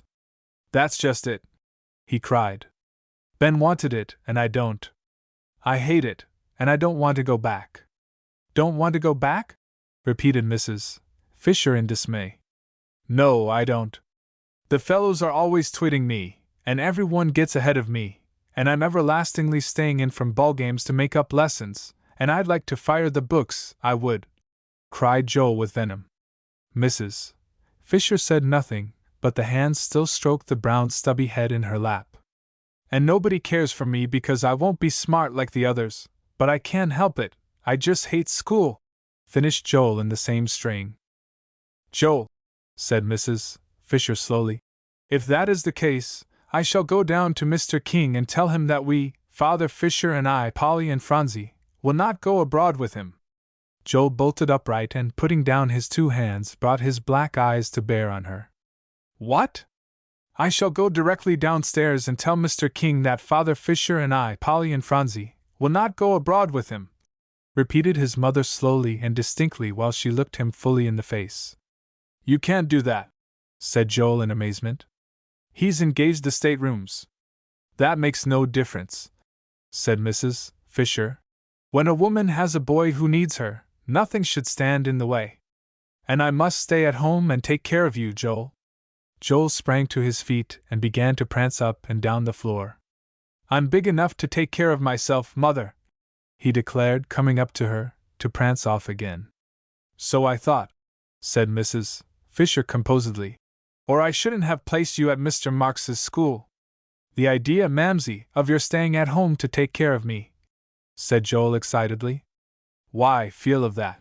He bared his arm, and coming up, thrust it out for inspection. Isn't that splendid? I do verily believe I could whip any fellow in school, I do, he cried, regarding his muscles affectionately. If you don't believe it, just pinch them hard. You don't mean it really, Mamsie, what you said, of course. The idea of staying at home to take care of me. And he began to prance again. I don't care how many boys you can whip, observed Mother Fisher coolly.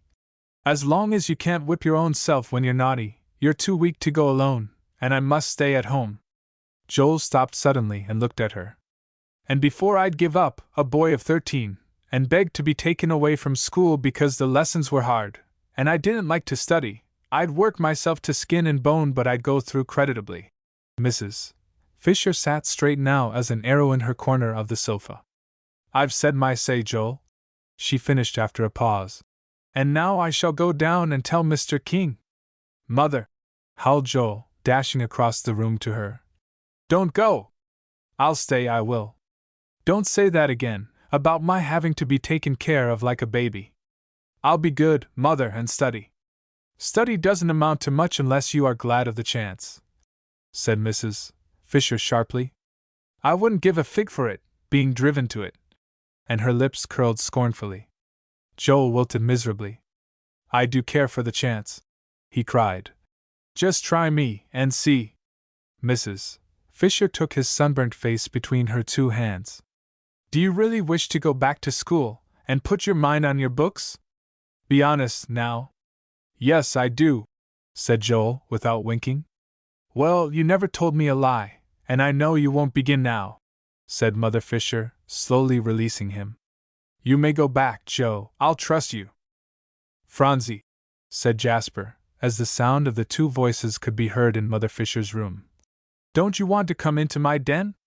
I've some new bugs in the cabinet, found a regular beauty today. Phronsie stood quite still just where Joel had left her. Her hands were clasped and tears were rolling slowly down her cheeks. No, she said without looking at him. Jasper, I don't. Do come, Phronsie, he begged, going over to her and holding out his hand. You can't think how nice the new one is, with yellow stripes and 2 long horns. Come and see it, Phronsie. No, Jasper, said the child quietly. Then in the next breath, I think Joey must be very sick. Oh, Mamsie is taking care of him, and he'll soon be all right, broke in Polly cheerily. Do go with Jasper, Phronsie, do, dear. She took hold of the clasped hands and smiled up into the drooping face. But Phronsie shook her head and said, No. If Grandpapa should come in and find her so 'twould be very dreadful, exclaimed Polly, looking over at the 5 boys, who in this sudden emergency were knocked speechless. Do let us all play some game. Can't someone think of one? Let us play 20 questions, proposed Jasper brightly. I'll begin it, I've thought of something. That's horrid, cried Van, finding his tongue. None of us want to play that, I'm sure. I do, said David. I think 20 questions is always nice. Is it animal, vegetable, or mineral, Jasper? I'm sick of it. Do play something not quite as old as the hills, I beg. Well, you think of something yourself, old man, said Jasper, nodding furiously at him. Hurry up. I'd rather have Polly tell a story than any game you could possibly think of, said Van, going over to her, where she sat on the rug at Phronsie's feet. Polly, will you? He asked wheedlingly. Don't ask her tonight, interposed Jasper. Yes, I shall. It's the only time we shall have, said Van. before we go back to school. Do, Polly, will you? He begged again. I can't think of the first thing, declared Polly, pushing back little rings of brown hair from her forehead. Don't try to think, just spin it off, said Van. Now begin. You're a regular nuisance, Van, exclaimed Jasper indignantly. Polly, I wouldn't indulge him. I know Phronsie wants a story, don't you, Phronsie? Asked Van artfully, and running over to peer into her face. But to his astonishment, Phronsie stood perfectly still. No, she said again. I don't want a story. Joey must be sick. Jasper, cried Polly in despair, and springing up. Something must be done. Grandpapa's coming, I hear him. Phronsie, said Jasper, bending to speak into her ear, do you know you are making Polly feel very unhappy? Just think, the next thing I don't know but what she'll cry. Phronsie unfolded her hands. Give me your handkerchief, Polly, she said, winking back the rest of the tears. Now, there's a dear, cried Polly, pulling out her handkerchief and wiping the wet, little face. None too soon, the door opened and Mr. King came in. Well, well, well, he exclaimed, looking over his spectacles at them all. Playing games, hey? We're going to, said Ben and Jasper together. No, Polly is going to tell a story, said Van loudly. That is, if you want to hear it, Grandpapa. Do say you do, he begged, going over to whisper in his ear. I want immensely to hear it, declared the old gentleman, pulling up an easy chair to the fireside. There now, sitting down. I'm fixed. Now proceed, my dear. Van softly clapped his hands. Phronsie. Mr. King beckoned to her, and then suggestively touched his knee. Here, dear. Phronsie scurried across the room to his side. Yes, Grandpapa. There, up she goes, sang Mr. King, swinging her into position on his lap. Now then, Polly, my child, we are all ready for the wonderful tale. Stay, where is Joel? Joel went upstairs a little while ago, said Jasper quickly. Well, now, Polly, do begin. I'll tell how we went to buy Phronsie's shoes, said Polly, drawing up an ottoman to Mr. King's side. Now, boys, bring your chairs up. Joel ought to know that you are going to tell a story, Polly, said Mr. King. One of you boys run out and call him at the foot of the stairs. He's in Mamsie's room, said Ben. I suppose when she gets through with him, he'll come down. Oh. Ah, said the old gentleman. Well, Polly, then perhaps you would better proceed.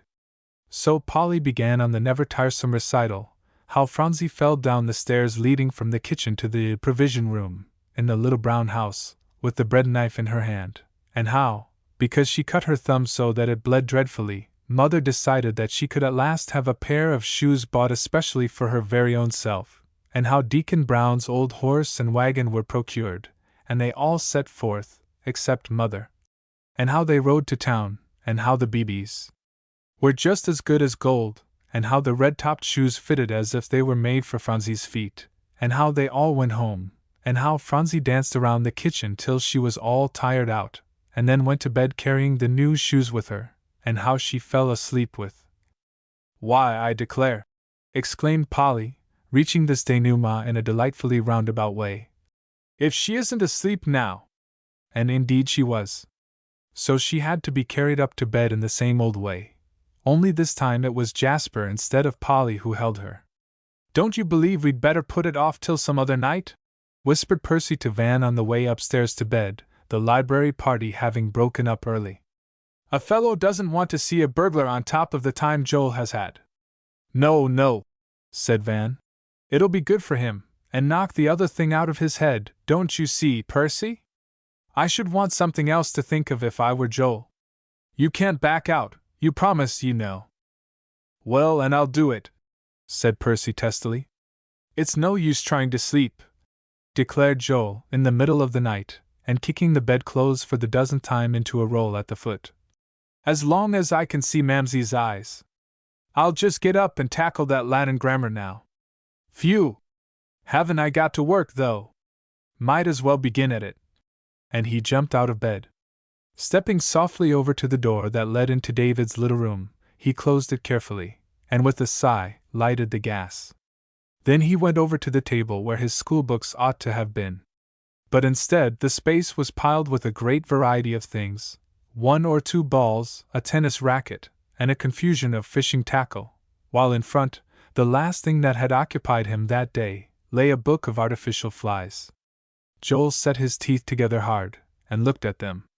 "Suppose I shan't get much of this sort of thing this summer," he muttered. "Here goes!" And without trusting himself to take another look, he swept them all off down to the floor and into a corner. "There," he said, standing up straight. "Lie there, will you?" But they loomed up in a suggestive heap, and his fingers trembled to just touch them once. "I must cover up the things, or else I know I'll be at them," he said, and hurrying over to the bed, he dragged off the cover lid. "No!" And he threw it over the fascinating mass. "I've got to study. Dear me, where are my books?" For the next 5 minutes Joel had enough to do to collect his working instruments, and when at last he unearthed them from the corner of his closet where he had thrown them under a pile of boots, he was tired enough to sit down. "I don't know which to go at first," he groaned, whirling the leaves of the upper book. "It ought to be Latin, but then it ought to be algebra just as much, and as for history, well there, here goes, I'll take them as they come." With a very red face Joel plunged into the first one under his hand. It proved to be the Latin grammar, and with a grimace, he found the page, and resting his elbows on the table, he seized each side of his stubby head with his hands. "I'll hang on to my hair," he said, and plunged into his task. And now there was no sound in the room but his hard breathing, and the noise he made turning the leaves, for he very soon found he was obliged to go back many lessons to understand how to approach the one before him, and with cheeks growing every instant more scarlet with shame and confusion, the drops of perspiration ran down his forehead and fell on his book. "Phew!" he exclaimed. "It's horribly hot!" And pushing back his book, he tiptoed over to the other window and softly raised it. The cool air blew into his face, and leaning far out into the dark night, he drew in deep breaths. "I've skinned through and saved my neck 1,000 times," he reflected, "and now I've got to dig like 60 to make up. There's Dave now, sleeping in there like a cat. He doesn't have anything to do but to run ahead of the class like lightning, just because he loves it." Something seemed to sting the words into him. Joel drew in his head and turned abruptly away from the window. "Pshaw! Well, here goes," he exclaimed again, throwing himself into his chair. "She said I'd work myself to skin and bone, but I'd get through creditably." Joel bared his brown arm and regarded it critically. "I wonder how 'twould look all skin and bone." And he gave a short laugh. "But this isn't studying." He pulled down his sleeve, and his head went over the book again. Outside, a bright blue eye applied to the keyhole gave place to a bright brown one, till such time as the persons to whom the eyes belonged were satisfied as to the condition of the interior they were surveying. "What do you suppose he's doing?" whispered the taller figure, putting his face concealed under a black mask, closely to the ear of the other person, whose countenance was similarly adorned. "Don't know," whispered the second black mask. "He acts dreadfully queer, but I suppose he's got a novel. So you see it's our duty to break it up," he added virtuously. The taller figure shook his head, but as it was very dark on their side of Joel's door, the movement was unobserved. "Well, come on," whispered the second black mask. "Are you ready?" "Yes." "Come then." "Oh dear, dear," grunted Joel. "I'd rather chop wood as I used to years ago, to help the little brown house out," swinging his arms up over his head. "Why?" And he was left in darkness, his arms falling nervously to his side, while a cautious step across the room made his black eyes stand out in fright. "A burglar! A burglar!" flashed through his mind. He held his breath hard and his knees knocked together. But Mamsie's eyes seemed to look with scorn on him again. Joel straightened up, clenched his fist, and every minute expecting to be knocked on the head, he crept like a cat to the further corner, even in this extremity, grumbling inwardly because Mr. King would not allow firearms. "If I only had them now," he thought. "Well, I must get my club." But there was no time to get it. Joel, creeping along, feeling his way cautiously, soon knew that there were 2 burglars instead of 1 in the room, and his mind was made up. "They'll be after Grandpapa's money, sure," he thought. "I have got to get out and warn him." But how? That was the question. Getting down on all fours, holding his breath, yet with never a thought of danger to himself, he crept along toward the door leading into the hall, then stopped and rested under cover of the heavy window drapery. But as quick as a flash, 2 dark figures, that now, his eyes becoming more accustomed to the darkness, he could dimly distinguish, reached there before him, and the key clicking in the lock, Joel knew that all hope from escape by that quarter was gone. Like a cat, he sprang to his feet, swung the drapery out suddenly toward the figures, and in the next second hurled himself over the windowsill, hanging to the edge, grasping the blind, crawling to the next window, and so on and over, and down, by any friendly thing he could grasp, to the ground. 2 black masks hung over the deserted window edge. Joe! It's only we boys, Percy and Van." Joe! He'll be killed!" gasped Van, his face as white as Joel's robe fluttering below them in his wild descent. "Stop him, Percy! Oh! Do stop him!" Percy clung to the windowsill, and danced in distress. "Stop him!" He was beyond uttering anything more. "Yes, oh, Joe! Don't you see it's only Percy and Van?" cried Van persuasively, and hanging out of the window to the imminent danger of adding himself to Joel's company. Percy shoved him back. "He's most down," he said, finding his breath. "Now we'll run downstairs and let him in." Van flew off from the window. "I'll go, it's my scrape," and he was unlocking the door. "I'm the oldest," said Percy, hurrying to get there first. "I ought to have known better." This made Van furious, and pushing Percy with all his might, he wriggled out first as the door flew open, and not forgetting to tiptoe down the hall, he hurried along, Percy behind him, to hear the noise of men's feet coming over the stairs. Van tried to rush forward shouting, "Thomas, it's we boys, Percy and Van." Instead, he only succeeded in the darkness, in stumbling over a chair, and falling flat with it amid a frightful racket that drowned his voice. Old Mr. King, who had been awakened by the previous noise, and had rung his burglar alarm that connected with Thomas's and Jenks's rooms in the stable, now cried out from his doorway, "Make quick work, Thomas!" And Percy saw the gleam of a pistol held high in Thomas's hand. Up with a rush came bare feet over the back stairs, a flutter of something white, and Joel sprang in between them. "It's Percy! It's Percy!" he screamed. "Don't you see, Thomas? I'm Percy, don't shoot!" the taller burglar kept saying without intermission, while the flaring of candles and frightened voices told of the aroused household. "Make quick work, Jenks!" shouted Mr. King from his doorway, to add to the general din. Thomas, whose blood was up, determined once for all to put an end to the profession of burglary as far as his master's house was concerned, now drew nearer, steadying his pistol and trying to sight the nearest fellow. This proved to be Van, now struggling to his feet.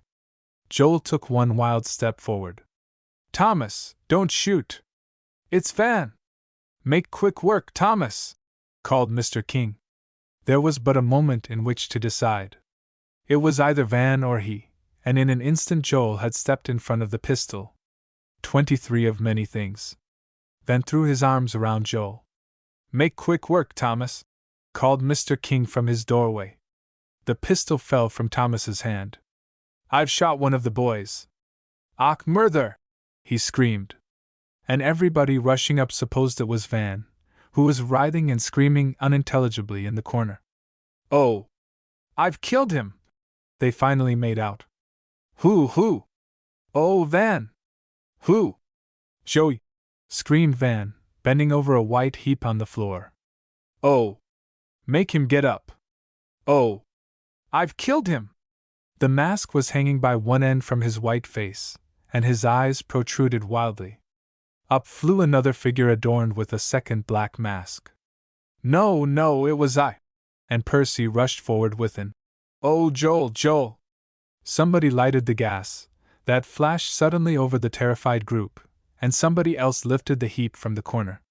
and as they did so, Joel stirred and opened his eyes. "Don't make such a fuss," he said crossly. One hand had gripped the sleeve of his nightdress, trying to hold it up in a little wad on the shoulder, the blood pouring down the arm. At sight of this, Van collapsed and slid to the floor.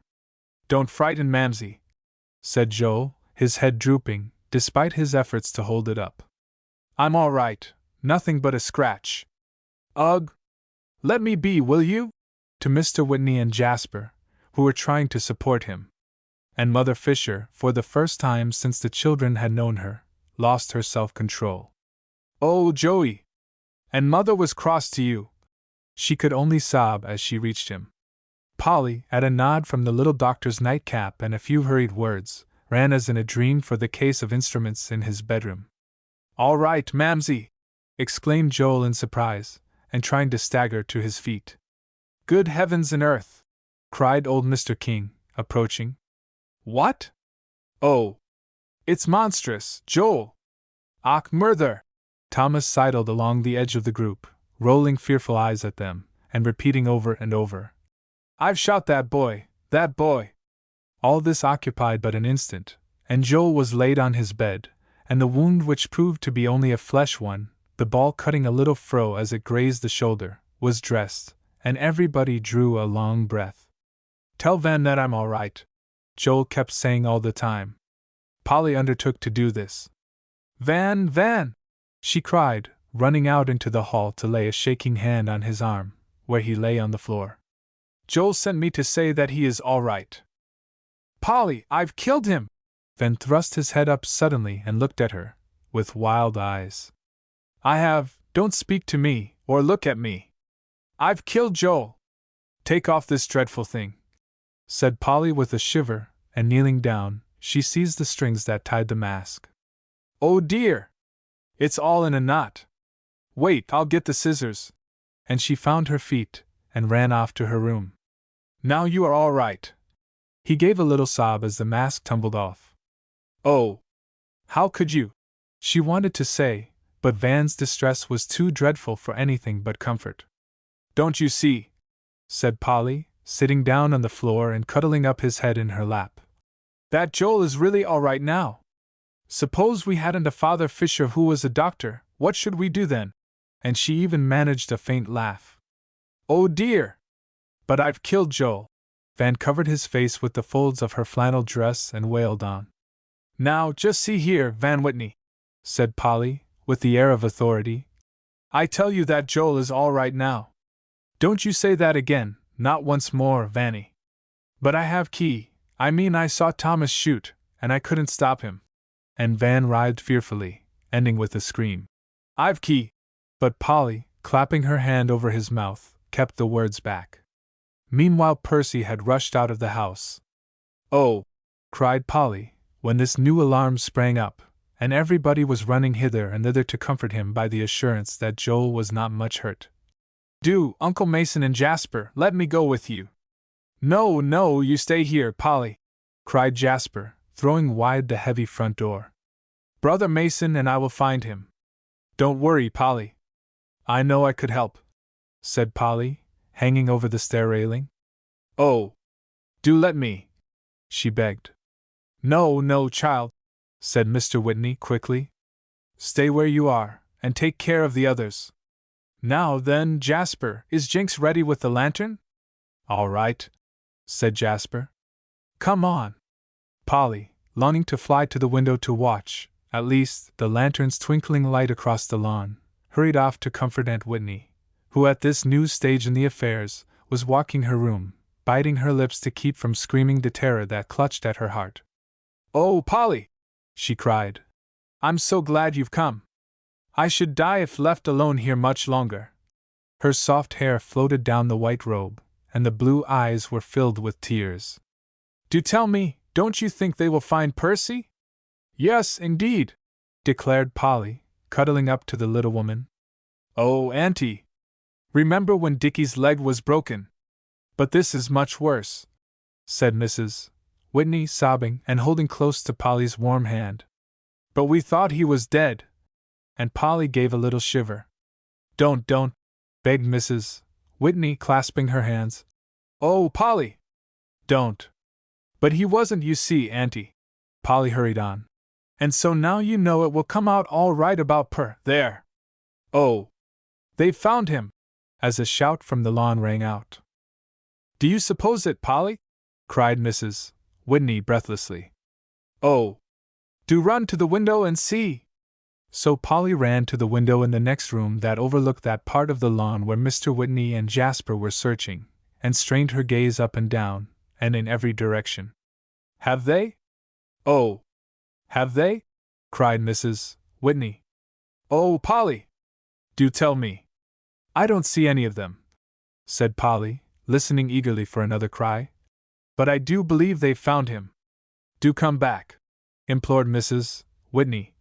There, now, don't go again, Polly, as Polly hurried to her side. But just hold my hand. I will, said Polly, just as tight as I can, Auntie. Oh! Percy is so much worse off than Joel, wailed Mrs. Whitney. Oh! To do such a thing, Polly! She groaned. They only meant it in fun, said Polly, swallowing hard the lump in her throat. Don't let us talk about it, Auntie.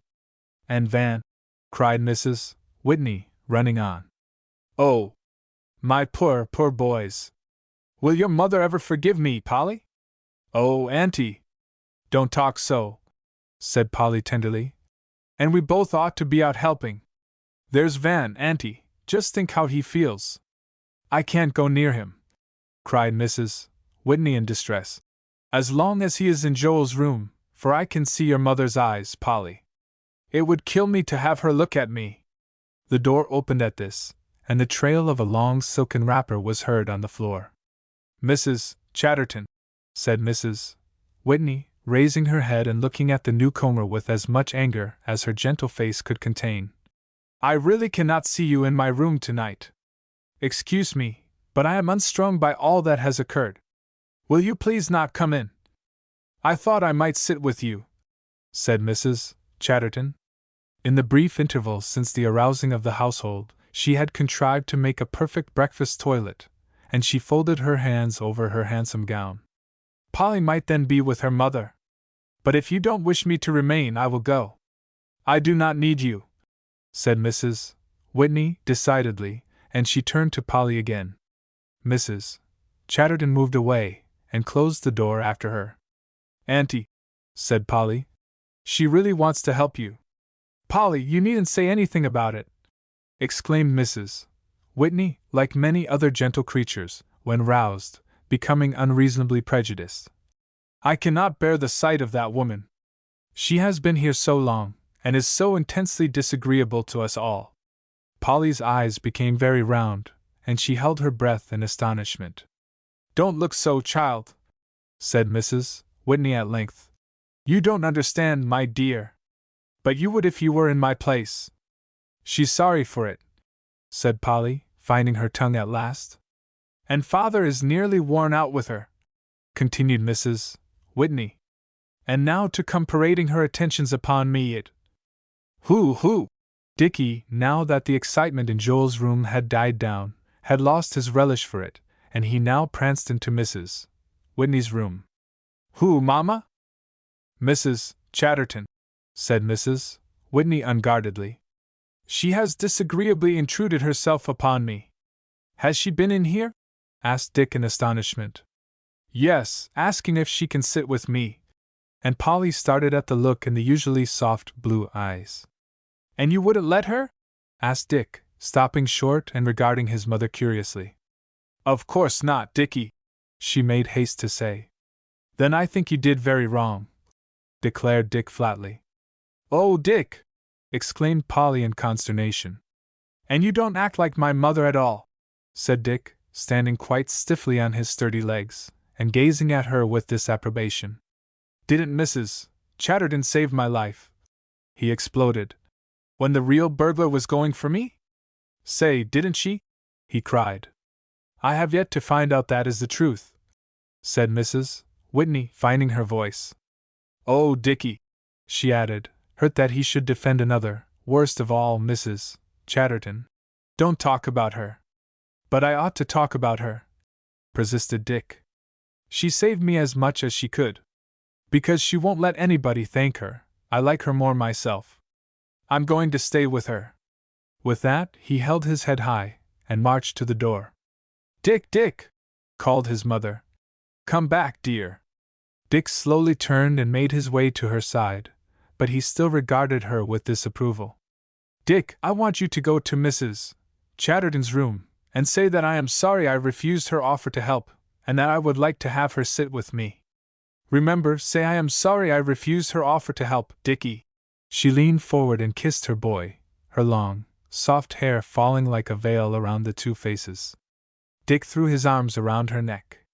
Now you're a brick, he declared impulsively. I'll bring the old lady, and we'll both sit with you. So Polly was free to run back to Mamsie.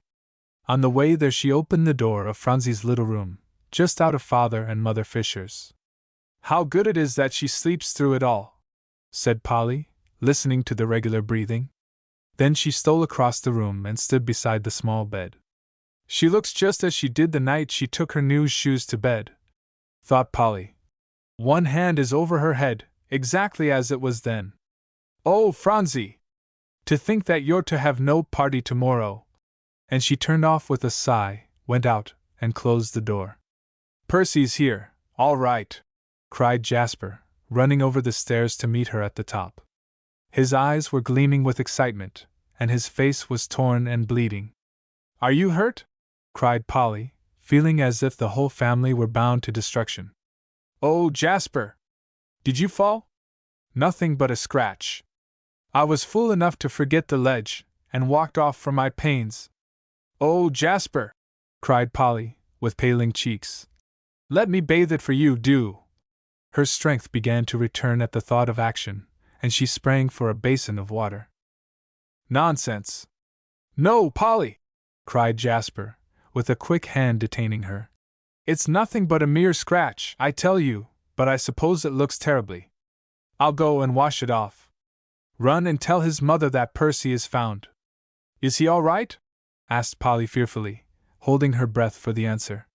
Sound as a nut, declared Jasper. We found him streaking it down the locust path. He said he was going to run off to sea. Run off to sea, repeated Polly. Oh, Jasper! Well, he was so frightened, of course he didn't know what to say, replied Jasper. And ashamed, too. He didn't care to show his head at home. I don't know as I blame him, Polly. Well, it's too bad about Phronsie's party, isn't it? Added Jasper, mopping up his face as the two went down the hall. Yes, said Polly with a sigh, stopping at Mrs. Whitney's door. But oh! Think how happy we are now that Percy is safe, Jasper. Still, it's too bad for Phronsie, repeated Jasper, looking back. But Joel flatly declared that the first one that even so much as hinted that a single item of the arrangements for Phronsie's getting well party should be changed, he'd make it disagreeable as only he knew how, for that one when he got up from his bed. Yes, sir! And he scolded, and fretted, and fussed, and laid down the law so generally to all, not excepting the doctor, that at last it was decided to let the party go on. Then he lay back against the pillows quite exhausted, but with a beatific face. I should think you would be tired, Joe, exclaimed Jasper. You've bullied us so. Dear me! People ought to be angelic when they're sick, at least.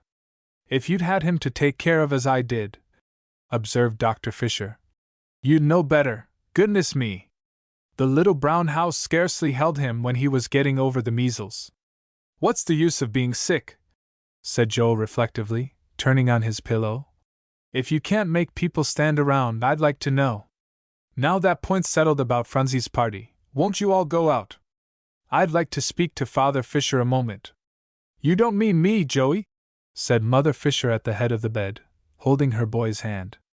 Yes, you too, Mamsie, said Joel, giving her an affectionate glance. It's something that only the doctor and I are to know. You're not hurt anywhere else, are you, Joey? Asked his mother, a sudden alarm leaping to her black eyes. Not a scratch, said Joel promptly. I want to see Father Fisher about something. Sometime you shall know, Mamsie. He gave her hand a sudden pressure, then let it go. "Perhaps you would better step out, my dear," said the little doctor, nodding to his wife. So Mrs. Fisher, smothering a sigh, went out reluctantly. "All out?" asked Joel, trying to raise his head to see for himself. "Every soul," said Dr. Fisher. "Well, see here, will you?" said Joel, pointing to the table, the schoolbooks scattered as he had left them. "Pack those things all away in the closet on the shelf, you know, and put the rubbish on the floor there, back on the table?" Dr. Fisher could not for his life refrain from asking curiously, as he did as requested. "Been having a pull at the books, Joe?" Maybe," said Joel, twisting uneasily. "Well, now, come here, please, Father Fisher." The little man turned away from the table, with its sprawling array of delightful things, to stand by the bedside. "You must get me well as soon as you can," said Joel confidentially. "All right, I understand." Dr. Fisher nodded professionally. "And whatever you say, don't let it be that I must be careful of my eyes," said Joel. "All right, that is, if you get up quickly," agreed the doctor. "That's all," said Joel in great satisfaction. "Now call Mamsie in and the others." And in the morning, no one told Phronsie what had happened the night before. She only knew that Joel was not very well, and was going to keep his room, all her pleadings to do something for him being set one side by Grandpapa's demands upon her instant attention whenever the idea suggested itself to her. And so the time wore along till the party began. Alexia was the first to arrive, her bowl of orange jelly in her hand, and after her, a tall, slight figure jumped from the carriage, her flaxen hair streaming out in two pale braids. "I thought I'd pick Kathy up," said Alexia carelessly. "Had to pass her door, you know." "Oh dear me, what perfectly dreadful times you had last night, Polly Pepper." "I didn't bring macaroons," said Kathy, "as I really think that they wouldn't be good for Phronsie. Besides, I've forgotten how to make them, and our cook was cross and said I shouldn't come into her kitchen. But I bought a doll for Phronsie. My mother said it would be a great deal more sensible present." And she hugged the long box under her arm with great satisfaction. "Oh dear! Dear!" groaned Alexia, falling back with Polly as the three raced along the hall. "She showed it to me in the carriage, and it's a perfect guy, besides counting one more." But afflictions like this were small to Polly now, and although for the next hour it rained dolls into Phronsie's puzzled hands, Polly helped her to thank the givers and to dispose them safely on neighboring chairs and tables and sofas. Mrs. Chatterton's was the pattern of old Mr. King's phonograph doll, at which discovery he turned upon her with venom in his eye. "My gift to my little granddaughter," taking especial care to emphasize the relationship. "Has always been a doll. I suppose you knew that, Cousin Eunice, and to try to procure one exactly like the one I have purchased is very presuming in you, to say the least. And why may I not present a doll to Phronsie Pepper, if I care to, pray tell?" demanded Mrs. Chatterton in a high, cold tone. "Why? Because you have always showed a marked dislike for the child," cried old Mr. King angrily. "That's why, Cousin Eunice." "Grandpapa, Grandpapa," said Phronsie, laying her hand on his arm. "And to parade any special affection, such as the presentation of a gift indicates, is a piece of presumption on your part. I say it again, Cousin Eunice." "Grandpapa," said Phronsie again at his elbow. "Now, Phronsie," turning to her, "you are to take that doll," pointing to a gorgeous affair reposing on the sofa, with Mrs. Algernon Chatterton's card attached to it, "and go over to Mrs. Chatterton and say, very distinctly, I cannot accept this gift. Mind you say it distinctly, Phronsie, that there may be no mistake in the future." "Oh, Grandpapa!" cried Phronsie in dismay. "Yes, child, I know what is best for you. Take that doll, and do exactly as I bid you." A dreadful pause fell upon the room. Polly clasped her hands, while Alexia and the other girls huddled into a corner saying softly, "Oh, how perfectly dreadful! No use to say anything to Father when he looks like that," groaned Jasper, when Polly besought him to try his influence. "His blood is up now. He's borne a good deal, you know, Polly." "Oh dear, dear!" whispered Polly back again. "Just look at Mrs. Chatterton's face, and at poor Phronsie. Can't you do something, Jasper? I'm afraid not, said Jasper gloomily. No, he's making her give it back. See, Polly. You'll know it's for the best, Mr. King was repeating as he led the child to Mrs. Chatterton standing cold and silent at the end of the room. Sometime, child, and then you'll thank me that I saved you from further annoyance of this sort. There, Cousin Eunice, is your gift. Taking the doll from Phronsie hand, and placing it in the long, jeweled one. My little granddaughter receives presents only from those who love her. All others are unwarranted, and must be returned. Phronsie burst out tearfully. She's sorry, Grandpapa, I know she is, and she loves me now.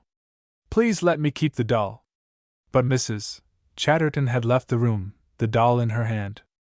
24 away. And after that everybody had to be as gay as possible, to keep Phronsies' sad little face from being flooded with tears. Dear me! Exclaimed Jasper. Here comes Candace!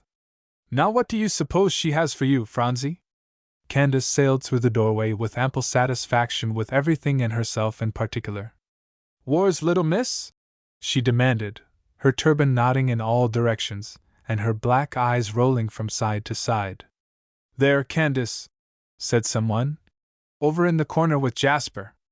Oh, I see her, said Candace, waddling over to them. Well, now, Phronsie, seeing you couldn't come to me for something I made expressly for you, Candace has to come to you.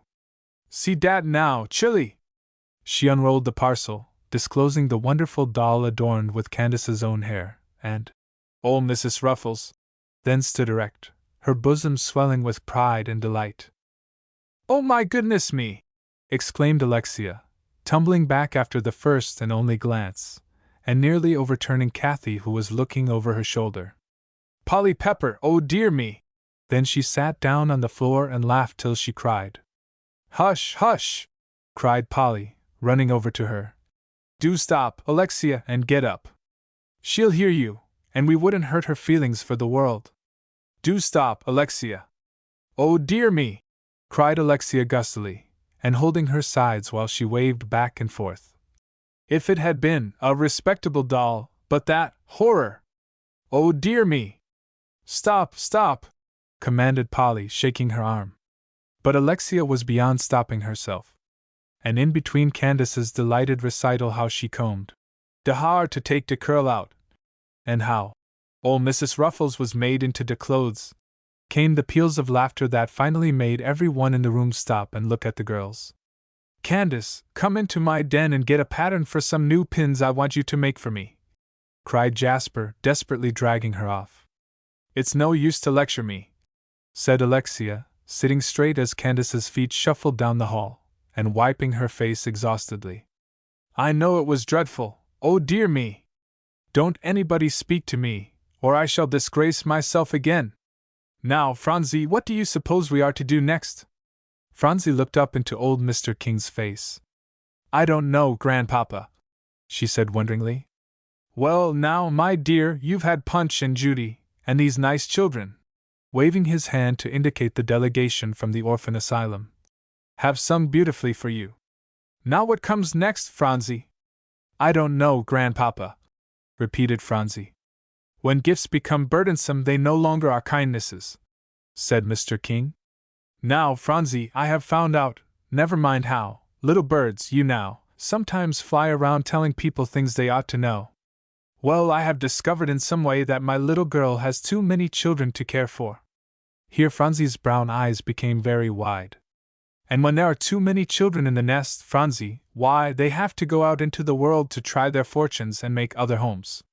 Now there are so many poor little girls who haven't any children, Phronsie. Think of that, dear, and you have so many. Phronsie at this drew nearer and stole her hand into his. Now what is to be done about it? Asked the old gentleman, putting his other broad palm over her little one and holding it fast.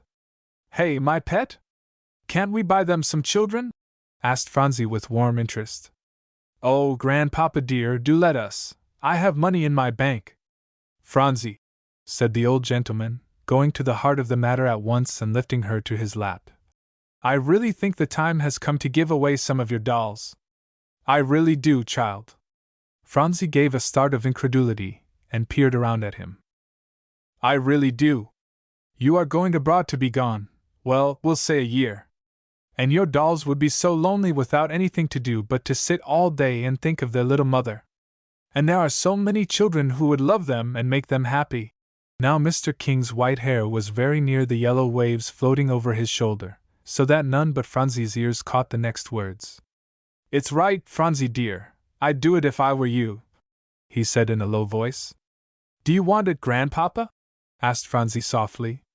I do, child, but not unless you are willing. Then I do, declared Phronsie, sitting quite straight on his knee. And she gave a relieved sigh. Oh, Grandpapa, if we only had the poor children now, she exclaimed, dreadfully excited. Come then. Old Mr. King set her on her feet. Clear the way there, good people. We are going to find some poor children who are waiting for dolls. And he threw wide the door into a back passage, and there, presided over by Jinx, and crowding for the first entrance, was a score of children with outstretched hands. Oh! Exclaimed Phronsie with cheeks aflame.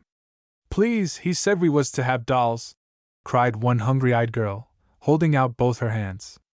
I've never had one. Please give me one quick. Never had one? Echoed Phronsie, taking a step toward her. Only a piece, miss, I found in a rag barrel. Please give me one quick. She's never had a doll, only a piece, repeated Phronsie, turning back to the family, unable to contain this information. Ask the others if they have had any, said Mr. King, leaning against a tall cabinet. Try that girl there in a brown plaid dress. Have you ever had a doll? Asked Phronsie obediently, looking over at the girl indicated, and holding her breath for the answer.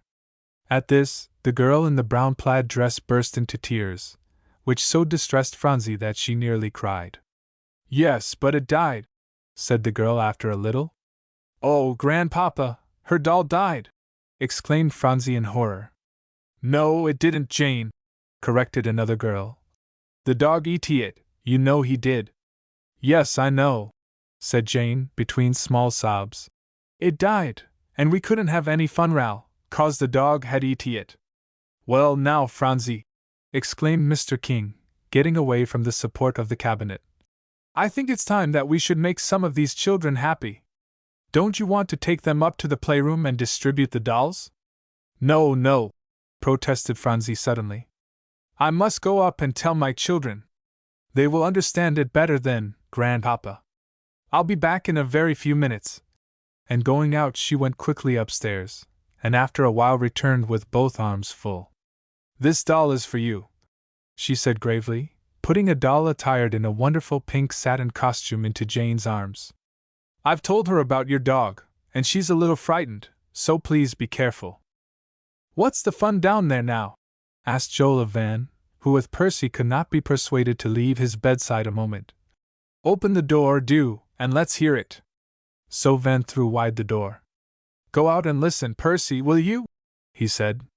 I don't want to, said Percy, who shared Van's wish to keep in the background.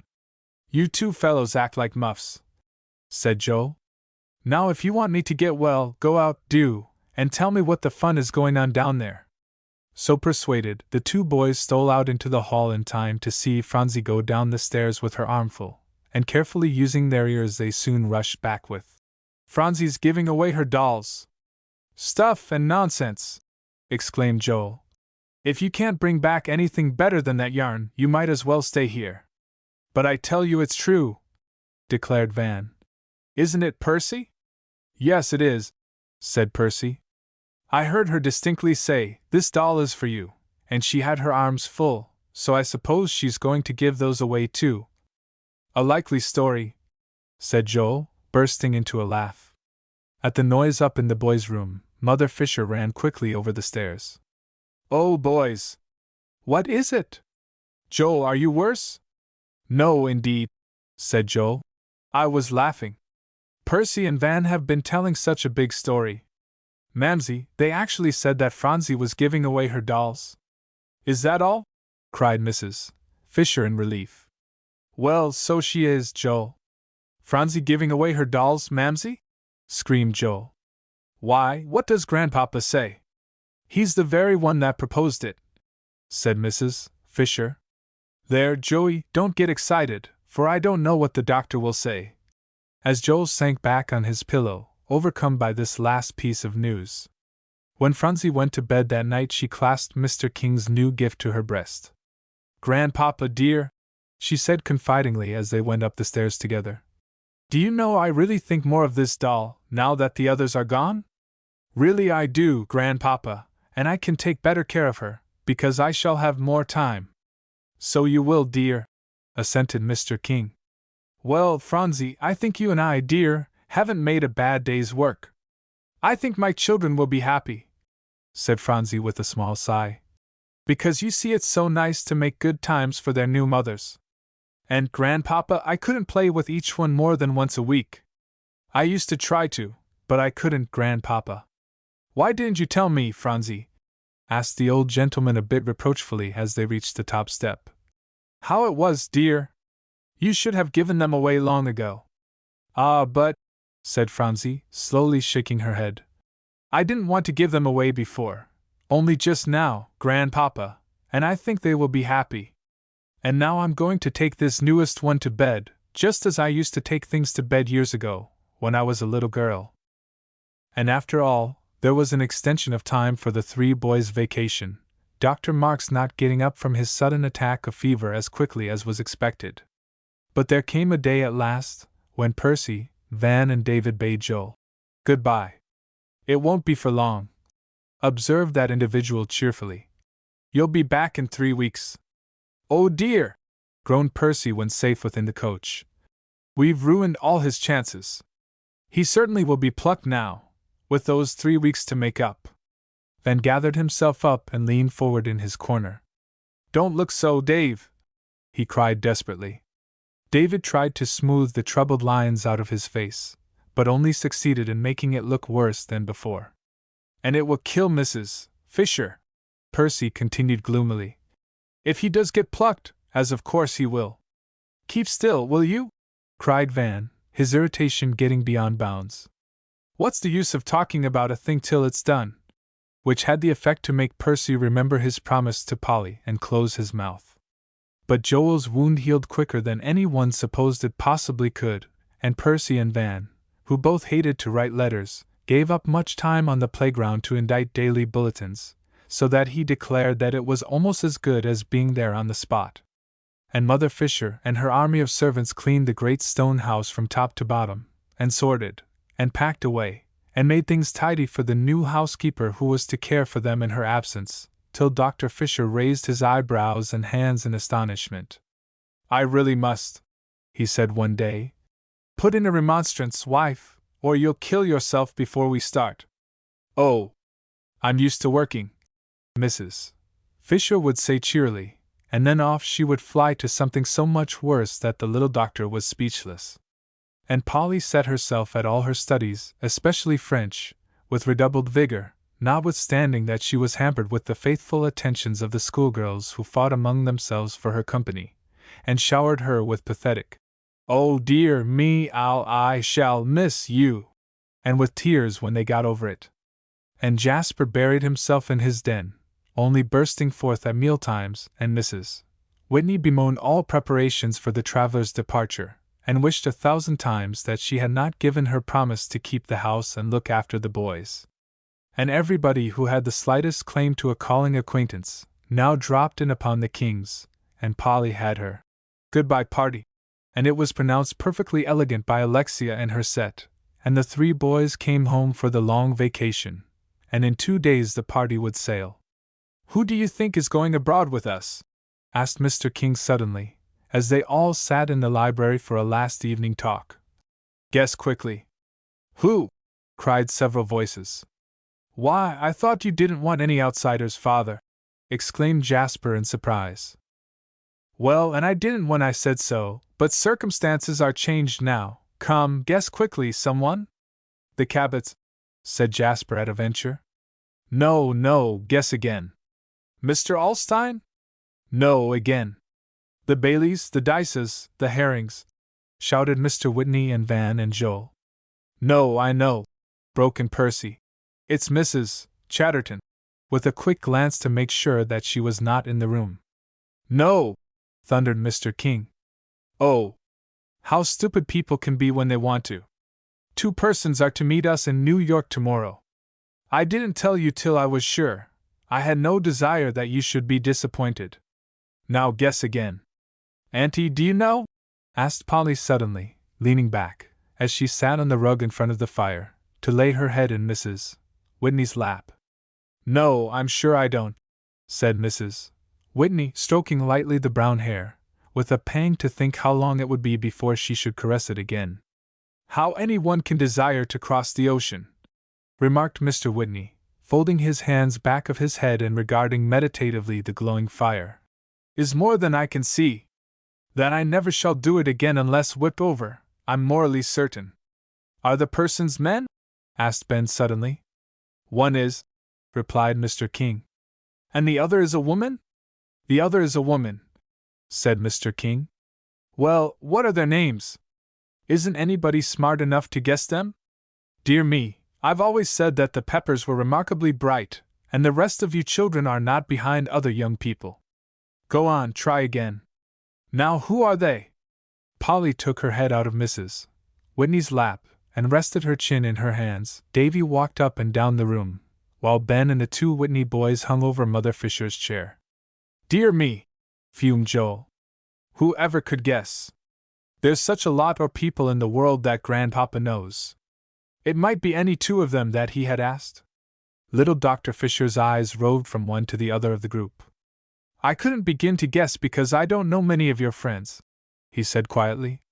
You know these 2 people very well, said Mr. King, laughing to see the little man's face. Now I think I know, said Jasper slowly, a light coming into his gray eyes. But I don't suppose it's fair to guess, for I saw the address on a letter Father was writing 2 or 3 weeks ago. You did, you young scamp, you! Cried Mr. King, turning on him. Well, then, 'tisn't a guess for you, Jasper. Keep still, my boy, and let them work away at it. Will no one guess? Mamsie, cried Polly, bounding up from the ring, nearly upsetting Phronsie, who was sitting beside her in a brown study. Can it be? Do you suppose it is nice, dear Mr. and Mrs. Henderson? Well, Polly, said Mr. King, beaming at her, you've done what the others couldn't. Yes, it is Mr. and Mrs. Henderson, and they are going with us to stay until the autumn. Good, good! Cried everyone till the big room seemed full of joy. Oh, Father! Exclaimed Mrs. Whitney. I'm so glad you've done this. They were so kind to Dickie and to me when he was hurt. They were kind to Dickie and to you, said her father. And besides, Marian, Mr. Henderson is a man who doesn't preach at you only once a week, and Mrs. Henderson is a fine woman. So it's a pity not to ease up things for them now and then. Well, how do you like the plan? He spoke to Dr. Fisher, but his gaze took them all in.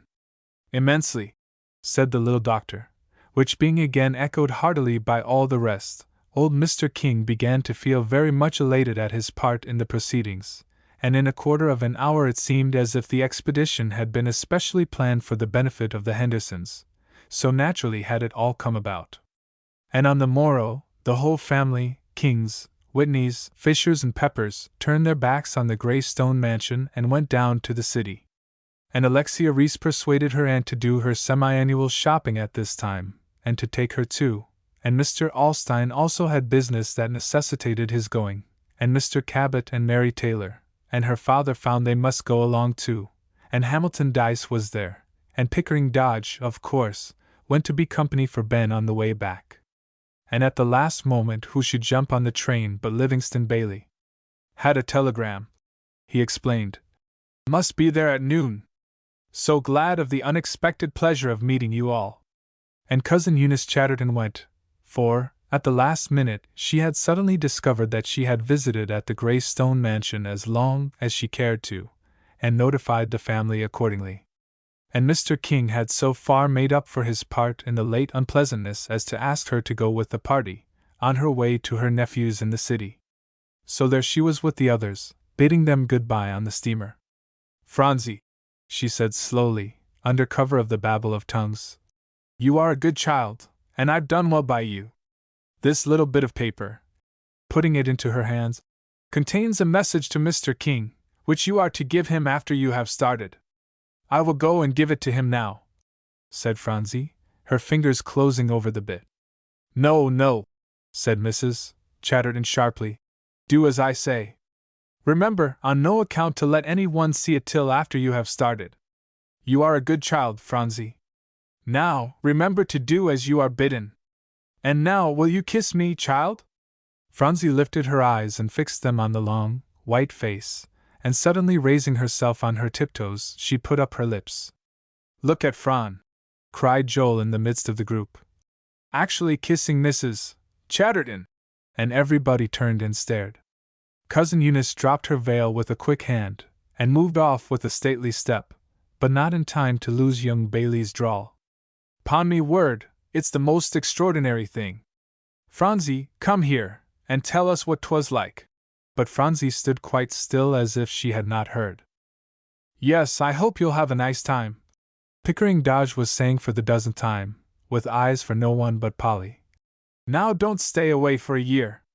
Polly, with her heart full of the boys, who were hanging on either side, answered at random. "Oh, Ben! I can't go!" she was exclaiming, and she hid her head on his shoulder, so Pickering turned off. But Joel set his teeth together. "You must," he said, for Ben was beyond speech with the effort to control himself. "I can't," said poor Polly. "Leave you, Ben, and the boys." And then Mrs. Whitney came up just as Polly was near breaking down. "My dear child," she said, taking Polly's hands, "you know it is right for you to go." "Yes, I know," said Polly, fighting her tears. "Then, Polly, be brave, dear, and don't begrudge me my 3 new boys," she added playfully. "Just think how happy I'm to be, with 6 such splendid fellows to call my own." Polly smiled through her tears. "And one thing more," said Mrs. Whitney in a low voice, "when you feel badly," looking steadily at Polly and the 3 boys, "remember what Dr. Fisher said, that if your mother didn't stop working and rest, she would break down." "I'll remember," said Ben hoarsely. "So will I," said David. "And I will," said Joel, looking everywhere but into Polly's eyes. "Well, I hope, Miss Polly," said young Mr. Bailey, sauntering up, "that you'll have an uncommonly nice time. I do indeed. I may run across in September. If I do, we shall probably meet." "Miss Mary Pepper?" suddenly asked a man with a huge basket of flowers, and pausing in front of her. Young Mr. Bailey smiled indulgently as he could not help reading the card thrust into the flowers. "She will receive my flowers at intervals all the way over, if the steward doesn't fail me," he reflected with satisfaction, "while this boy's will fade in an hour." "Miss Mary Pepper?" the florist's messenger repeated, extending the basket to Polly. "It's for you, Miss Polly," said young Mr. Bailey. "Let me relieve you," taking the basket. "Oh, are they for me?" cried Polly. "I believe you are Miss Mary Pepper," said young Bailey. "Pretty, aren't they?" fingering the roses, and glad to think that there were orchids among the flowers to which his card was attached, and just placed under the steward's care. "I suppose I am," said Polly, with a little laugh. "But it seems as if I couldn't be anything but Polly Pepper."